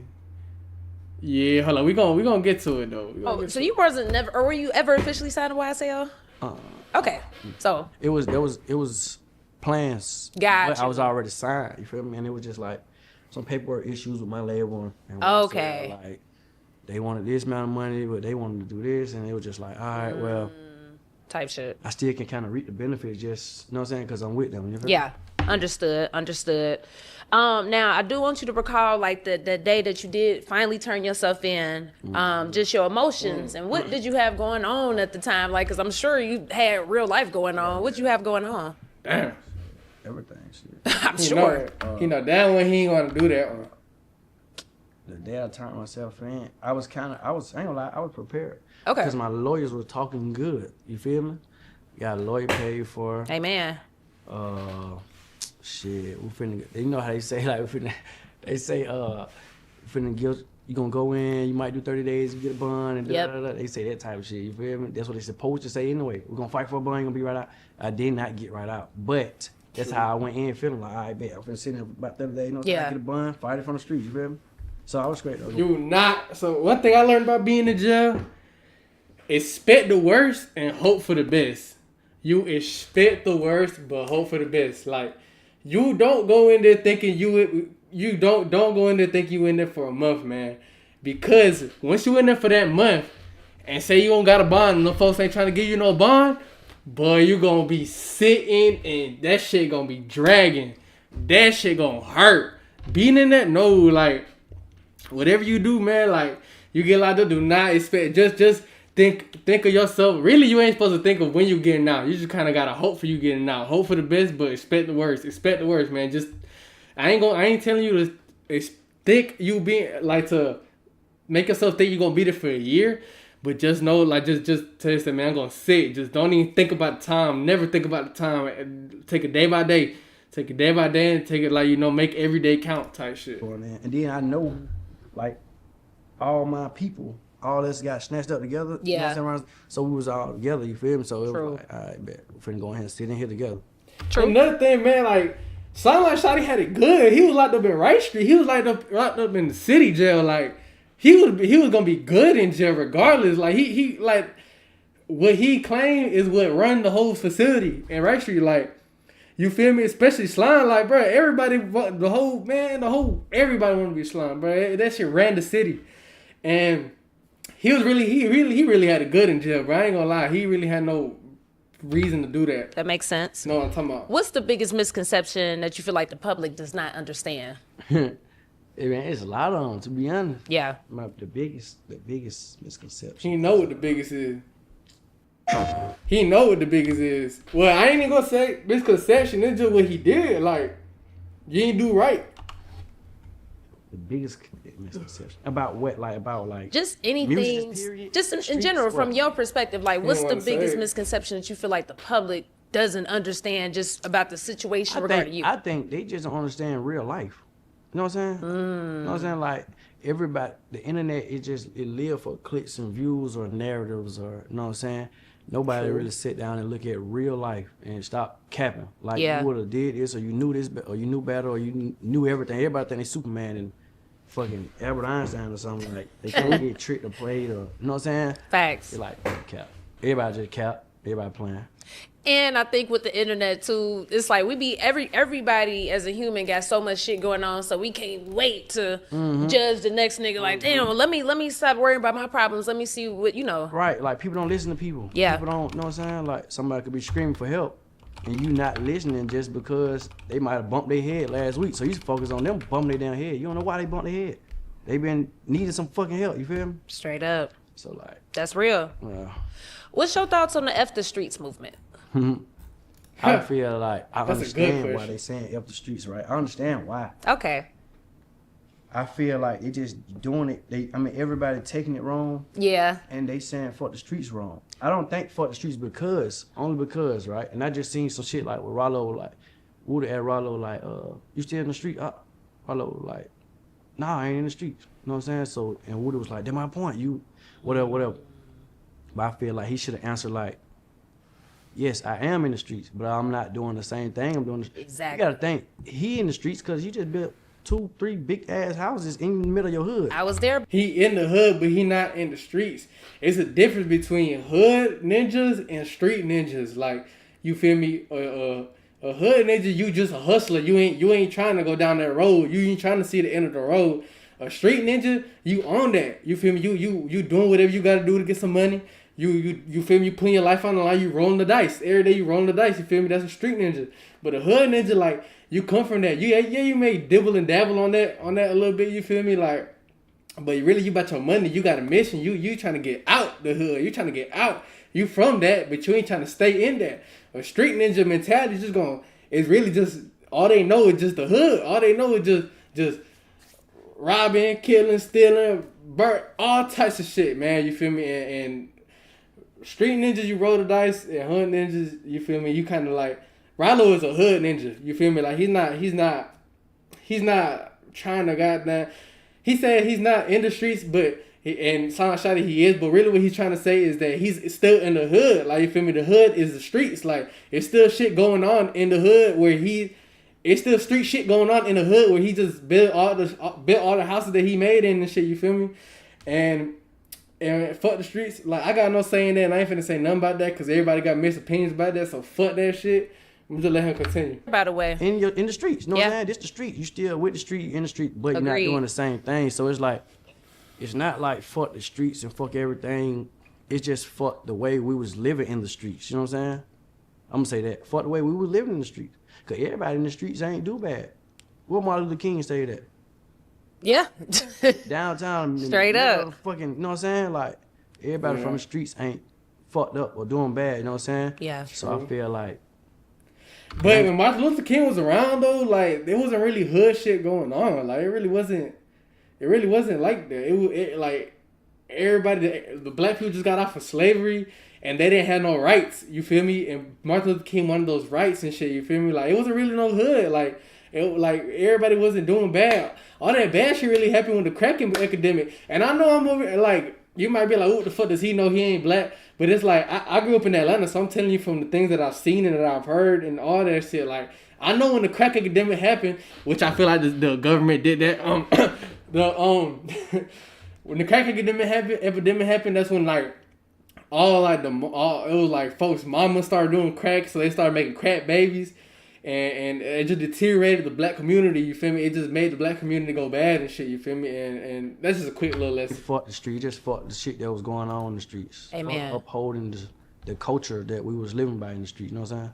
I agree wholeheartedly, and I liked how you worded it. And for me, I definitely took offense with it when it came out because I feel like it wasn't being explained properly, but I understood what niggas meant. I really do. Right. So, now for you, do you feel like you have any PTSD for the streets? Hell yeah. I don't even like claiming it though. I feel you. I don't like claiming trauma, like, but they say Just that's what journey. it is. You know what I'm saying? Like, even driving in cars and shit. Like, I got family members like who done died in cars and stuff like that, like on the expressway. Yeah. Like, it just be like, it'd be a lot of shit though. The street, hell yeah, the streets just, the street, boy, certain shit in the streets just like, you know, fuck you up. Hell yeah. And you don't forget it. Nope. You can pray 100,000 times. God gonna help you get through it, but yeah, he can't erase it from you. So that's facts. You're gonna be fucked up still. Like, you're gonna be scarred by it. Facts. Some people just know how to handle it better. That's or true. Ignore it better. Yeah. But yeah, hey, the streets most definitely messing me up. That's real. That's real, man. Now I want you to talk about getting back in the booth. Like, once you did get released and all that good stuff, you got back in your pocket. Yeah. What did that feel like? What did it look like for you? To be honest, to be real, I feel like I was missing something. Like friends, not all of them though. Yeah, You're gonna always have them real ones. For sure. You know what I'm saying? Missing a lot though. Like, I ain't gonna say a lot, but missing half of, you know what I'm saying, what you was or what you was. You know what I'm saying? Yeah, I feel like I was missing something, but I still had it in me because I know how to, you know what I'm saying, do this. But it make you feel like, I felt like I was missing something. Like, something wrong. Like, what the hell going on? Like, it just didn't feel right. Like, but that's the only place I feel right at is in the studio. But I didn't feel right. It was crazy though, you feel me? I get it. Like that. What's your process like? Do you punch in, right? Yeah. Okay. Sometimes That's Atlanta way to make music. You got the punching in. That's like that makes that's really the Atlanta way to like make music, bro. That's no cap. Right, it's like I'm in at the house or something like that. I might like think of something. I might write a little bit in my. I'm not gonna lie though, this interview pretty good, bro. Like, I'm pretty intrigued and entertained, bro. Like this is some good ass questions. 2 bars or whatever. When I go to the studio, I just, you know what I'm saying, put something together. That's crazy. Do you ever forget your lyrics on stage? Yeah. I bet. I did that before.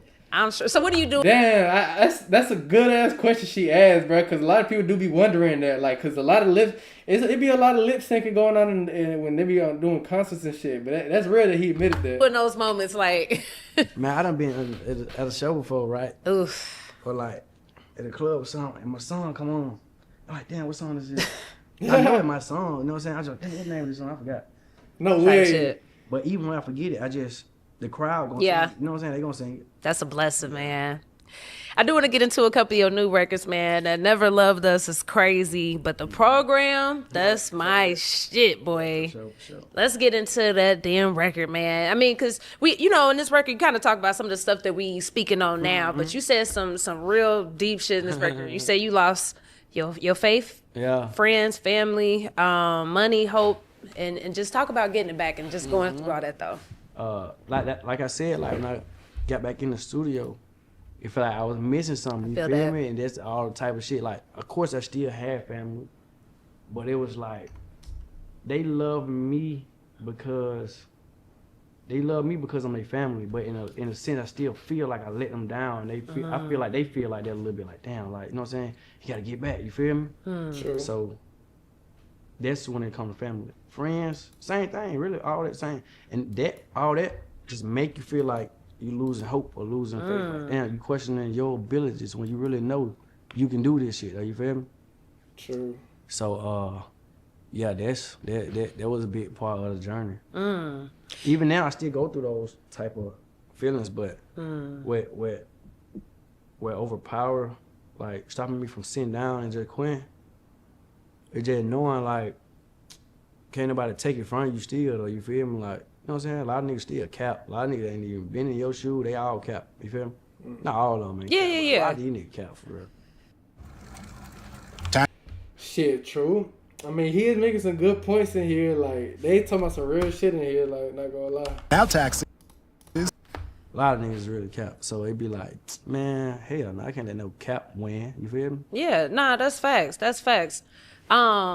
Like, what do you think is going? Like, why do you feel like that you let people down? Like, why do you? That's just something that you probably feel Because like. shit, since you been winning, you gotta think like, Yeah. I mean, signs are like what, like 19. Yeah. So like it's like all everybody knew. Yeah. You know what I'm saying?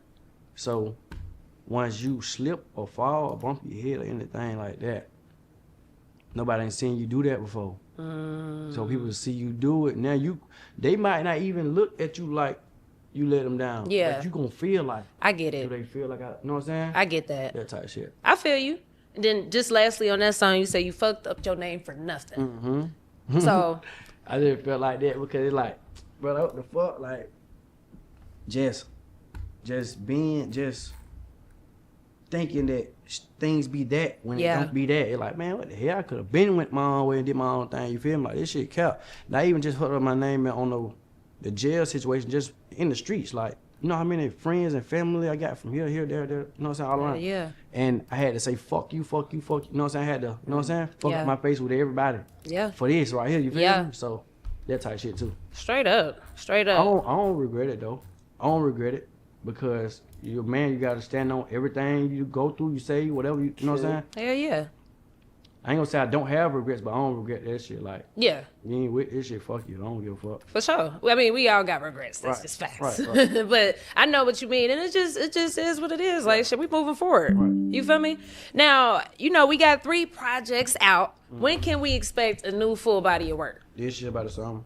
Damn right. For sure. So you finna start dropping. Damn right. This song. Damn right. What's something that you learned that success couldn't fix, if anything?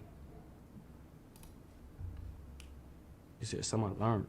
Yeah. That success can't fix or success can't what? That success can't fix, like, and just whatever, however you translate that, whatever that look like for you, and it might not be anything. Strength. I don't think it don't matter how much you think you winning on top of the world, they be goddamn killing themselves and shit. You feel me? So success don't, you know what I'm saying? You just gotta have it in you. Yeah. Cause it be poor ass motherfuckers who have the strongest mindset and the strongest discipline and the strongest heart, Facts. everything. You feel me? That's facts. What's your thoughts on the Atlanta music scene now? Fuck with it. Yeah. Females, they doing they shit. Females going crazy. Oh yeah. The females running the whole city, man. That's why I did want to watch this next, the new Atlanta. On they shit. It's still going. I'm gonna say that it's still going through. Hell yeah. Through all the shit they keep saying about Atlanta, whatever they say Man. about Atlanta, they ain't. It's feel like they can't stop Atlanta though. You feel me? Atlanta gonna come out with these hits or this hit. Or, Man, hell yeah, but gang, like what you did, bro, the city, bro, like you see what the fuck they call the city now, man, a reputation, bro, like they call the city Rat Atlanta, bro, like, I mean, you can't undo anything, bro, but these girls carrying this shit, and when you think about it, the girls is gonna be the face of Atlanta, bro, like these girls. Like Lotto, Pluto, who else? Bunny B, like all these girls, they finna like take over the streets, man. Because like, first of all, Atlanta's gonna forever be the best place to make music in. Like, everybody knows if you make music, Atlanta is like headquarters, bro. Like, you got like for hip hop music specifically, because Atlanta is a black city. Black folks run Atlanta. Like, this is the city for y'all, you know. And so like music wise, like hip hop, rap wise, Atlanta gonna forever have a throne no matter what. And like these females, bro, you gotta think like females. You can't really call no female a rat. Like the rat name. Like, girls, they could snitch and they, like, you feel me? Girls snitch all the time. Don't nobody give a fuck, like, you feel me? So it's like, that street shit, you can't really goddamn implement it into the girls. So that's how, and a lot of the people that are big, like Thug, for example, like their downfall is because, like, they're looking at them like rats, like snitches and shit like that. So, you feel me? Like, I feel like nowadays, like, the girls finna take over, bro, because, like, the guys and shit, the man who had the throne, they kind of fucked it up now, you feel me? So it's up on the girls and shit to take over this shit. So like, they still can't stop the city. For sure. For a minute, I was definitely losing a little hope when we kept losing niggas to death and shit. And I was definitely like, what the fuck? But I definitely feel it like, just with the producers and everything, it's starting to get back to where we need. Right, and you gotta think. If you this powerful team, this big old team of winners, you gotta expect some falls and some. Yeah, no, that's true. You right. We too big. You right. It's like it's gonna happen. It might not happen in their city because it's only like 3 of them. So like, okay, but like 4 of them boys, so it like some people gonna slip up. You feel me? You right. They're gonna happen. You right about that. Now, which rappers kept it real with you? Would you say? A couple of them. Okay. You wanna know what rapper who kept it? I'm gonna say who kept it the realest though. Good at question. Like, you talking about like big rappers or just like friends? It don't have to be big rappers. Anybody. For sure. He told me some shit that was like 100, you feel me? For sure. Saying we talk and shit like that. We don't hang on them, but yeah. He, you know what I'm saying? He said he gave me his 2 cents, you feel me? Yeah. Damn, so Savage the real one though, like, he's trying to uplift, he be giving sound like shot of some uplifting words and shit, no matter what he did, like. Shit, that's 100. I can't lie, it's still 100. Man, it's a lot of rappers. I'm not really gonna lie. I could have been doing features with a lot of rappers. For sure. And I be telling them like, I don't know doing about my that. shit right now. You feel me? Like, I don't even want you in this type shit. You feel me? I don't want that shit to come your way. You feel me? I don't think 21 Savage will make a song with him though. Like, will drop a song. I really don't think that. I doubt. I really don't to be think honest, that. like, down there, half the rappers in Atlanta. Not just, I ain't talking about big. Yeah, you ain't gotta be you know big what I'm saying? name. But, oh yeah, hell yeah. For sure. Respect. And I know you and Dirk, had a relationship. What's your thoughts? He really shouldn't even name drop 21 Savage. That's the only person he said. He shouldn't have even said that his name, man. I ain't gonna lie, cause like people like me, I'm gonna clip this. I'm gonna clip this shit. Like, you feel me? Like, I gotta get mine. You feel me? I mean, but like, I gotta get mine. Like, y'all gotta get y'all. Like, at the end of the day, you feel what I'm saying? Like, but damn, like, if you finna just name drop one person, you might as well just not name nobody at all. Cause hell yeah, they might still fuck with you and shit like that. But like, you feel me? You gotta keep it between y'all. You feel me? Cause now you kind of fucking up his credibility and his career. 21 Savage's career kind of already deteriorating a little bit. Like, a little bit. I'm not saying fully, bro. Cause his album didn't really do his last album didn't really do that good. But I was just seeing his situation. That shit crazy, bro. It's crazy as fuck. Cause just knowing him, like, he like smart as hell. Yeah. You feel me? Like, even when it comes to street stuff, he don't be sloppy. He don't be, you know what I'm saying? So that was surprising. Not saying that it's true. Yeah, but I'm just saying I got the you. fact that he even in it is surprising because it was like, he know better. You know what I'm saying? Because I done heard him talk like, you know what I'm saying? I know Hell him. yeah. You know what I'm saying? So like, it's surprising, but I don't think it's even, I think he gonna get out though, for real. Praying for him and his family. I think it's like, I think he can get out how too. They make, you know how they gonna always paint the narrative. Of course. They said, "Wow, when we got freaking locked up, we in jail. We in jail watching the fucking news." They like, we just sitting. We think we at one moment we were thinking like, "Well, we fried," but they got we over with. Damn. The news coming on, they like YSL gang members accused of over 40 murders and shit. I was like, what the fuck, man? Y'all got a fucking cartel. You feel me? Yeah. Like, so the narrative have you thinking like, damn, well, it's over with. You feel me? So that's all they doing with him, painting narrative. You know what I'm saying? For sure. Because that's at first, real. that narrative. Yeah, cause definitely when definitely when YSL though, like when they had first got caught, they made it sound like them boys was cooked. Charged with molestation. What the fuck? It did make them sound like they was cooked, bruh. Like I'm trying to see what the news article was. TMZ. I know TMZ had they been making polarizing ass pictures. No. Right here. Nah, what the fuck? Massive right here and massive gang takedown. Racketeering gang activity. We obtained the nearly 100-page indictment and the allegations are significant with claims of possessing methamphetamine. Yeah, boy. Like I remember when this first came out, it made this shit sound like it was bad. This is when they had locked them up. When it was a third house. Oh yeah. They had a whole gang unit out in that bitch, bro. Like SWATs. You're gonna see Thug right here in a minute. I'm not sure if y'all had seen this video before. I'm sure a lot of you guys have. You're gonna see him. Damn, didn't even show him. Oh, fuck that. What the hell y'all got going? In there first. Yeah, exactly. Everybody looking like, nope, where he's supposed to be. Yeah. Or nope, they where they supposed to be. And until later on in the trial, when things really start coming out, everybody start to have feelings for the individuals, us. You know what I'm saying? Yeah. Facts. Yeah, type shit. That's real. It's crazy with the media, boy. Yeah. It's really crazy. And I do want you to, talk about, like, despite the stuff that happened, you still getting booked for shows and shit. So talk about it, man. And that's something you should still be proud of, my nigga. Like, you know what I'm saying? So talk about that shit.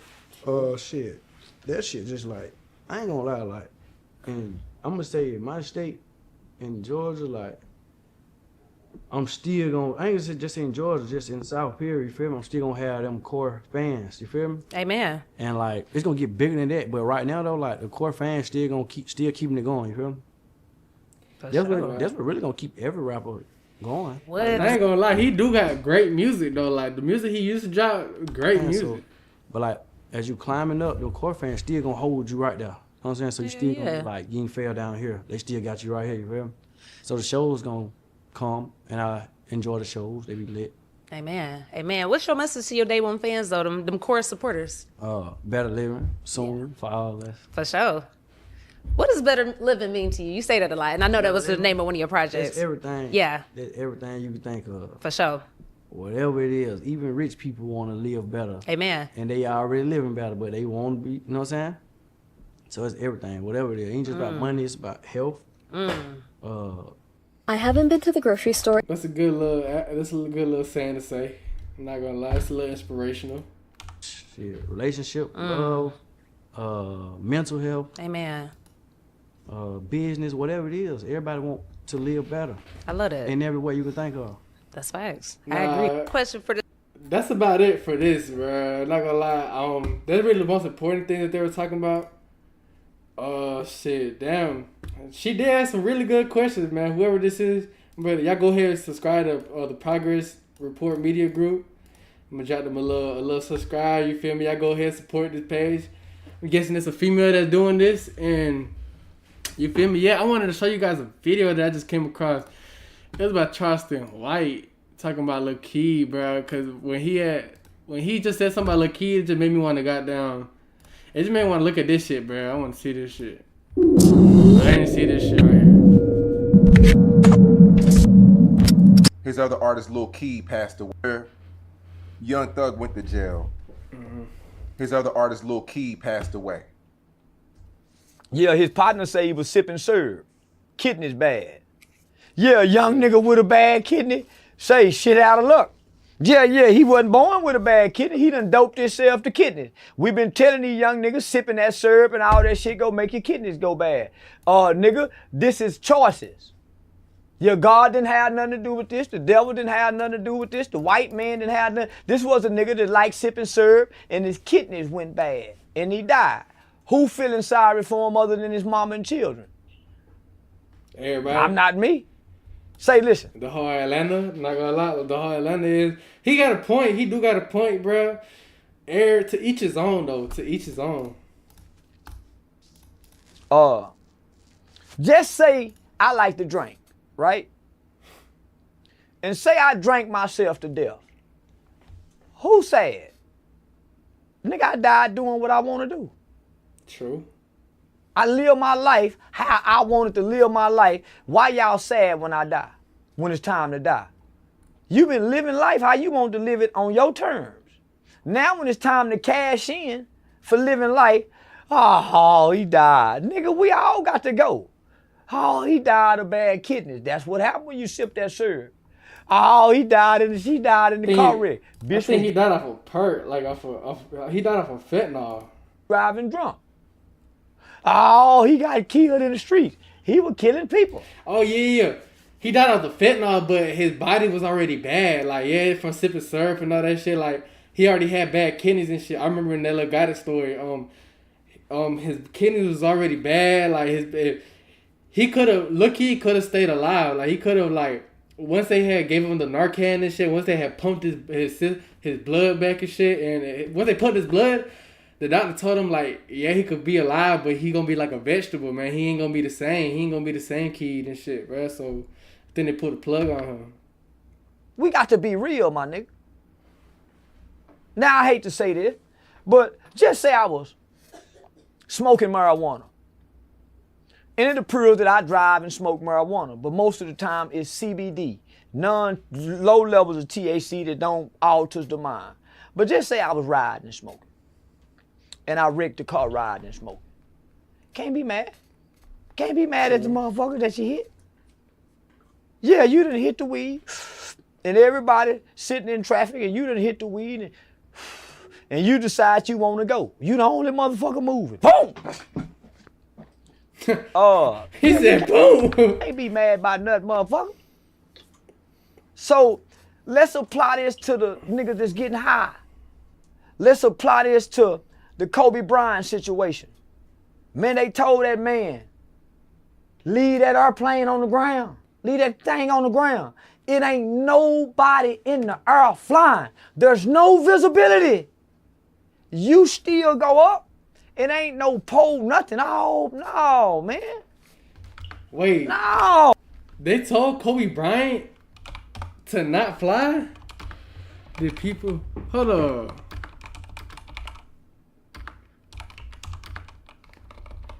I remember when he died, bro. It was like... In Atlanta, bro, that shit was like raining outside the day he died. And it would look so sad. There's no widely reported evidence that people were ready to not to fly on the day, but pre-flight test measures indicated concerns about the poor weather. The pilot, Eric Zeblin, was warned about the thick fog, but deemed it's okay before flying. What? Kobe Bryant did not pressure pilots to fly dangerous conditions, investigators say. I will never forget how foggy it was that day. It was the thickest fog I've ever seen in my life by a mile. Where did I ran in Atlanta? That shit was, it was cloudy. It was like, I'm telling you, that shit was like foggy as fuck, bro. Like, it was like fucking, it's depressing outside, bro. Raining and shit. Kobe.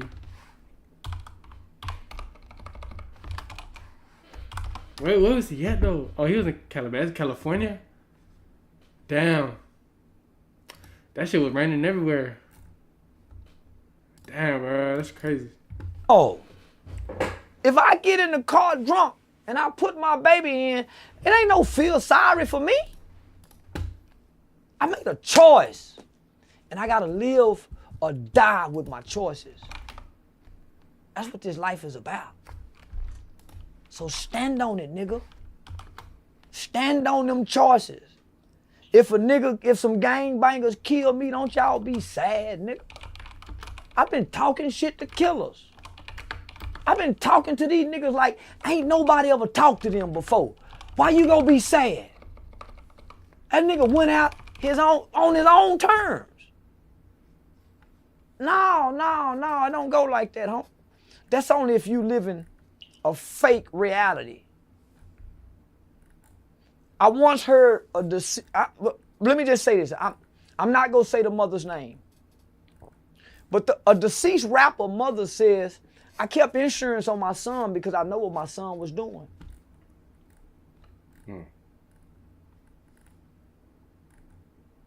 Yeah. Yeah. That's about it though.